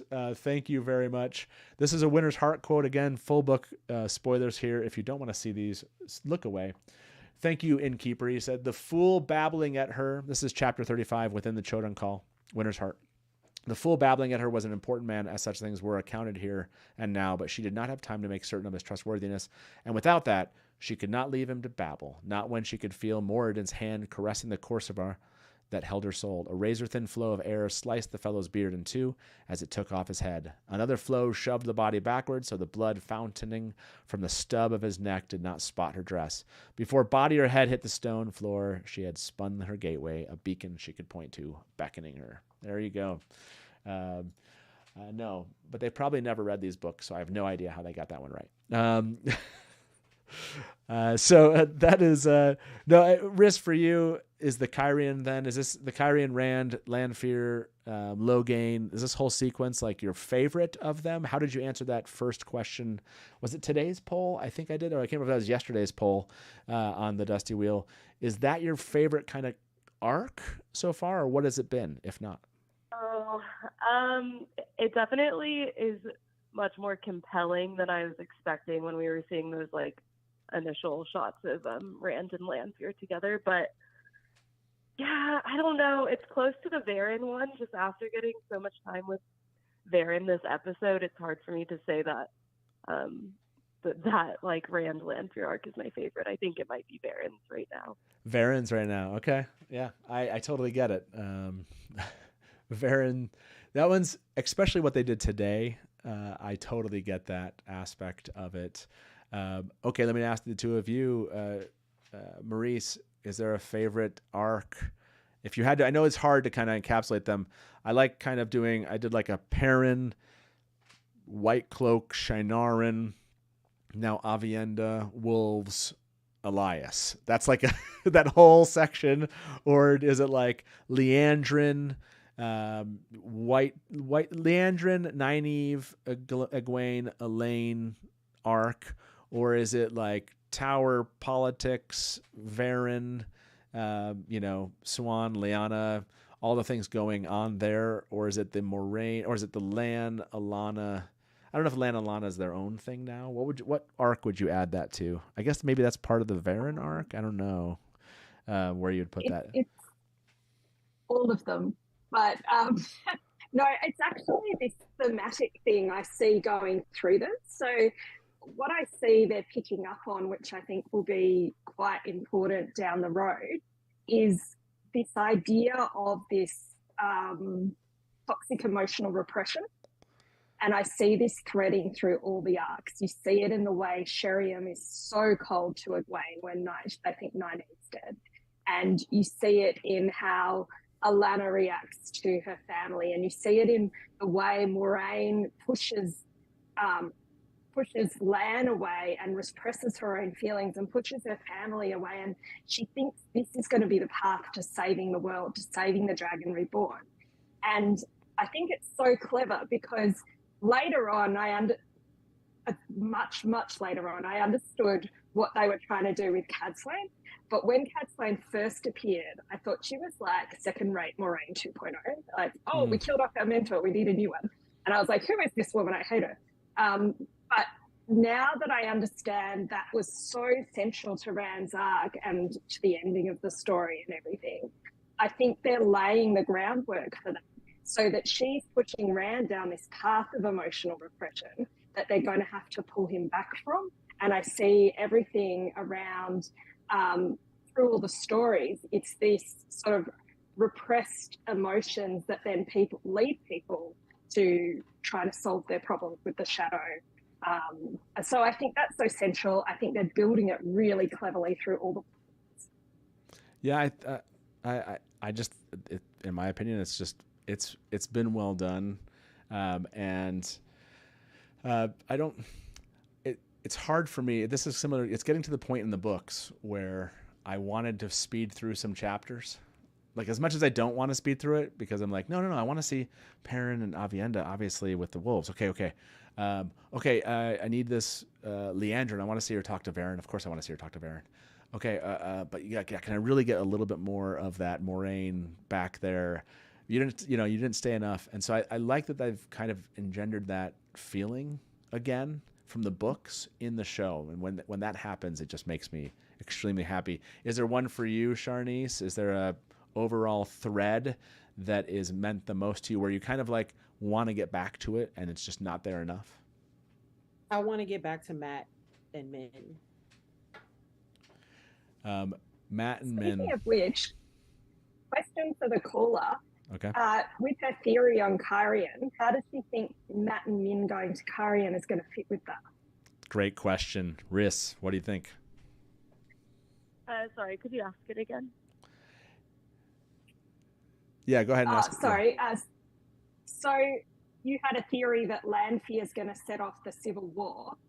Matt and Min are being sent to Kyrian, and at the moment I'm a bit unsure what on earth that's about. Do you have a theory about how they're going to fit? I do. So I think that basically what will happen is there will be some kind of like weird Taviran thing where they all run into each other. Matt learns Rand's alive, but because Lanfear's after them, they all have to leave Kyrian super, super quickly, which then leads to Moraine trying to teach Rand how to channel into, I imagine, what will probably end up being a Waygate, and that leads to flicker, flicker, flicker because Moraine can't teach him how to channel. Say that one more time, Riss. Sorry, I was like, but now I heard flicker, flicker, and I was like, nope, I did not catch all of that. Tell me that theory one more time. Okay. So basically, they all reconvene. Everyone are talking about Min, Matt, Rand, Moraine, and Lan, actually, will all have like a Taviran meetup in Kyrian. Lanfear starts a civil war. They're all like, oh crap, we need to leave now. So they like sprint out of Kyrian. They go to the Waygate. Moraine panics and tries to teach Rand how to like channel into the Waygate. Obviously, it doesn't work, and that's how you get flicker, flicker, flicker at the end of episode 6. Do they take Logain with them? Okay, no, sorry, I don't want to get too far That in. is a great question. Sorry, I told everyone we're not going to go like. With them. I told everyone we're not going to go super episode 6 and later, but yes, thumbs up, including all of my guests on the line here. Is Logain leaving Kyrian with Rand and Moraine? Yes. Oh. Jenny, does Logain leave Kyrian with Rand and Moraine? She has her thumbs down. Oh, thumbs down. Okay, I'm gonna ask this one. Let me. It's like a thumbs almost. A thumbs almost done. Okay, I will ask that one. We're not going to get into too many theories about it, but I will ask that question. Do you think Lanfear takes on the Tom role inciting the war in Kyrian? 72% say yes. So, Riss, you have a lot of support there. I'm going to add. Riss, was your thumb up for that question? Do you think Logain leaves with them? Oh, I honestly don't think so because we still have all this. This is from the trailer. I haven't watched anything from episode 6 yet. I don't like to, but because we still have all those moments where we know Swan comes up at some point. So no, I think Logain ends up going back to Tar Valon with. Oh, okay. Okay. So you think it's actually go back? That's an interesting idea. That maybe fills a role, but Swan brings him back. That's okay. I hadn't thought about that. Riss, thank you so much for calling in and for waiting as long as you did. We really appreciate it. Thank you, guys. This has been so much fun tonight. I mean, what an amazing episode. That I didn't ask you this, I don't think, right at the beginning. Is this your favorite? Is episode 13 of The Wheel of Time your favorite episode of the season? Of all the seasons?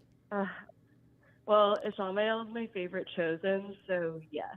I loved this episode. I loved the little homoerotic moment between Ishamael and Rand as well. That was so good. So well done.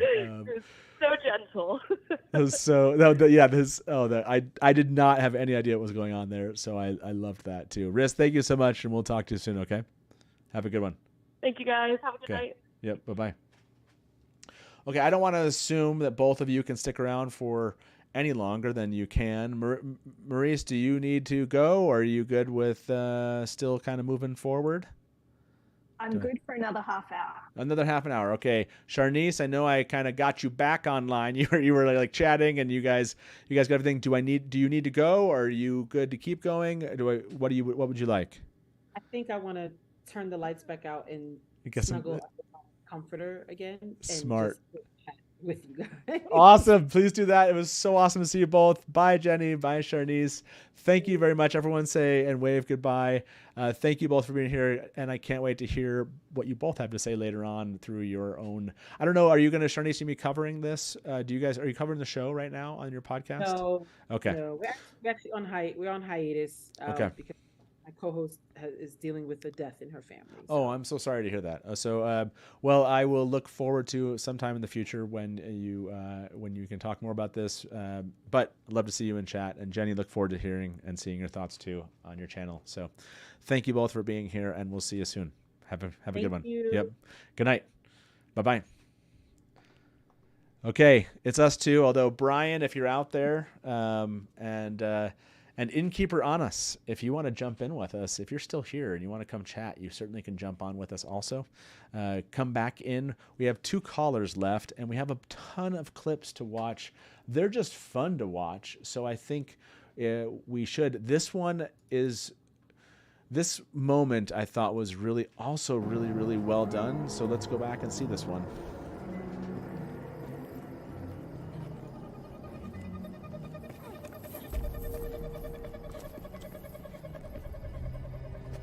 I have brought you a gift, my lord.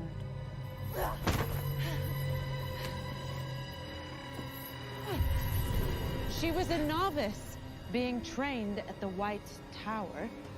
My sul'dam say she has more power than any Damane we've seen in a very, very long time. Collar her. She must be tamed.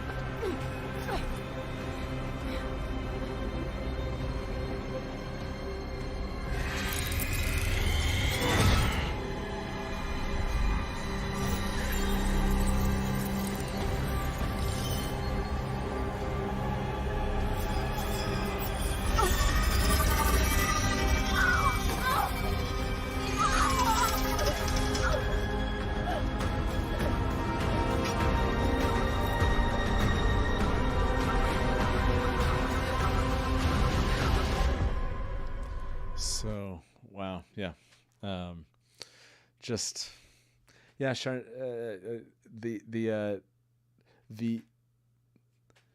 This is not, we haven't seen the end of this, and just the beginning of it, and the way that they made her, like the way they shook that, the effects they did when they collared her, like that definitely impacted me. I was like, yes, that felt like I wasn't expecting the effect, but they're perfect for what that moment that she immediately sensed what had just happened. And the way that she looked at everyone, that was like, it was terrifying. But as a book reader that have read these books for so long, like, if this makes sense, I don't know, Merise, if it makes sense for you, what I hoped to see, if you can hope to see this, does that make sense? I wanted to see that this, we have to see that this is a terrible thing, if that makes sense. Right. Mm-hmm. So I thought that was a really interesting way to kind of start that off. So, how are you feeling about like this moment with Egwene? Are you just looking forward to when it ends, basically, as in, it needs to happen, or is it looking forward to kind of what we know to be Egwene's eventual, her eventually getting out of this? To be honest, I'm a terrible person and I like to see the characters going through it. So I kind of I like to see the characters suffer, not because, I want them to suffer, but because it creates stakes for the story. It creates meaning. Yeah. And I was simultaneously dreading and looking forward to this part of the story. I think it's so formative for Egwene's character. I think the way they did it just gave me chills. I love the choice they've done with the collar, how it went on, how it looks once it's on, how they've they had that suggestion of the leash with the power going to the bracelet, but without always having the leash. So yeah, all of it.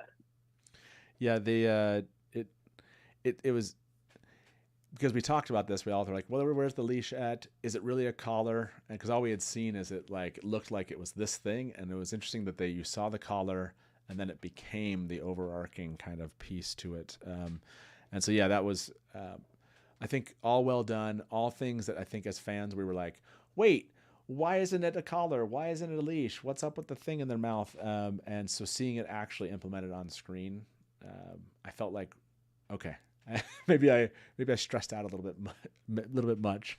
I do want to. I mentioned I saw this tweet, this comment in chat, and I've saved my mouse on it because it was hilarious. Eric said, "The forced smile from Hatch every time someone says someone other than Lanfear is their favorite." There's probably some truth to that. There might be some reasonable disappointment in the end. Yeah, that was. I thought that was a really, really well done scene. We have two other callers. One has been waiting for 1 hour and 44 minutes. So we're gonna have some other people join us here shortly, also. But I'm gonna bring them into the show because they've been waiting the longest, I think, so far, or maybe just about. Hey, welcome to the Dusty Wheel. Who's this? Hey, it's Art. It's been a while, so Art. It has been a lot. I don't know how long it's been, but man, it is good to hear your voice. So hi guys. Thank you very much for calling back in. So what are you feeling at the end of this episode 5? Yeah, please share. Oh my God, what a momentous episode! I just had to call in. Yes, I'll answer the question right away. It's the best. So far, and I just had to call in and just fire off some thoughts. It's a wonderful episode. Yeah, I agree. It is. And is it your favorite of all of these so far? Like, is it like the 13th just happens to be your favorite too?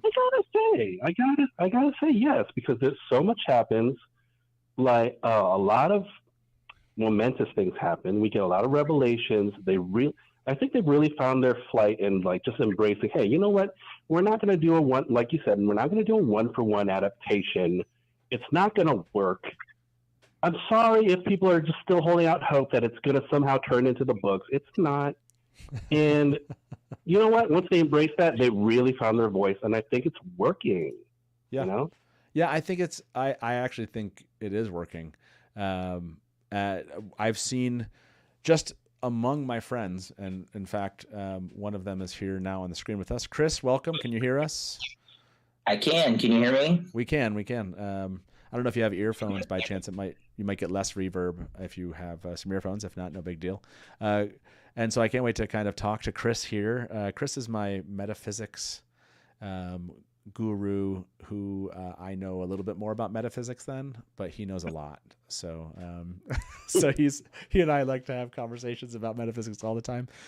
So I can't wait to get his opinion on this. But Art, what has been, I guess, for you kind of either from this episode itself or just from so far this season, what's been the most compelling aspect of it? Is it the production value? Is it the characters or their characterization? Is it a particular character? Is it a plot line? What has it been for you? I'm just glad that we're full sail right now, and I'm just gonna shout out to Allie and Gus from Real Takes. I'm gonna do my quick notes. I'm gonna do rapid fire notes. Okay, hold on. Anybody else noticed the portal stone reference when Lanfear passes by on the horse when Moraine and Rand were hiding behind the rock? I noticed that. Ran in bed with Ishi, fake out, lol. That was the Brown Aja are so playful. The Brown Aja being so playful. I love it. I think that's what everybody knows the Brown Aja is behind closed doors. And Leandrin is so complex. Yeah. And what is with this show and making me like characters that I don't like in the books? And yes. And finally, I'm always about representation. Like I'm counter. Look, I'm not going to tiptoe around the daisies about it. I'm counter to people who hate the show because their favorite character is not white and straight and cisgen, all that stuff. I don't like that. I don't care for that. And strange part about this episode is, I don't know. It's just odd that it struck me at this moment, like when Viren comes into the quarters for the Brown Anja that she's sharing for the moment. Like who is it? Naomi, the little person who's also Brown Anja. I don't know why that just the light bulb popped in my head. Like, of course there are little people in this world. Of course. Yeah. Why? And it's not mentioned, and it shouldn't be mentioned. Which is why I'm like contrary to I've gotten close to these characters enough so far into a season and a half that I'm like, it's not a mention that someone's of a particular color or has different color hair, or, whatever, or is different at all. It doesn't strike me anymore. It doesn't register anymore. Anybody who complained about it before, it's like they're still watching the show and commenting saltily about it, but they can't really hang on to these hang-ups that they have about what a character should look like and what a character should be like, or what it's just not worth holding on to anymore, and it never was. And that's what really struck me, like, really in the gut. Oh, and finally, Avienda, my favorite character. Oh my gosh, when she introduced herself from the Nine Valleys set the Batarda, tears in my eyes. I was so joyous, and I always thought that, I think they're going for a relationship between Perrin and Avienda. You think so? You think so? I don't know. I didn't get it. I didn't feel it. But I see what you're saying. Yeah, they mentioned it and they laughed about it. They laughed about it. It is one of those things. It's one of those weird things with Perrin that I'm always like, I don't know how much I'm into with Perrin and like everything that's happened to him, but they definitely do have some fun with that. No, I absolutely agree with you, which is the absence of needing to note those things because they were not noteworthy to Robert Jordan, right? Like, as in, it was just part of the world, and it's an important aspect of the world, and continues to be. And you can see them really. They're just going out to make like a really, really great show, and the fact and that, like you said, it's awesome to see, and at the same time, it's awesome that it's just as normal in the world as you would imagine it was when you read the books. So, yeah, absolutely agree with you there. How amazing is Lanfear, though? Oh, Lanfear is absolutely. Yeah. Oh my gosh, she's so terrifying. She has every bit of gravitas that she needs to have. I mean, like some people have said before, there's not this buffoonish quality to the Forsaken anymore. She's a real threat, and I'm with people who have the theory that she's like kind of the Forsaken are kind of melding in their powers with like the Golem. Yeah, I love Lanfear, and the actress is really doing a killer job. I really love it. Yeah, me too. Absolutely. Art, it's awesome to hear your voice. Do you have any final parting question for us before we let you go? Not really. I think I just vomited everything I need to say out immediately. No, that's good. It's been like a year and a half since I've been able to talk to you. I know, it's been so good. Like I said, I heard your voice and I was like, damn, that's Art, and I have not seen or heard from you enough. So hopefully this will be the last time over the next many weeks. I hope to see you in chat. Hope to hear your final thoughts on the season when it's over. So please do call in, okay? Absolutely, guys. Awesome. Hey, shout out to Joshy. Bye-bye, guys. Thank you. Thanks, Art. Bye-bye. Love it. Love to hear from Art, everybody. I'm going to put a poll. Who is the best new character of season 2 now that we've kind of watched this through? And there we go. By the way, Chris, welcome. Innkeeper, welcome. Thank you both for being here. Chris, I was going to... I'm going to let you maybe tell me like what this episode, because I know you and I have had some communication privately just about kind of your thoughts about the show. Has this season been ramping up for you? Has it peaked at this point? Was this one of your favorite episodes of the last 13? What has been, I guess, your reaction to so far, like this season? Yeah, so I have really loved this season, which has been a great relief because I was very ambivalent. Even over these last 2 years, I was very, very ambivalent about season 1 and trying to keep an open mind because a lot of the ending of season 1 involved a lot of things that were out of their control, but really nervous about how I would feel about this season. So I have loved every episode. I know I've heard you guys talk some about episode 1 of this season being slower for some folks. I was enthralled every minute of it. But it definitely has been ramping up. Last week and this week are really good. There's one very niche, nitpicky thing that won't bother anyone else that bothers me a little bit this week that I'll have to get past, which is Leandrin setting Nynaeve free as opposed to Nynaeve setting herself free with the glorious power of her anger, which is just a really iconic moment that I love from book 2, that she's just so angry that she's immediately throwing lightning bolts. Yeah. So that was one of the first things in this season that I immediately said out loud as I'm watching, oh no, I don't know, that's wrong. But that's a very minor thing. The episode was fantastic. Yeah. That is the one thing that caught me off guard, for sure. Really? By the way, let me check the poll here. Not enough of you have voted yet. I see some desire to not vote on this poll. I think that's offensive. So who is the next best new character season 2? Seems overwhelmingly that you're saying it's Lanfear, which I agree. By the way, I love how many people voted for Elsie, as though that was like technically Elsie, yes, in this one is not Lanfear, as we know. So I understand. I can see it, but I wanted to check and see how many of you were with me. And by the way, A Flame in the Void just said, just joined. Is Matt doing okay, guys? Is he done hyperventilating yet? I don't think I'm hyperventilating anymore. I think I came down off of that. There was some clear hyperventilation at the beginning. You're hyperventilating. Am I still hyperventilating? Let me end this poll really quick. I don't know what you're talking about. Innkeeper, I want to ask us, maybe before I get your thoughts on this, I want to play this scene. Kate clipped out all these scenes, and I'm going to freaking watch them because they're amazing. This one surprised me a little bit because I was like, actually, I don't remember as much of what they were doing in Falma. I want to go to the 3 of you and find out what you thought about this moment here from episode 5. Oh, this isn't the moment. No, it was the previous one. I wanted the other moment. Let me see if I have that one. I was like, no, that's not the...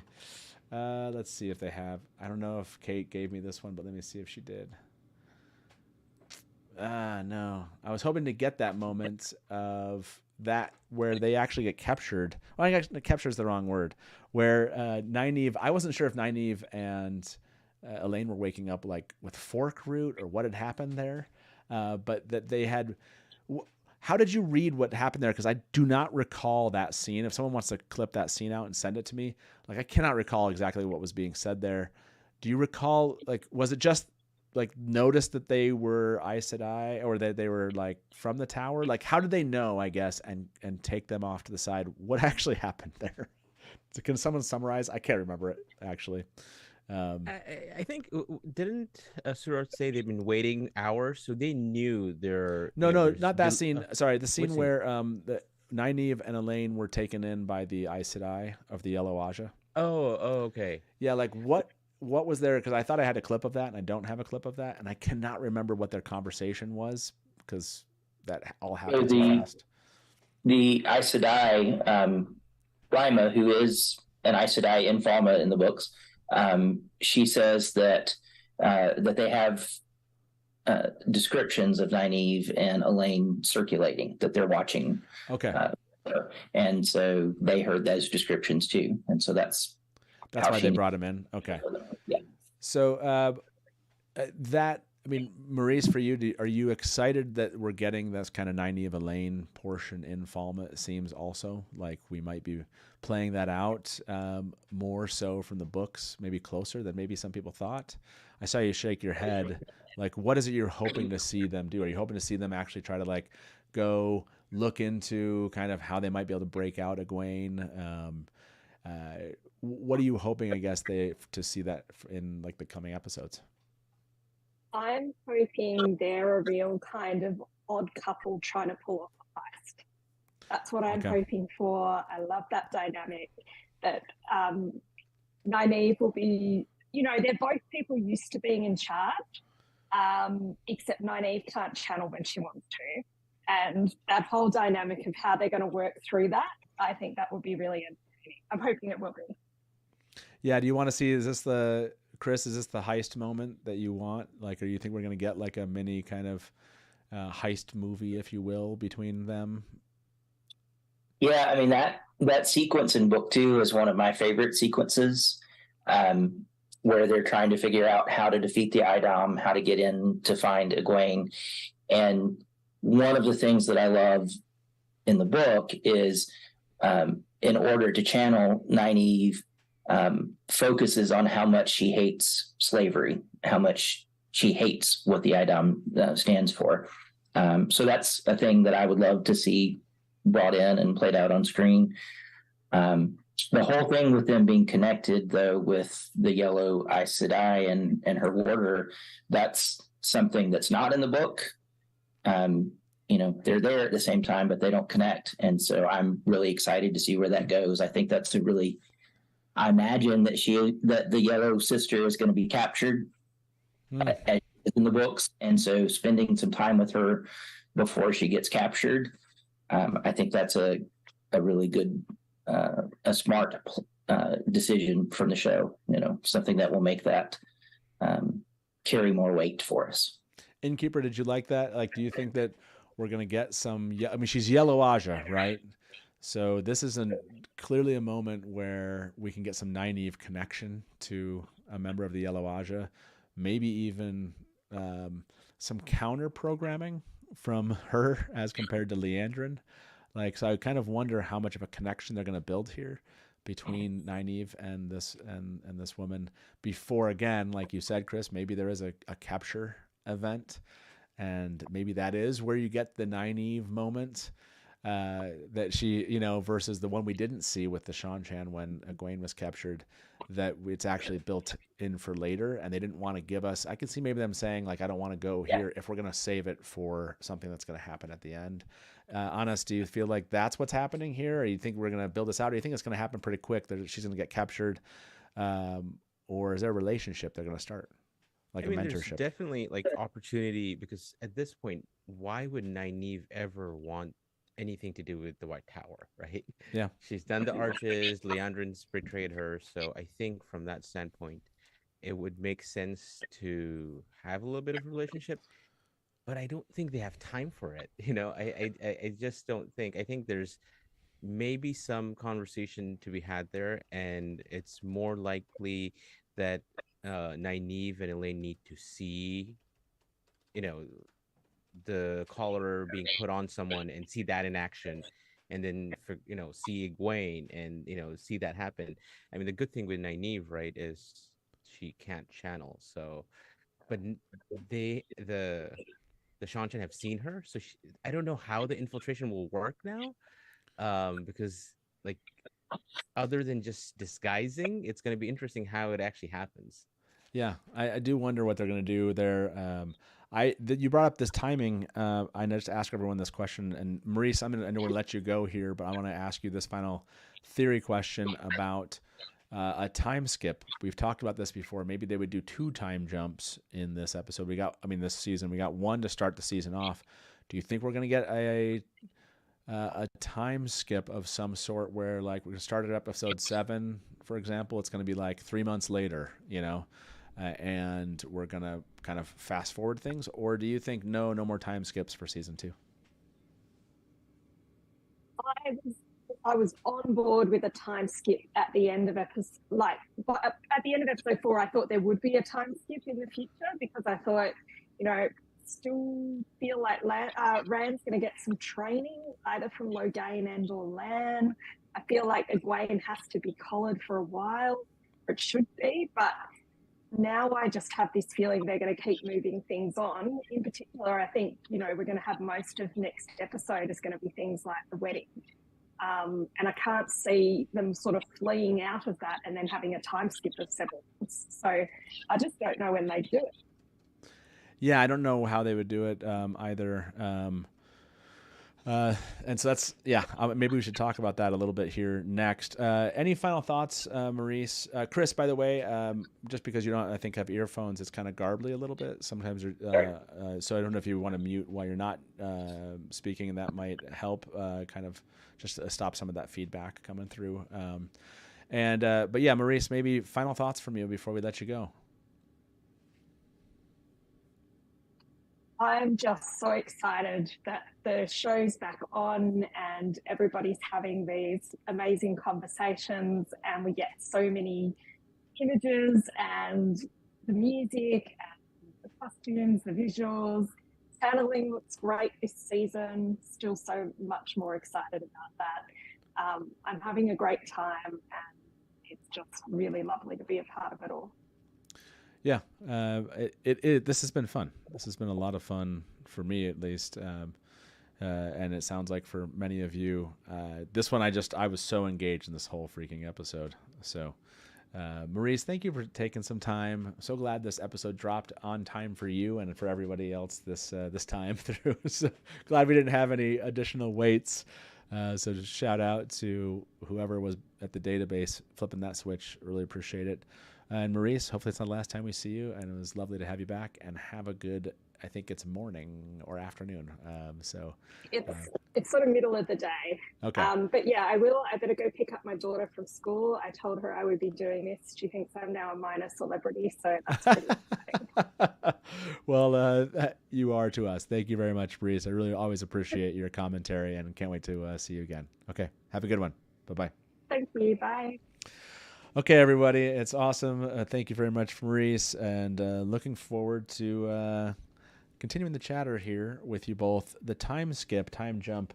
So far, we've gotten like 100+ votes. I'm gonna leave this one open for a bit. We have 2 more callers. One has been waiting an hour 24. We'll bring them in here shortly. We haven't talked about this. I don't think we should avoid the conversation. I think we should have it. Nicholas, thank you for the tip. Episode was an 8, but I redact 1 point due to bobblehead bald cap. So let's talk about the bald cap, everybody. We don't have to focus. We're not going to spend a lot of time on it. I'll be honest. I saw a shot out of the clip. That's when I was like, oh, that is like not working for me. The other shots where she was talking to Ishamael, it never bugged me. I didn't even think about it twice. There was just a shot that they had when she was up on the palanquin where I was like, okay, I don't know why they didn't do something there. When they did the side shot and everything else, I thought it was totally fine. I wasn't actually. I thought it was gonna be so distracting. It did not end up becoming a distracting point for me from the episode. It was just that one clip that they showed where I was like, okay, that is a weird shot that they have. I don't know if it was just from the angle or what it was. Chris, was this a distracting thing for you? The bald cap on Suroth? No, honestly, I missed it. So, okay. So didn't even note it. Okay, yeah. For you, Innkeeper, was during the show. I know you had done the episode yesterday, and people had talked about that. Did it become a distracting aspect of it for you? I think the first look was jarring, and then I was like, I can move past this, and I didn't notice it afterwards. So, I think Karima McAdams, her performance is interesting. I think the character, I don't remember Suroth's character as well, but apparently she has a temper. I don't necessarily. I remember from the books that she does like. Yeah. I feel like that.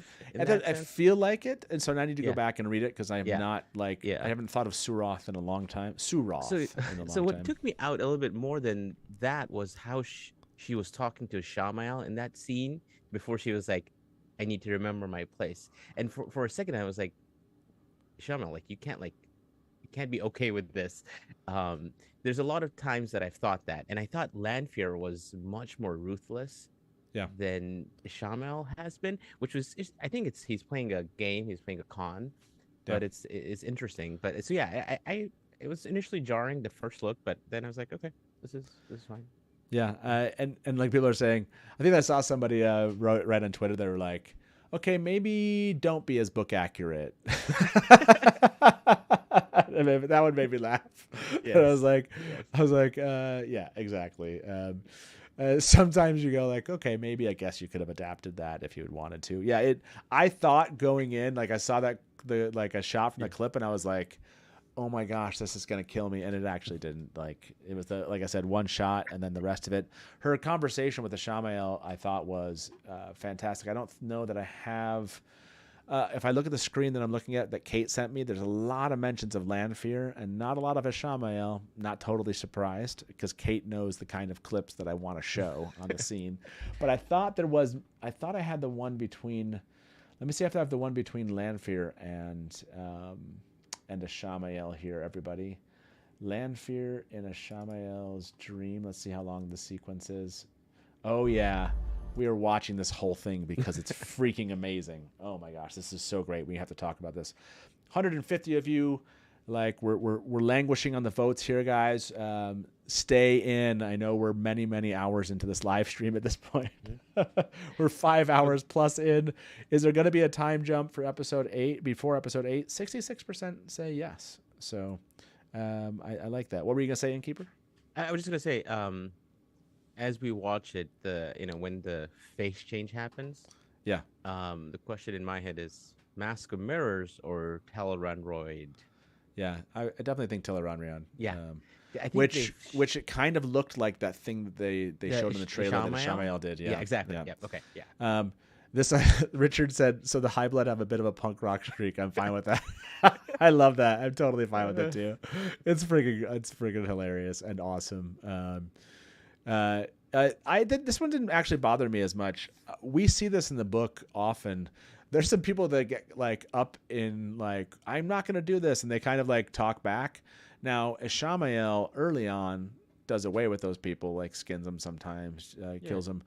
This feels like always has felt to me like a Moradin mix of what they're giving us. So I'm not totally surprised that he has plots and he's not going to like, he said this later on to Lanfear, like he's not going to like screw over a plot because somebody just happened to be a little bit angsty in the moment and she realized her place and apologized. He eventually will take her out, but use her until that. So right. I thought it was. We should watch that. I mean, is that what you're showing? Yeah, we're totally going to watch that here. Yeah. I saw a comment by Sildor here. I can't show the whole comment there. Sorry.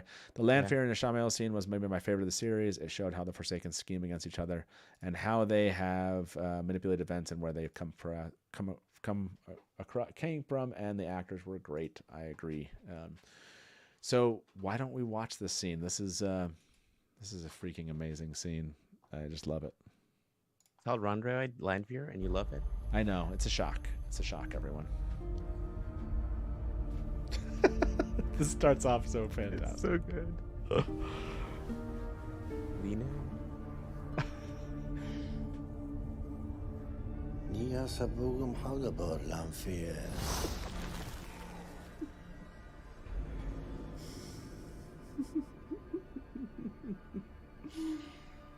How'd you know?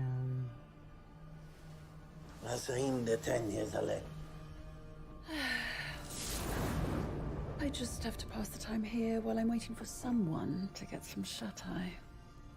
Seni rodaronen, Yugargio. No sendaronen abaltadne. Hamestreto at. Sen Danila Mastrani Mashim Ikerenia. Dear William. To the future. After our great Lord's victory. I assume Rand learned the truth about your Innkeeper Act. How did you tell him? I didn't. Moiraine did. I'm surprised you let her live in the first place. And Deadeye said I is useless. And one without power isn't. Desperation opens the mind to more interesting choices, as it did for you. Aren't you worried I'll betray you? Such a great line. Will you?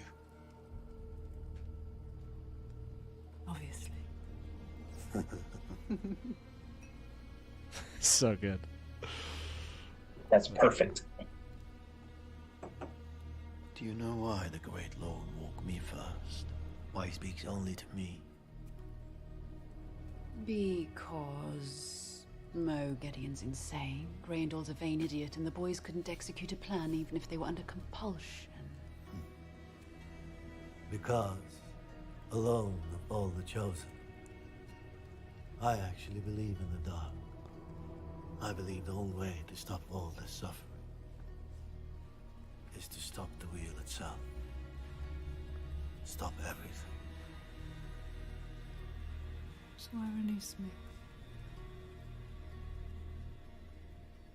Because I know what you want. What you've always wanted. You're getting better in the dream world. I've had nothing if not time. I love that look of her face when he's not watching her. To his predecessor. Rand is softer. Takes no pride in his birthright and rejects his own power. And what about the girls? Is your little Aes Sedai pushing them along their way? I've only just collected them. But one craves power, and the other one fears it. And the boys? One Matt was born mine, and Perrin will soon be more wolf than man.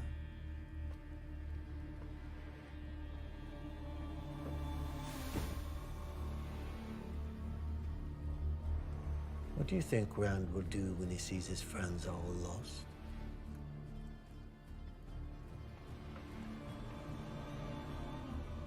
He will break.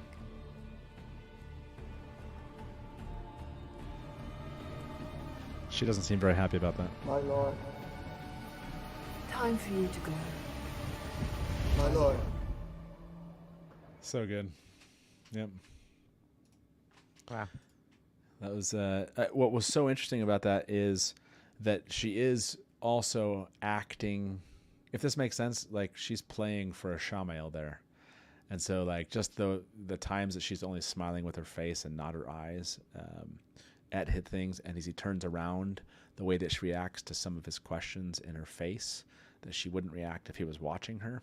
And even that last thing that he says to her when she said he'll break, there's not like a joy in what he's like. There's still like some pain in admitting that, and not what she wants.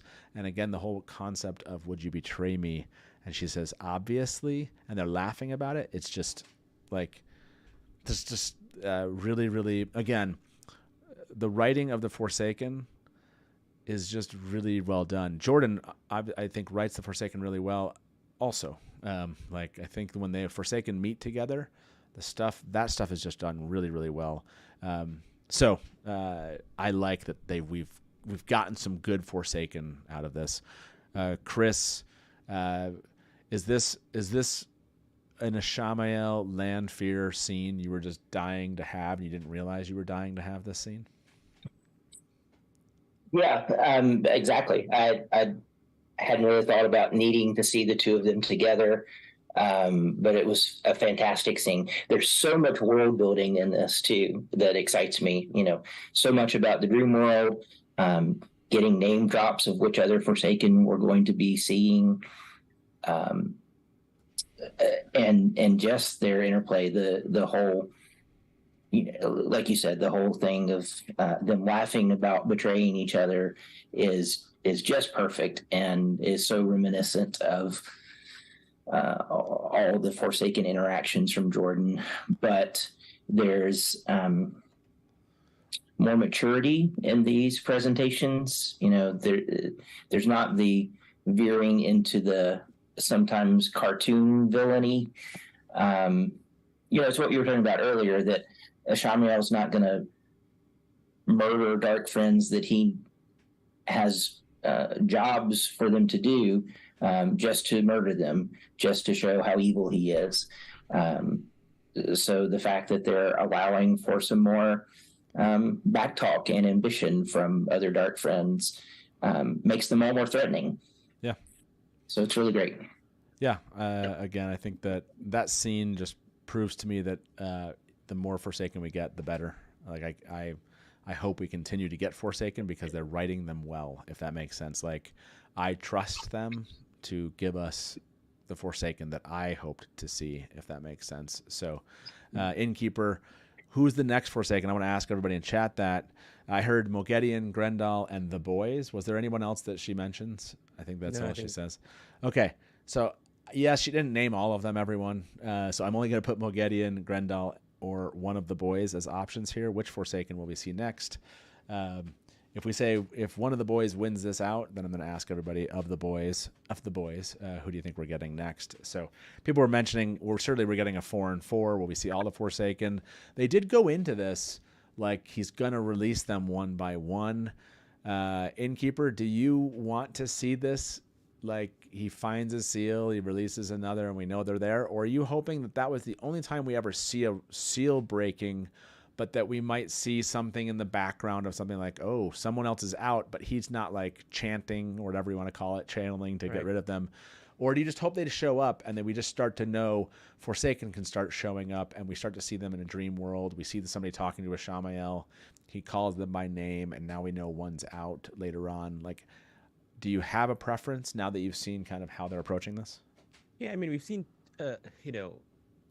the like kind of scheming Shamael is doing. Like, he has a hand in everything. So he's gone to Perrin. He's done, getting Leandrin to do her, get Matt to Falma.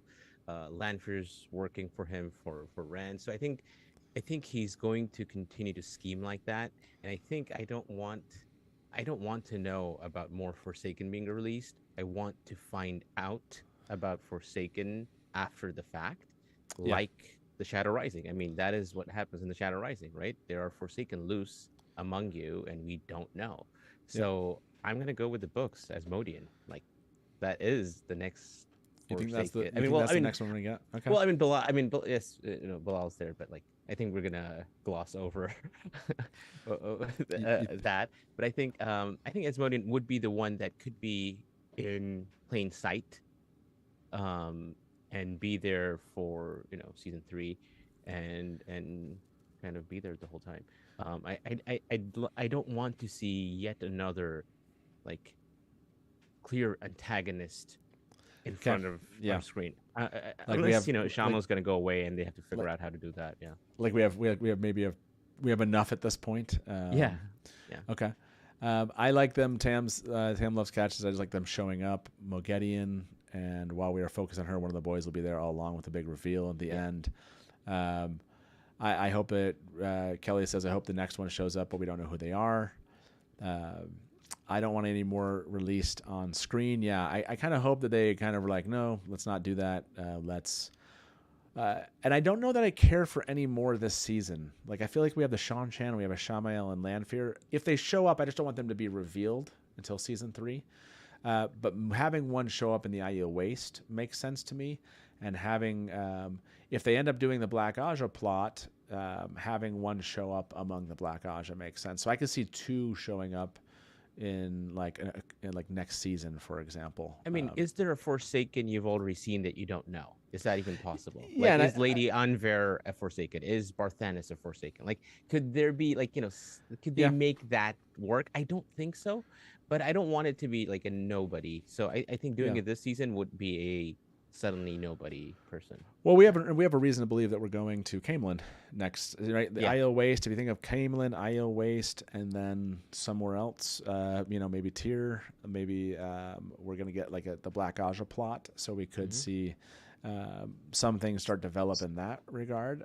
I would like. Is there Forsaken among the Aes Sedai in the tower?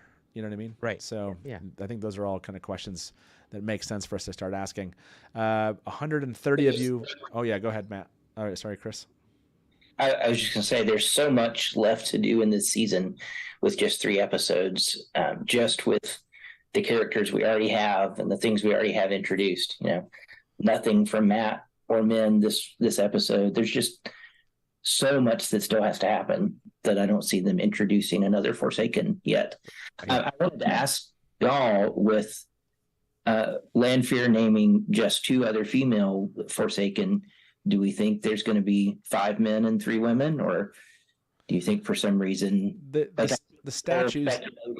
They did the whole statue thing, and you had it seemed like they had 4 men, 4 women. They certainly can do whatever they want to do. It seems to us like they would probably split it, and that's been kind of the thought of like, I think the candidates have been Semirhage, Grendel, Moghedien, and then it was like Asmodean, Demandred, and it's either like a Masana, Semirhage, like one or the other, right?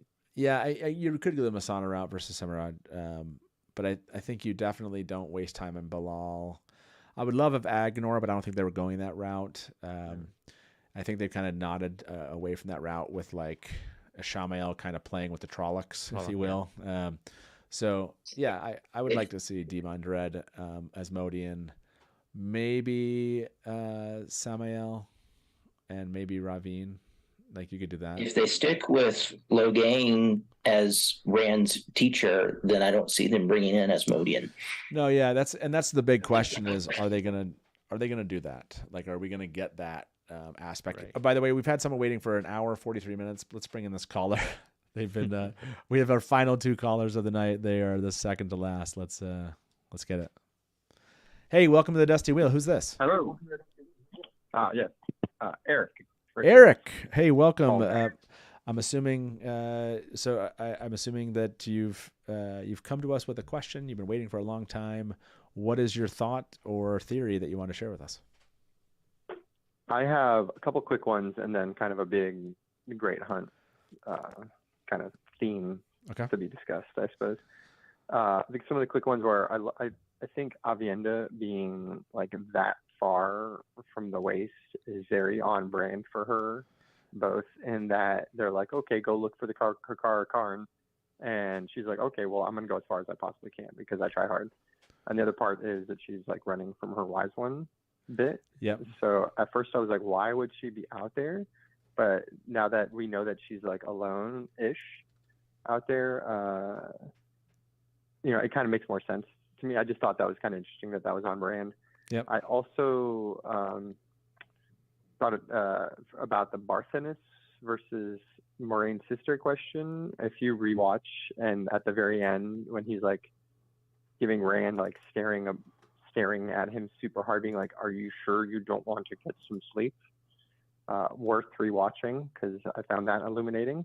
Wait, so where is it? The hold on a second. Let me see if I can. Like the last scene with Rand before he goes to sleep. The last scene with Rand before he goes to sleep. Oh, when she's talking to Rand. Is that what you're talking about? When Moraine's talking to Rand? Or is there right before that, Barthanes and him, they're like playing cards or something. I forget. Oh, yeah. By the way, I need to go back and watch like that. I've only seen this once, and now I'm like, oh, I do kind of remember that showed up. Oh man. Oh shoot. Yes, I don't know that I have that. Oh, I don't know if I have that clip, but yeah, no. Now I know what you're talking about. What does he say to him, or like what is the thing you're remembering?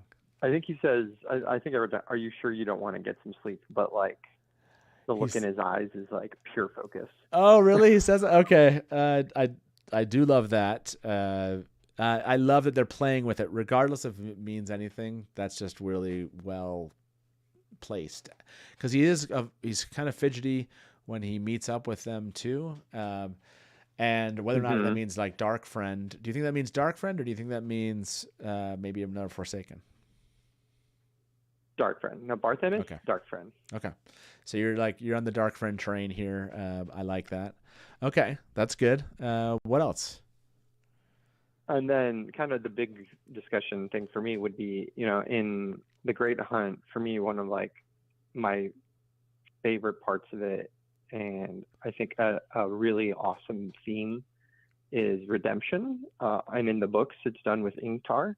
Yeah. And before the season started, like, what are you looking forward to? You know, like on Twitter threads, I'd be like, Ingtar's redemption, Ingtar's redemption. And it became pretty clear at the beginning that it's not going to be, it might still happen, but it wasn't going to be fleshed out the way it is in the books, because Rand's not there to like be that model for him, to like bring him to the light. Yeah. And so I was a little disappointed in that. You know, I mean, it's Sure. not a big disappointment because, you know, everything's been really good. But I think, you know, the fact that they're kind of doing it with Liandrin via Nynaeve, like, is like not an angle I ever would have expected. And I wouldn't have, if you would have asked me beforehand, like, could that work? I would have been like, no, because the Ingtar Rand thing is so powerful. But I think it's kind of there, and like and even if it's not intentional, like, it's still there and it's pleasing to me. And I set the bar pretty high on that. And so I think the fact that they're kind of achieving that is impressive. And, you know, we've talked about Liandrin a lot, but not like in the redemption sense, you know, like we've talked about how much we like her. So I actually have another thing that I was thinking. Are they setting up Liandrin to actually become chosen? Can they even, like, you know, go the other way? Okay, hold on. I gotta ask everybody. Like, this is a wild. So, anyways, 150 of you voted on which Forsaken will we see next. 58% said Moghedien. 36% said one of the boys. I think Moghedien, it makes sense. Okay, what do we think? What is Liandrin? What is the end of Liandrin's arc? Or now we might not see this ever, but right, the way she plays with Suroth and that conversation of I'm going to collar you and I'm going to get you.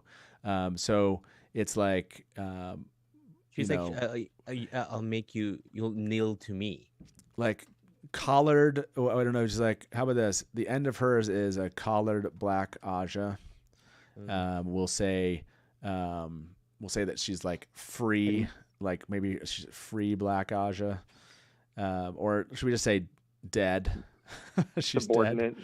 Or we can say, and we'll call this the Forsaken redemption option.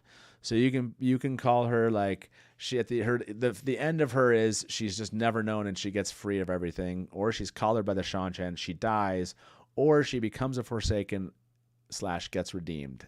Are we okay with those options? Those are the four. What is the end of Liandrin's arc they have planned in the show? Chris, do you have a preference? Because this Ingtar idea that you're bringing up, Eric, I never thought about pushing it over to Liandrin, and like the idea just like hurts me a little bit and blows my mind, but then makes me go like, would they change the redemption idea that they gave Ingtar, that no one is too long in the dark, that they can't come to the light, and make that into Liandrin?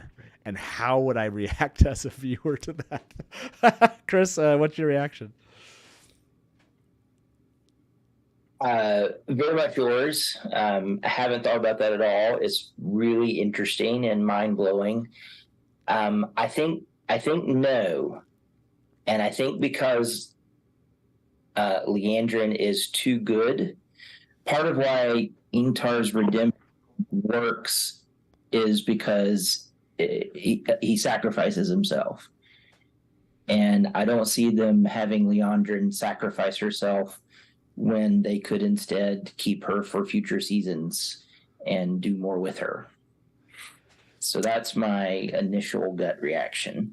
But think about that. Like, how much would that just destroy all of us if Liandrin sacrificed herself for something at the very end? It would just be like, oh my gosh, like that thought hurts my brain a little bit.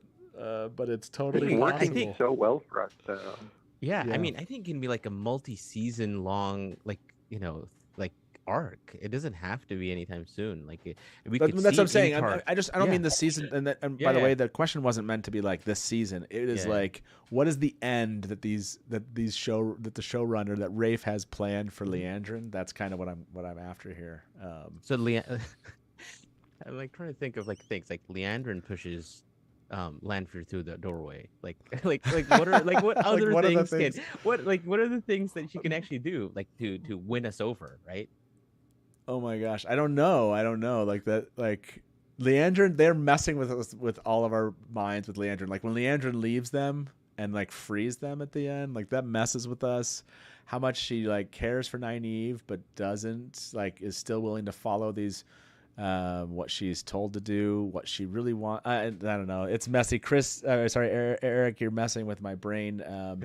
Which of these do you like any of these other options better? Like actually make Leandrin become one of the new chosen? Like, I didn't think about them pushing her that far. I'd have to think about it because it would be like, in one way, it cut so deep in only a way that like the evil of the chosen or the Forsaken could, right? Like it would cut so deep that like that is like kind of evil. It shows that evil can be like so close, just like with Lanfear, right? Lanfear is like, oh, in the books you're like, is she actually going to help Rain or is she actually just like stupidly evil? Like which one is it? Sorry to say stupidly. What is that? What are you trying to say? Like that's a terrible characterization. Bro. I'm gonna get blocked. It's like you're in timeout in chat. That's a good one. No, this is like you were saying, you're like, I have some comments, but let me bring you a theory that will break your brains. Okay, Eric, we are going to sit on this one for a bit and discuss this while you jump back into chat. So remind me how did you answer this again? Is this your favorite? Is the 13th episode your favorite of all the Wheel of Time episodes, or is this something else to kind of beat it? I kind of want to pull Lauren and say, don't make me pick till the end. No, pick right now. Don't wimp out like Lauren did. My favorite. Fine. Okay. My favorite. Good. There we go. I know, and that was because of Lanfear. I know. That was amazing. Can I do one? This quick was shout Daughter out of the Night. Yeah, you can shout it out. What do you want to shout out? Go ahead. I was just going to say, I think that the Torak being redeeming for the Shan Chen, like he is in the books, like, he's like a good guy, like a respectable, honorable dude in the books. And in this, it's like he clearly is like, Suroth, you are terrible. I hate you. Like, you are the wrong thing for us. We need to like secure this for the light. I think that's another kind of book accurate thing that, are they going to make us disappointed when he gets killed? Like if they pull that off, that's another like check on the list. Yep. I like what they're doing with the Shan Chan. I really like this episode. It was fun to see kind of like the disturbance between the two of them, Turok and Suroth. Obviously, if they follow the book, this is definitely going to be Turok's not going to make it, and Suroth is going to still be. She's going to carry on the return, and she's going to take over kind of the lead. And I think, this has been going. This man. I said this before, and I'll say this again. No offense to those of you that love The Eye of the World. I totally get it. Picked it up when I was 15. I love the book from a nostalgic standpoint, from an entry standpoint. The Great Hunt and The Dragon Reborn are better books. It's a better story. There's better plots, better characters, and it actually is a much more interesting overall idea of a world than the kind of Tolkien sketch we got in The Eye of the World. So all I heard was Lanfear's in book 2. Yes, that's part of it too. Eric, thank you so much for calling in, man. Thank you for waiting around, and I appreciate it. We'll talk to you soon. Bye-bye. All right, I have a question for you. Okay. Is it for me or for both of us? Well, for everyone. Okay. So, this big game plan that Moraine has now is, Rand, you need to like fool Lanfear into believing and like get Ishi's plan. How is he going to actually do that? Like what is like, how can Rand play Lanfear? Are we going to basically see some of Luce Theron come through? Is he going to? I mean, this is just again me speculating now. Is he going to call her Mirren like that? Like what is going to be the way? No, what? That would be weird. Lanfear, I'm just trying to think. Like, well, how will Lanfear be fooled easily? Because I think that needs to happen. Lanfear, like, they're setting this up to like a big thing where Rand needs to now confront Lanfear and somehow, win or something. No, that's an interesting. I don't know because obviously she's going to see through whatever he tries. Right. But I think he could play. I think he's just gonna play the kind of like he still loves her, and he doesn't understand why she didn't explain who she was. I think go back on that monster thing and what can she teach him how to channel? Can she help him? And I could see them taking that whole Lanfear idea from the book where Lanfear's like, I found somebody to help you channel. It's Asmodean. And I could think that they flip that script and Rand is like, uses her to Like, help him. Yeah, help Yeah. him. Like, Yeah. I don't know these things that you're telling me. You say that there's this person. You say I am this person. Like, help me understand how that. I could see him going that route and trying to gain some kind of sympathy and help from her, even though she's seeing through the idea of him trying to use her in some form or fashion. I think that's because he's not going to fool her, but he could use her potentially because in the books, that's what right. She's willing to help him if he'll help her. Right. And so I could see her trying to say basically like, it would be amazing if they really embedded in that whole idea of that what she really wants and if he asks her, what is it you really want? Mm-hmm. And she's like, what do I really want is that we rule the world, right? That we destroy the Dark One, and I can totally see of him saying like, I can't do that until I know how to channel and I can't right. And so the aspect of building in that foundation of her helping that, and maybe that's where we get an Asmodean or something in the next season. I could see that. That's Chris. What is your interpretation of that, or what do you think the answer would be?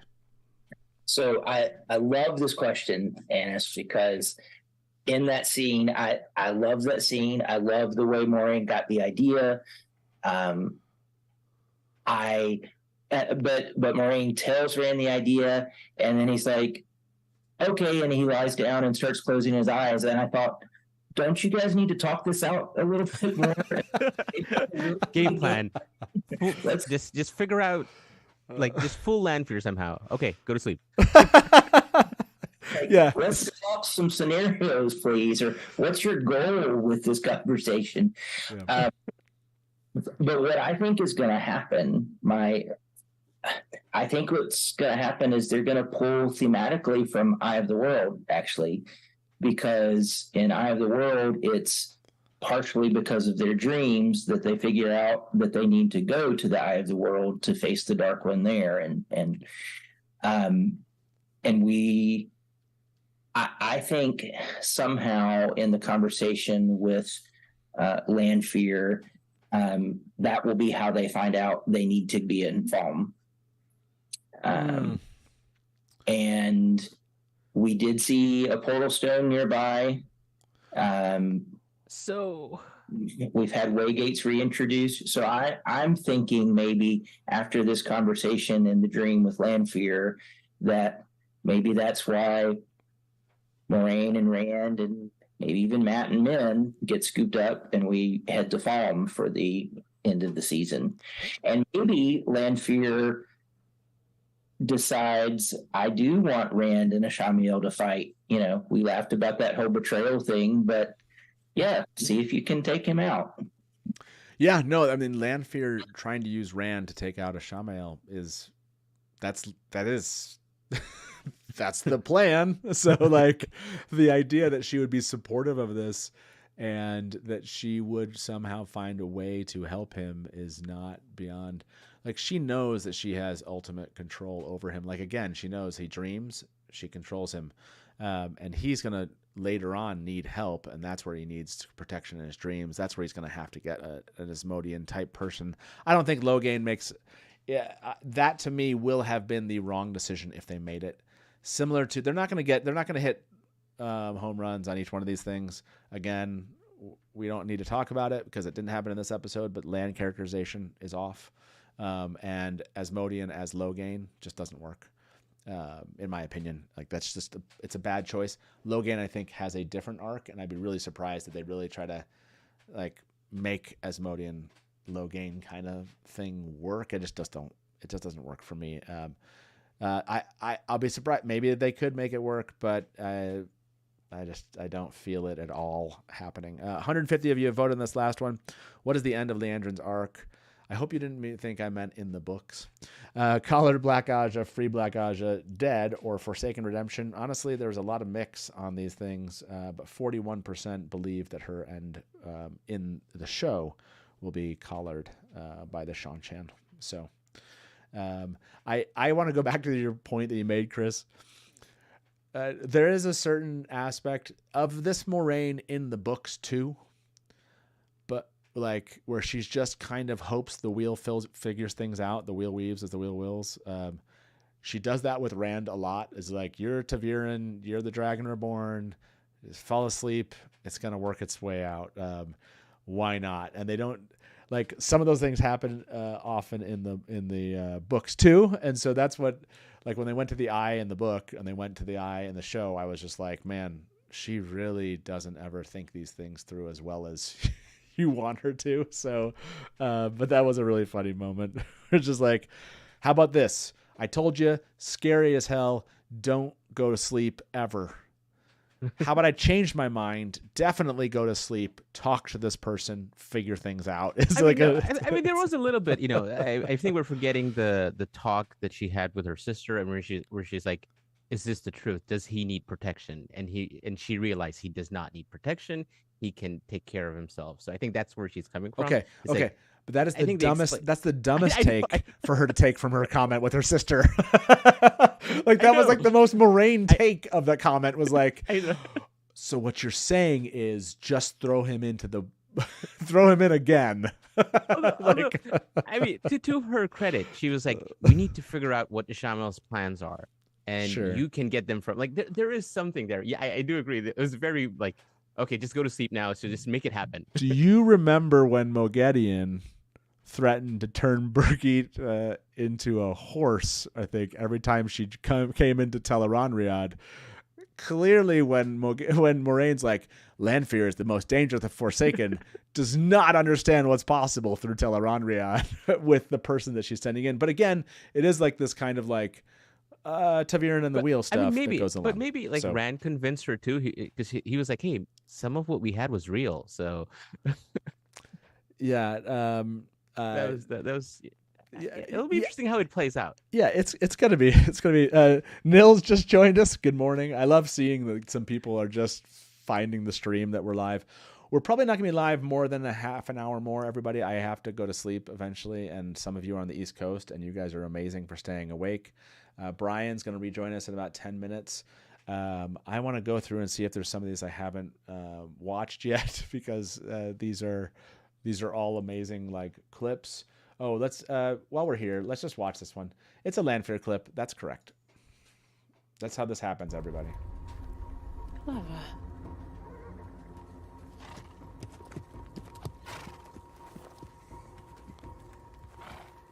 Good evening, my lady. Do you need help? Yes, actually.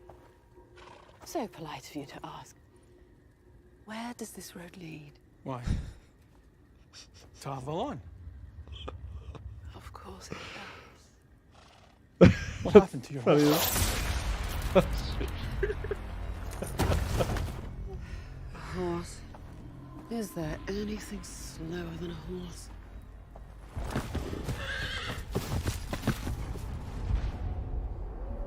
Oh my gosh. That is not how roads work. The fact that they came back there. And then she's just like, shut up. Literally all roads lead to Tarbo. I'll be honest, everybody. I know like they call Daughter of the Night, but this is the episode that I was actually waiting for. So like my reaction, if you went back and watched some of my reactions, I'm sure to this episode, like that one I think was like this.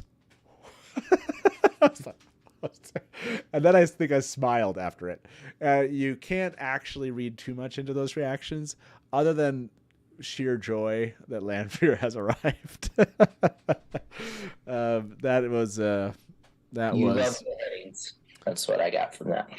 Look, I didn't want to see that man brutalized, but I knew I knew it was gonna happen. That was for sure. So yeah, that was a great one. I don't know. Did you see Eric's comments? No, what did he say? He's like, "Did you fist pump or what?" I think no, there was. I did some fist pumps, but I don't think I fist pumped. I don't remember, honestly. You'd have to look at the timer and find those reactions. 9 minutes 21 seconds.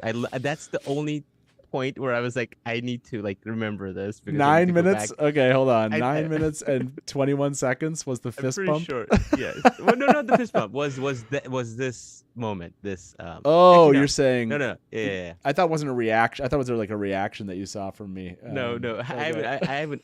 That's the time I need to go back and look what you were doing.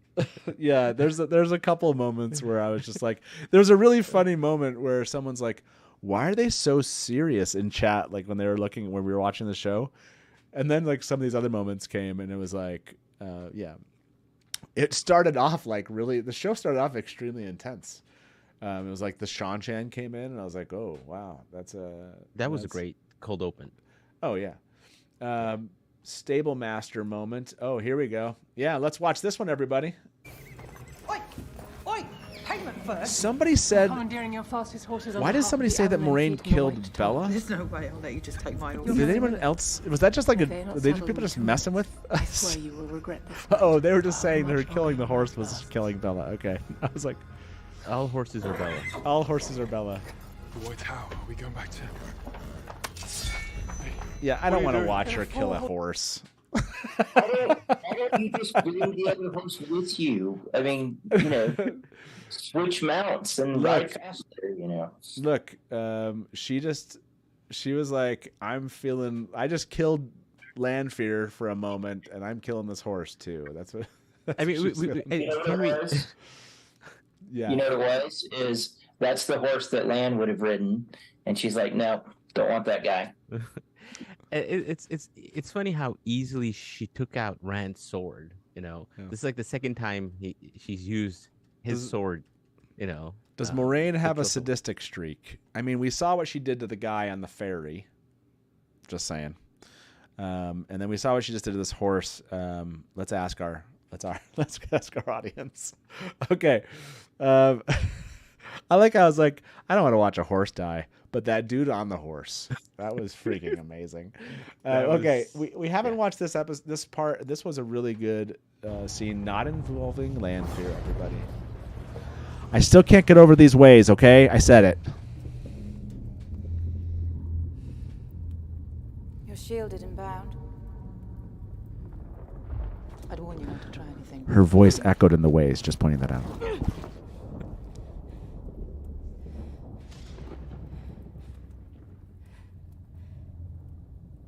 How did you attack us with the one power? You broke the 3 oaths. I've broken many more than that.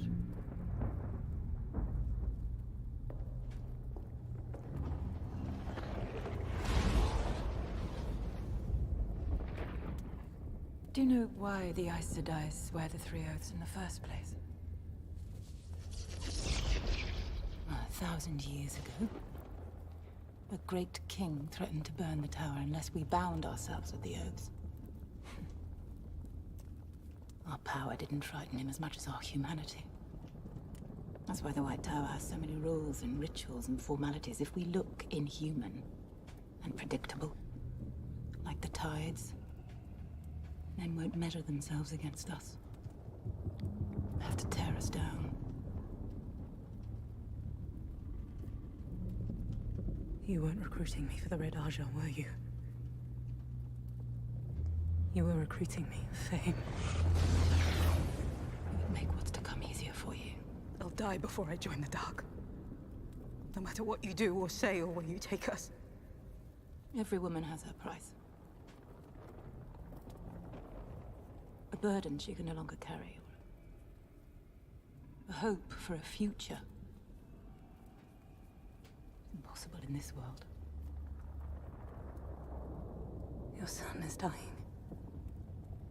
You've betrayed your sisters. And you're sitting in the dark trying to justify yourself to a woman you kidnapped. Was your price worth all this?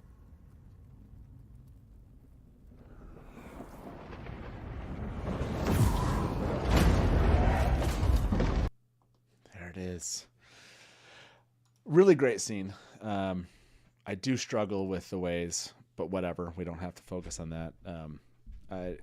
As we pointed out in chat, hey, horses made it through the ways this year, which I'm happy about. That I did ask this poll. I saw people saying no, she's ruthless, but yeah, people were like yes and no on the sadistic streak. 109 of you have voted yes, ruthless. I don't think anyone thinks she's actually sadistic in that way, other than like there's a ruthlessness that, though, like obviously. I'm not saying she enjoyed it, but I mean, certainly was not. She does what she has to do. That's for sure. The way she's treating Lan is much worse than what she did to that horse. Okay, hold on a second. Who's doing better, the horse or by Lan? the way, this is the part of the show where it just gets ridiculous and absurd, and like nothing. Everything is just funny. So yeah, who had it worse? Lan, the horse, the ferryman, or the stable, the stable master. Yeah. Who had it worse from Moraine? There we go. This is a great question. I don't even know what I would say. This is good. I know what I'm saying. There's still like 400 of you just hanging around thinking, what do you think we're doing 12 hours? We can't do 12 hours. I can't do 12 hours today, but we are going to do, like I said, up until about 2 a.m. Eastern. Wow, Eric, more or less ridiculous than Dear Dusty Gleeman. That hurts. That hurts. That was ruthless and quite sadistic of you to say. Like I said, Brian will be joining us here shortly. I wish that I had I wish we were just watching the whole freaking episode over again. I basically like these clips are amazing. Thank you so much, Kate. I have the Waygate escape one. Does anyone here, by raise of hands between the two of you, do you want to see the scene between Leandrin and Suroth again? Did you like that scene? Oh, the Waygate. Yeah, no. I saw it like yesterday too. Ooh, mug! I did say we're going to give away mugs for people that stuck around. Innkeeper, can you kick that off? Is that possible? Yeah, I can do okay, that. Yeah, I can let's do that. Let's do that. Let's do that while we're like chilling out, making fun of that. Who had it worse? Lan is definitely winning this poll right now. There's one other thing I wanted to. Hold on. Light Blinded Fool said, "Is this a live? Is Light Blinded Fool the last person on the call?" There's one last person waiting. If this is Light Blinded Fool, I'm gonna bring in laugh out loud. Like I'm laughing right now. Let's bring our last caller into the show, who's been waiting an hour and 5 minutes. Welcome to the Dusty Wheel. Who's this? Hey, it's Light Blinded Fool. This is good. Yeah. Hey, I just wanted to call in and I just want to say, like, this is such a great episode. This is definitely my favorite episode so far. To answer your first question, and I mean, we have Varen, who obviously already knows all the prophecies, saying to Moraine she's going to go check out the prophecies, but obviously she's there for other purposes. To check out the Wonder Girls, maybe some sort of twisted ring in the future, But we also have our first Forsaken water cooler chat, right? We have Nynaeve and Elaine buddy cop, but obviously very ineffectual buddy cops so far.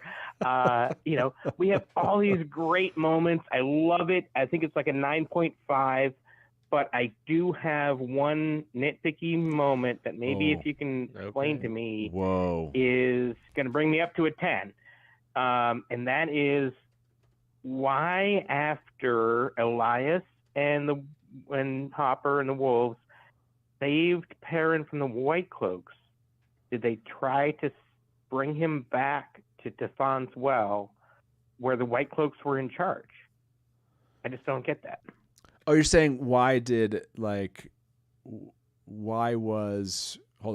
You're saying why was Elias bringing him back? Is that what you're saying? Right. Yeah, Elias, and then Hopper later with like the image of Uno in the cage, which is whoa. Why do they have to tell us about that one again? But yeah. That's a good question. I wonder if that. I wonder if we could say that the handoff there was not well done. In other words, what real purpose? Basically, I got the feeling like Elias was like, "No, we're not going towards Falma. We're leaving," and they were passing Atuans or Mill. But I didn't get the feeling. Did you get the feeling like Elias wanted to go to the mill? Am I misremembering? Or just that they were passing by it? I think it was more like the way I took it it was more like parents like, wait, this is Atuan's mill. We're going the wrong way. I don't think it was like or Atuan's mill. Yeah, sorry. Yeah, I don't think Elias wants to go to any city or that kind of place. I think Perrin just happened to notice it, and Hopper was just helping Perrin out because Hopper's Perrin's best friend now. I mean, I think that's what it was afterwards. So I guess I could see the Hopper part. It's just weird that like they looped back around there, and like it was kind of like I guess it was Elias not wanting to go to Falm because that's where the Shan are. But like, why did they go back there when the White Cloaks were? It's just weird. Yeah, but it's cool. That was my only like kind of like questioning moment from the whole thing. The rest of it was all just like, wow, I'm amazed. I'm absolutely blown away by the show. I love it. And I really love where they're going with it. I hope the quality stays at this level. Even below this level, it'd still be great. Because this was amazing. I'm absolutely blown away by this episode. I love it. Yeah, I was too. This one was, if this makes sense, I was expecting this last episode, like to have loved it this much. This is definitely my favorite episode. There were just, like I said, one moment I thought they just missed an opportunity to just knock this out of the park more so than they did. But this is definitely, I think, ratings are so subjective, but I would definitely give this a 9. Like to me, like you could not, there's very little here that I feel like you could have done better. But I always like to leave, I think, room for improvement. Definitely, I don't think I have given no episode in this series a 9 up to this point. So, like for me, like this is like they could do something even better. But there were so many things that happened here that from the books, just the aspect of Kyrian and how it's coming together, and the aspects of like the tower plots and Varen and Moraine. I really hope that we get Lan back in here and Matt and Min, and we actually get some of these things moving again. So the people are asking what was the moment. The moment was the loss of, and people, we did a poll on this earlier. Like every time we would ask, was this adapted well? It was like a 93-7, 94-6, except for when we say, how about the Shan-Chan and Leandrin coming out of the Waygate moment, and that had like a 55-45, something like that. And because they missed on, and maybe this is a good thing because I can't take another Nynaeve just blows everything up moment again, right? Because they've almost overused it, but the chase them down thing just did not work. Like they didn't play up the Egwene defending them enough visually to make it feel like Elaine and Nynaeve could have run away from the Shan-Chan. Like there's too much walking by the Shan-Chan.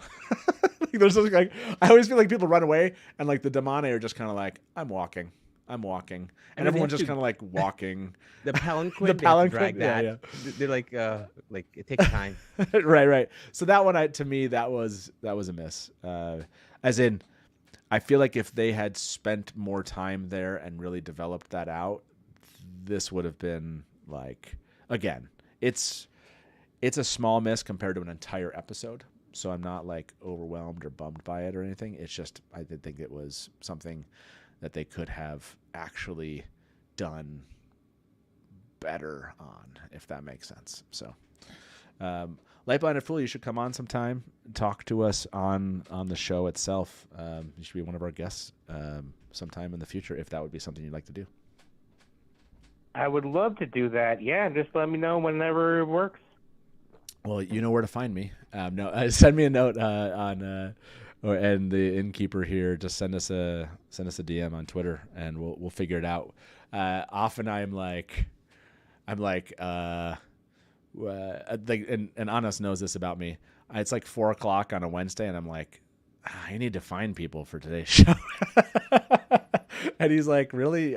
Sometimes life is busy, and I'm just like, I really thought about doing that yesterday and didn't. I should have done that. So no, it's really helpful for me to have some people where I can go, you know what? I'm going to invite someone I haven't had on before versus people that have been on. So yeah, I'd love to have you on, Light Blinded Fool. Just send me a note, and we'll make it happen. Yeah, I mean, I catch most shows, so I'm usually around, and I'm happy to be a last-minute addition. No, I'd love it. PM you. I know I tell people, I always tell them, like, if I send you a note last minute, is it possible on a Wednesday or Thursday? And people say yes, and I'm like, sweet. I can ping you. Mary Frenzy is in chat, by the way. Our good friend Frenzy said, "Did Matt rate this episode high because of those thigh-high lace-up boots?" Oh, I didn't even realize that. Were they thigh-high? Look, I don't know what you're talking about, Frenzy.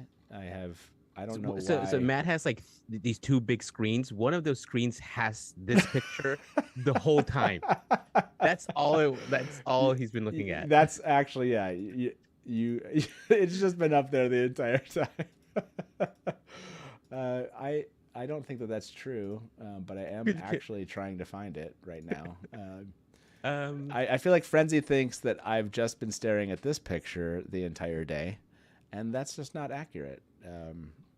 But I'm not saying thigh high. Wow. I'm not saying that like this is not a part of the whole appreciation of what it was Lanfear. I mean, we cut out at the middle of the scene, so I'm thinking maybe like episode 6 might be Matt's favorite because we'll probably get more boots in the next one. Okay, here we go. We'll ask this question because this is the silly part of the show. 161 votes. Who had it worse from Moraine? Lan won that one. That was good. I like Eric Richter saying the real reason Matt wants to leave in response to that image. Okay, I'll ask this question. Has Innkeeper Hatch ever seen Lanfear in his dreams? What do you believe, people out there? I'm going to give you a chance to come up with what you think the answer is to that question, and I will truthfully answer this question for you today. So, Chris, have I ever seen Lanfear? What is your belief on this question? Absolutely. Okay. The question is, have you ever dreamed without Lanfear being in your dreams since you were introduced to her in the early 90s? I've ever had a dream. What is your... Matt needs to watch the BTS for this episode for more of Lanfear's outfit. Oh. Well, that might be why we need to end this episode. I didn't realize there was a... Why isn't somebody... Kate, if you ever see this, how did you not cut out the BTS footage and send it? No, I can't get on Kate's case because Kate did everything and made this so much more fun to have like images. By the way, this one I think is from Kate, and this is a little bit better shot of that same image. So why not look at it while we can? So this is a little bit further away.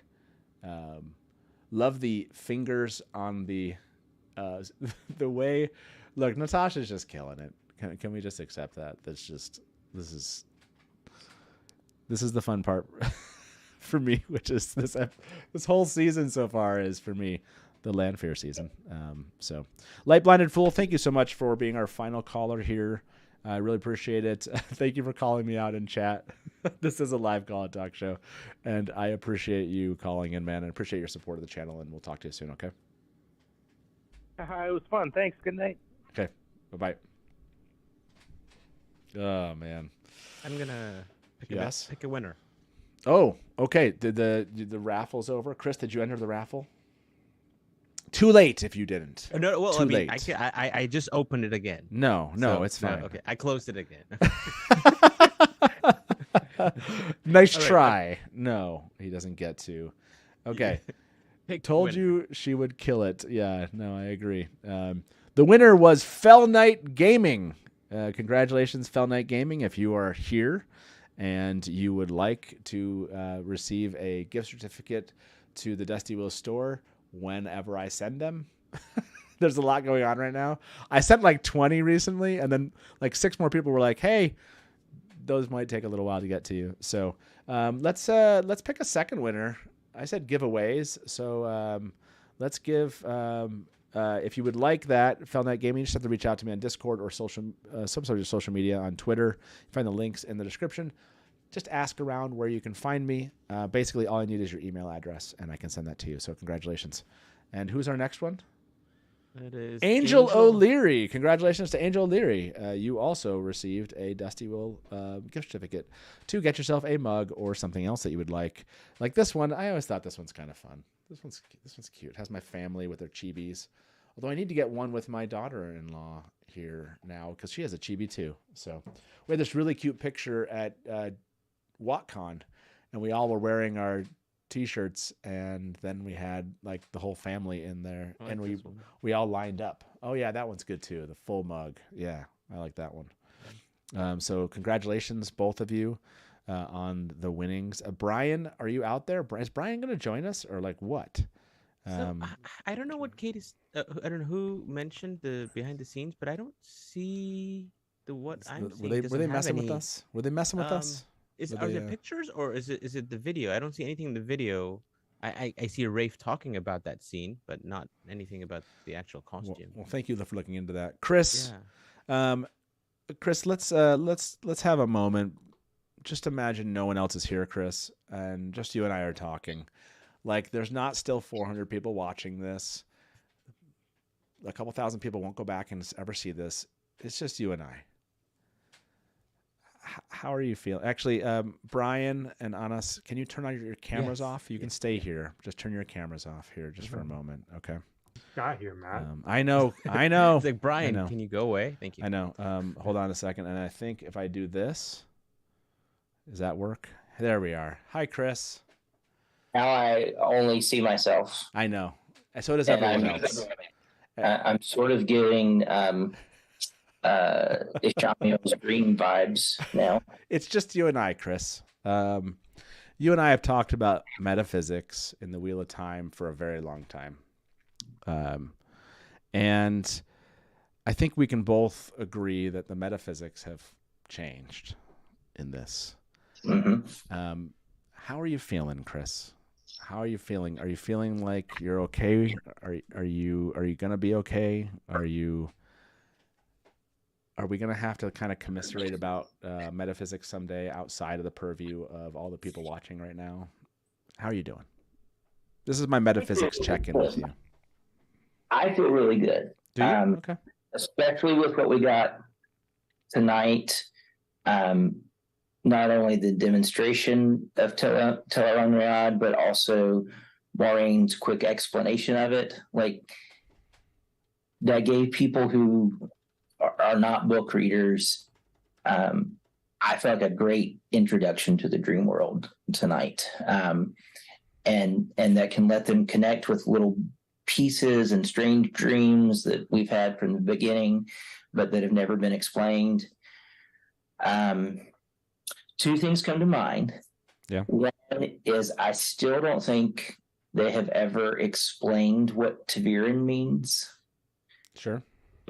And when you have things like Moraine saying, yeah, Rand, just go to sleep and full land fear, it might be good to have some explanation of what Taviran is and why that doesn't sound like a suicide plan. So I do wish they would have a 1 or 2 sentence explanation of Taviran, the same way she gave an explanation of the dream world tonight.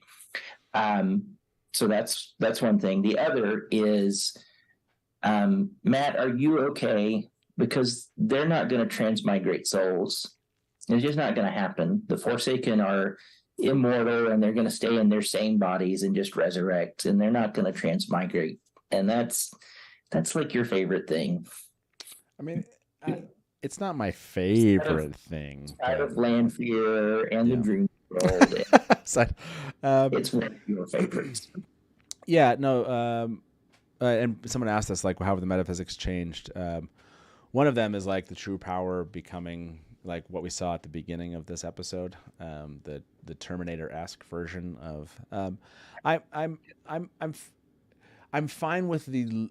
It doesn't feel like it's a hard system, you know, like the way that they don't see the glowing around Aes Sedai who are channeling, and the kind of like, I understand why they made some of these where it's like it's less, you know, like the linking, how they handle kind of channeling itself with linking. There's some things where I go like, but it's interesting. The linking I hate, actually, now that you, but that's first season. I'm past that. You're past that? Okay. Well, I just wanted to see how you were at. Sounds like you're doing it in a good place. We'll have to have a deep dive metaphysics. You two can come back in now, Brian and Anas. I just wanted to see how Chris was doing. He was. We both love this part. And I sent you a couple of pictures if you want to look. Oh, I'll go look at those. By the way, and thank you, I mastered the deck. I totally forgot to mention this. At the bottom of the screen, we do support the WGA and SAG after strikes. Any tip you left us today, whether or not you wanted it to or not, is going to go to the Entertainment Community Fund. I do believe that creatives support creatives in this way, and we hope for a fair solution for those that are striking as soon as possible. And we strongly believe that those in the position to not worry about the money and the livelihood that others are worried about are actually in the position that they should be thinking along the lines of how can we make this a better deal for those individuals. So, anything you want to go out and donate, please do. Link here to the Entertainment Community Fund. There are a lot of people that are out of work that are suffering at this point. And we appreciate the works that we see on the screens. We appreciate all the people that are involved in bringing this to us, and hope for there to be a resolution sooner rather than later. So, again, you'll see that sign up on all of our streams until the streams are over, and the donations that you make will go towards that. But you can donate directly, and then you can have all of it go there and not some of it go to Google. So always remember that. So with that being said, Chris, I'm going to kick you out of here. I'm gonna talk to the Gleeman and the Innkeeper. Chris, everyone, wave goodbye. Thank you very much for being here, sir. It was awesome seeing you chat. Glad that season 2 has actually been a better experience for you than season 1. Happy to talk again with you about these things that we've been talking about for decades at this point. So thank you much, I sir. enjoyed it. Thanks, guys. Okay, we'll talk to you soon. Bye-bye. And it was down to 2, everybody. We got about, I figured, 10 minutes left. We'll just end right around... right around 2 a.m. Eastern. How many people are still with us? We still got about like 400 people watching. They're like, are we going to start talking about the episode again? We just woke up. I get it. Brian, thank you for putting together those dear Gleeman and Innkeeper moments. Apparently they were really sillier than whatever else was on that poll.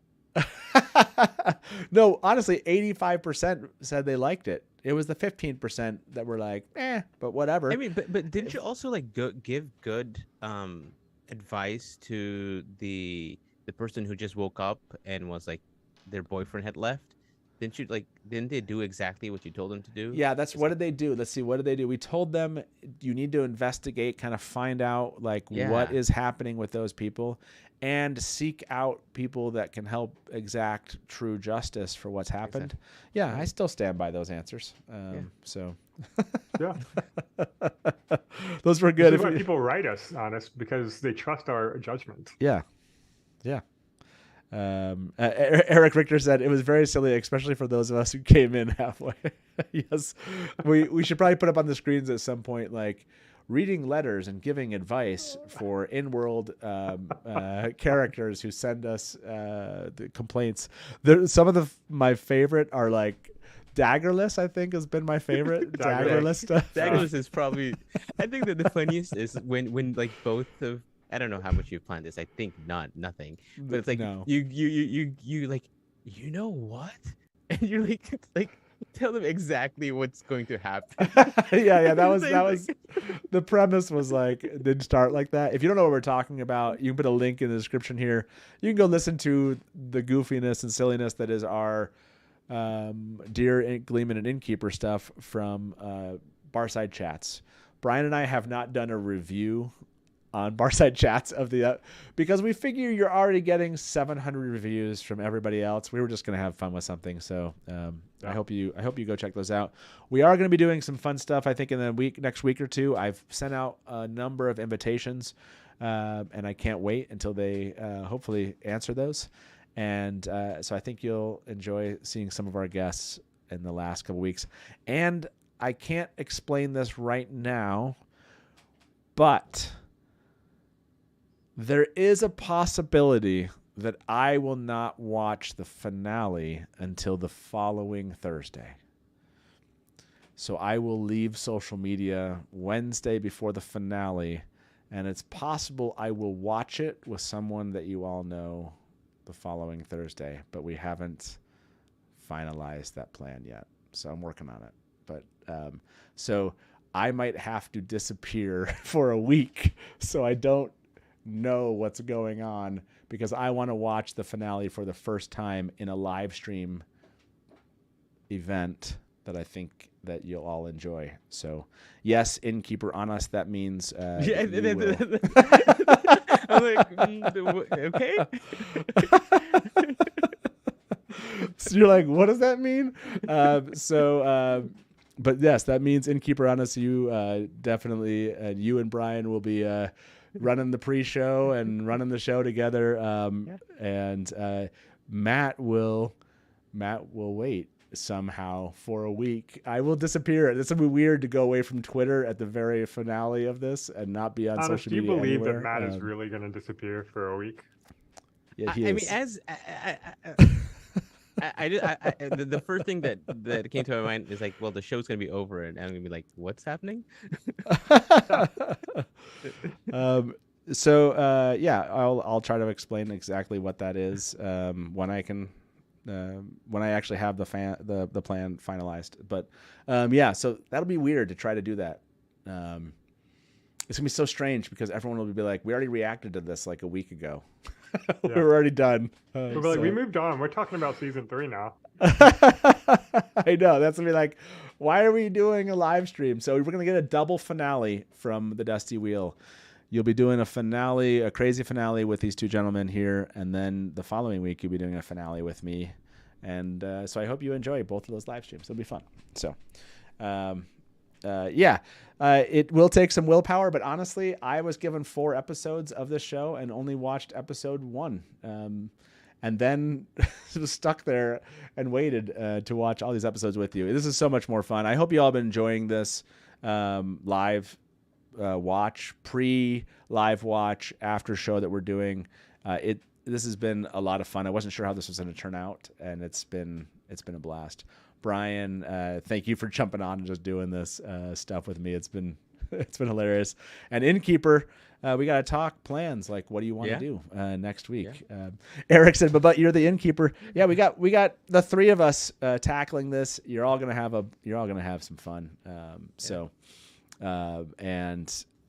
Innkeeper's wife wants a vacation. Exactly. That's exactly what it is. That cruise you rescheduled? Is that? Yeah, I know. Been rescheduled. Honestly, I should have. I do need to go on a break after this. We're looking to plan something. Maybe we'll see. I do want to point this out. Please do like this video. That's how people will find this afterwards. If you haven't liked it already, we've kept a consistent kind of 4 to, I think, 800, somewhere in that range, 400 to 700. From the beginning to the end, except when we were watching the show. So I hope you could take a moment to like the video on your way out. Leave us a comment afterwards. That always helps. Actual interactivity on the video afterwards. So if you come back and leave a comment after this is over, like your favorite thing that happened, and Angel O'Leary, I love this, off filming his Innkeeper Hatch scene for season 2. Or season 3. Honestly, that would be really fun. That's not what's happening. But please do leave a comment afterwards. Tell us what your favorite part has been, what was your favorite moment from this episode, and please go share this live stream with your friends. We want to build into the finale, and I think hopefully we'll do this, continue. We have 3 weeks left, guys. That's it. Or 4, I guess, because I'm doing the finale the following week. So we here at the Dusty Wheel have 4 weeks, but there's 3 weeks until we get all of the episodes, which is a crazy thought that it's gone that quickly. So I appreciate everyone's support. Appreciate both of your support here. And I'm sure my family's like, is it midnight already? Are we going to sleep now? So I wish, I'll end this poll here. Has Innkeeper Hatch ever seen Lanfear in his dreams? The 10% are correct. I have never seen Lanfear in my dreams. You're lying to yourself. I am not lying to myself. I've never seen Lanfear in my dream. But I can tell you this, would not be shocked if it was tonight. Me neither. In fact, I would be shocked if it wasn't tonight. That would be shocking if it did not happen now that we have a TV show. That would be with that closing shot. Well, I mean, tonight is the first night you've actually seen Lanfear on the screen. Correct. Sure. Yeah. So I would not be surprised if this was the night that happened. That would be hilarious. Yeah.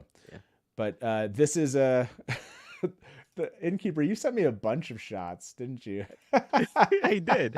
So you can show whatever you want to show. Okay, hold on. This is hilarious. You sent me this shot. This is from our Innkeeper. We need to zoom out apparently. Oh my gosh. I can't tell. Like, just chilling in Tal'Ranrio. Yeah, you know? Just chilling. Look, there's. He's like, when is Rand gonna show up? Yeah, this is what she's doing while she's waiting for Rand to fall asleep. She sits there in that outfit. I do miss that. I didn't see Sarah in chat today. That was a little bit of. I would love. Maybe she'll jump in sometime. It'd be great to hear her thoughts about all this. We definitely have to talk to her after the season. Oh man, I get some breakdown with Sarah afterwards. That'd be ridiculously fun. So. Thank you all. Thank you too. Any final thoughts from the two of you before we let everybody get out of here? Anas, you want to go first? I am probably going to watch this episode at least like 3 more times. I feel like it's easily the best episode of the Wheel of Time on TV to date. Yeah. I'm going to do the same. I'm going to watch it again at least one more time this weekend. We joked as soon as it was over. Matt, you and Kevin and I were like, maybe we should just watch it again and just like go through it again. And that was, I still feel that way. I'm like, if it wasn't almost midnight, I would be going to watch it again. I have to do a rewatch of it because I clearly still missed stuff. People are like, this happened, and I was like, they played cards.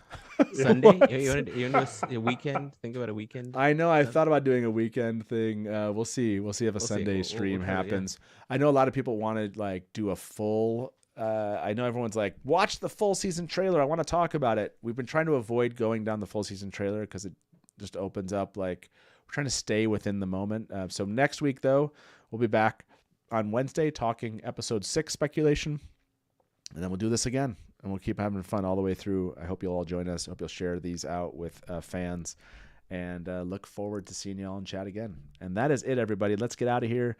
Let's go to sleep. Let's hope Lanfear joins us in our dreams. I guess is that what we're saying? No. Don't fall asleep. Okay. Don't fall asleep. Moraine said, "Don't fall asleep." Moraine said, "Don't fall asleep." Like I said, please do afterwards. Please like this and leave a comment after the video has to end. But once it's done, you can leave a comment. So, with that being said, good night from Lanfear and Smash to Black.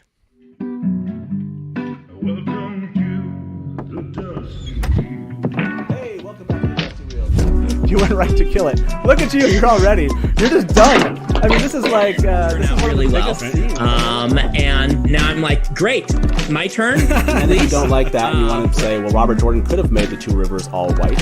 He could have, but he didn't. So Just complimented me on my dress, and as you can clearly see, I'm sad. I see Nakomi as something along the lines of a Shadar Haran analog. It does make sense why it outlasted the breaking. That's all I'm saying. See, this is why I have Therese in the show, because she's going to correct everything that Hey everybody, welcome to the Dusty Will Show. What? Meme Off Challenge. Yay! Cherub's like baby face mounted on like a huge body. So like all This of is a not sudden, just it's a like, wow. traditional fantasy, right? There are sci-fi And elements. just a for moment those that are ago, kind of Rafe tweeted something. So let me get my guest in here with me. And probably, I would say, put in 70, 80% of the work. I got to be over the shoulder and be like, no.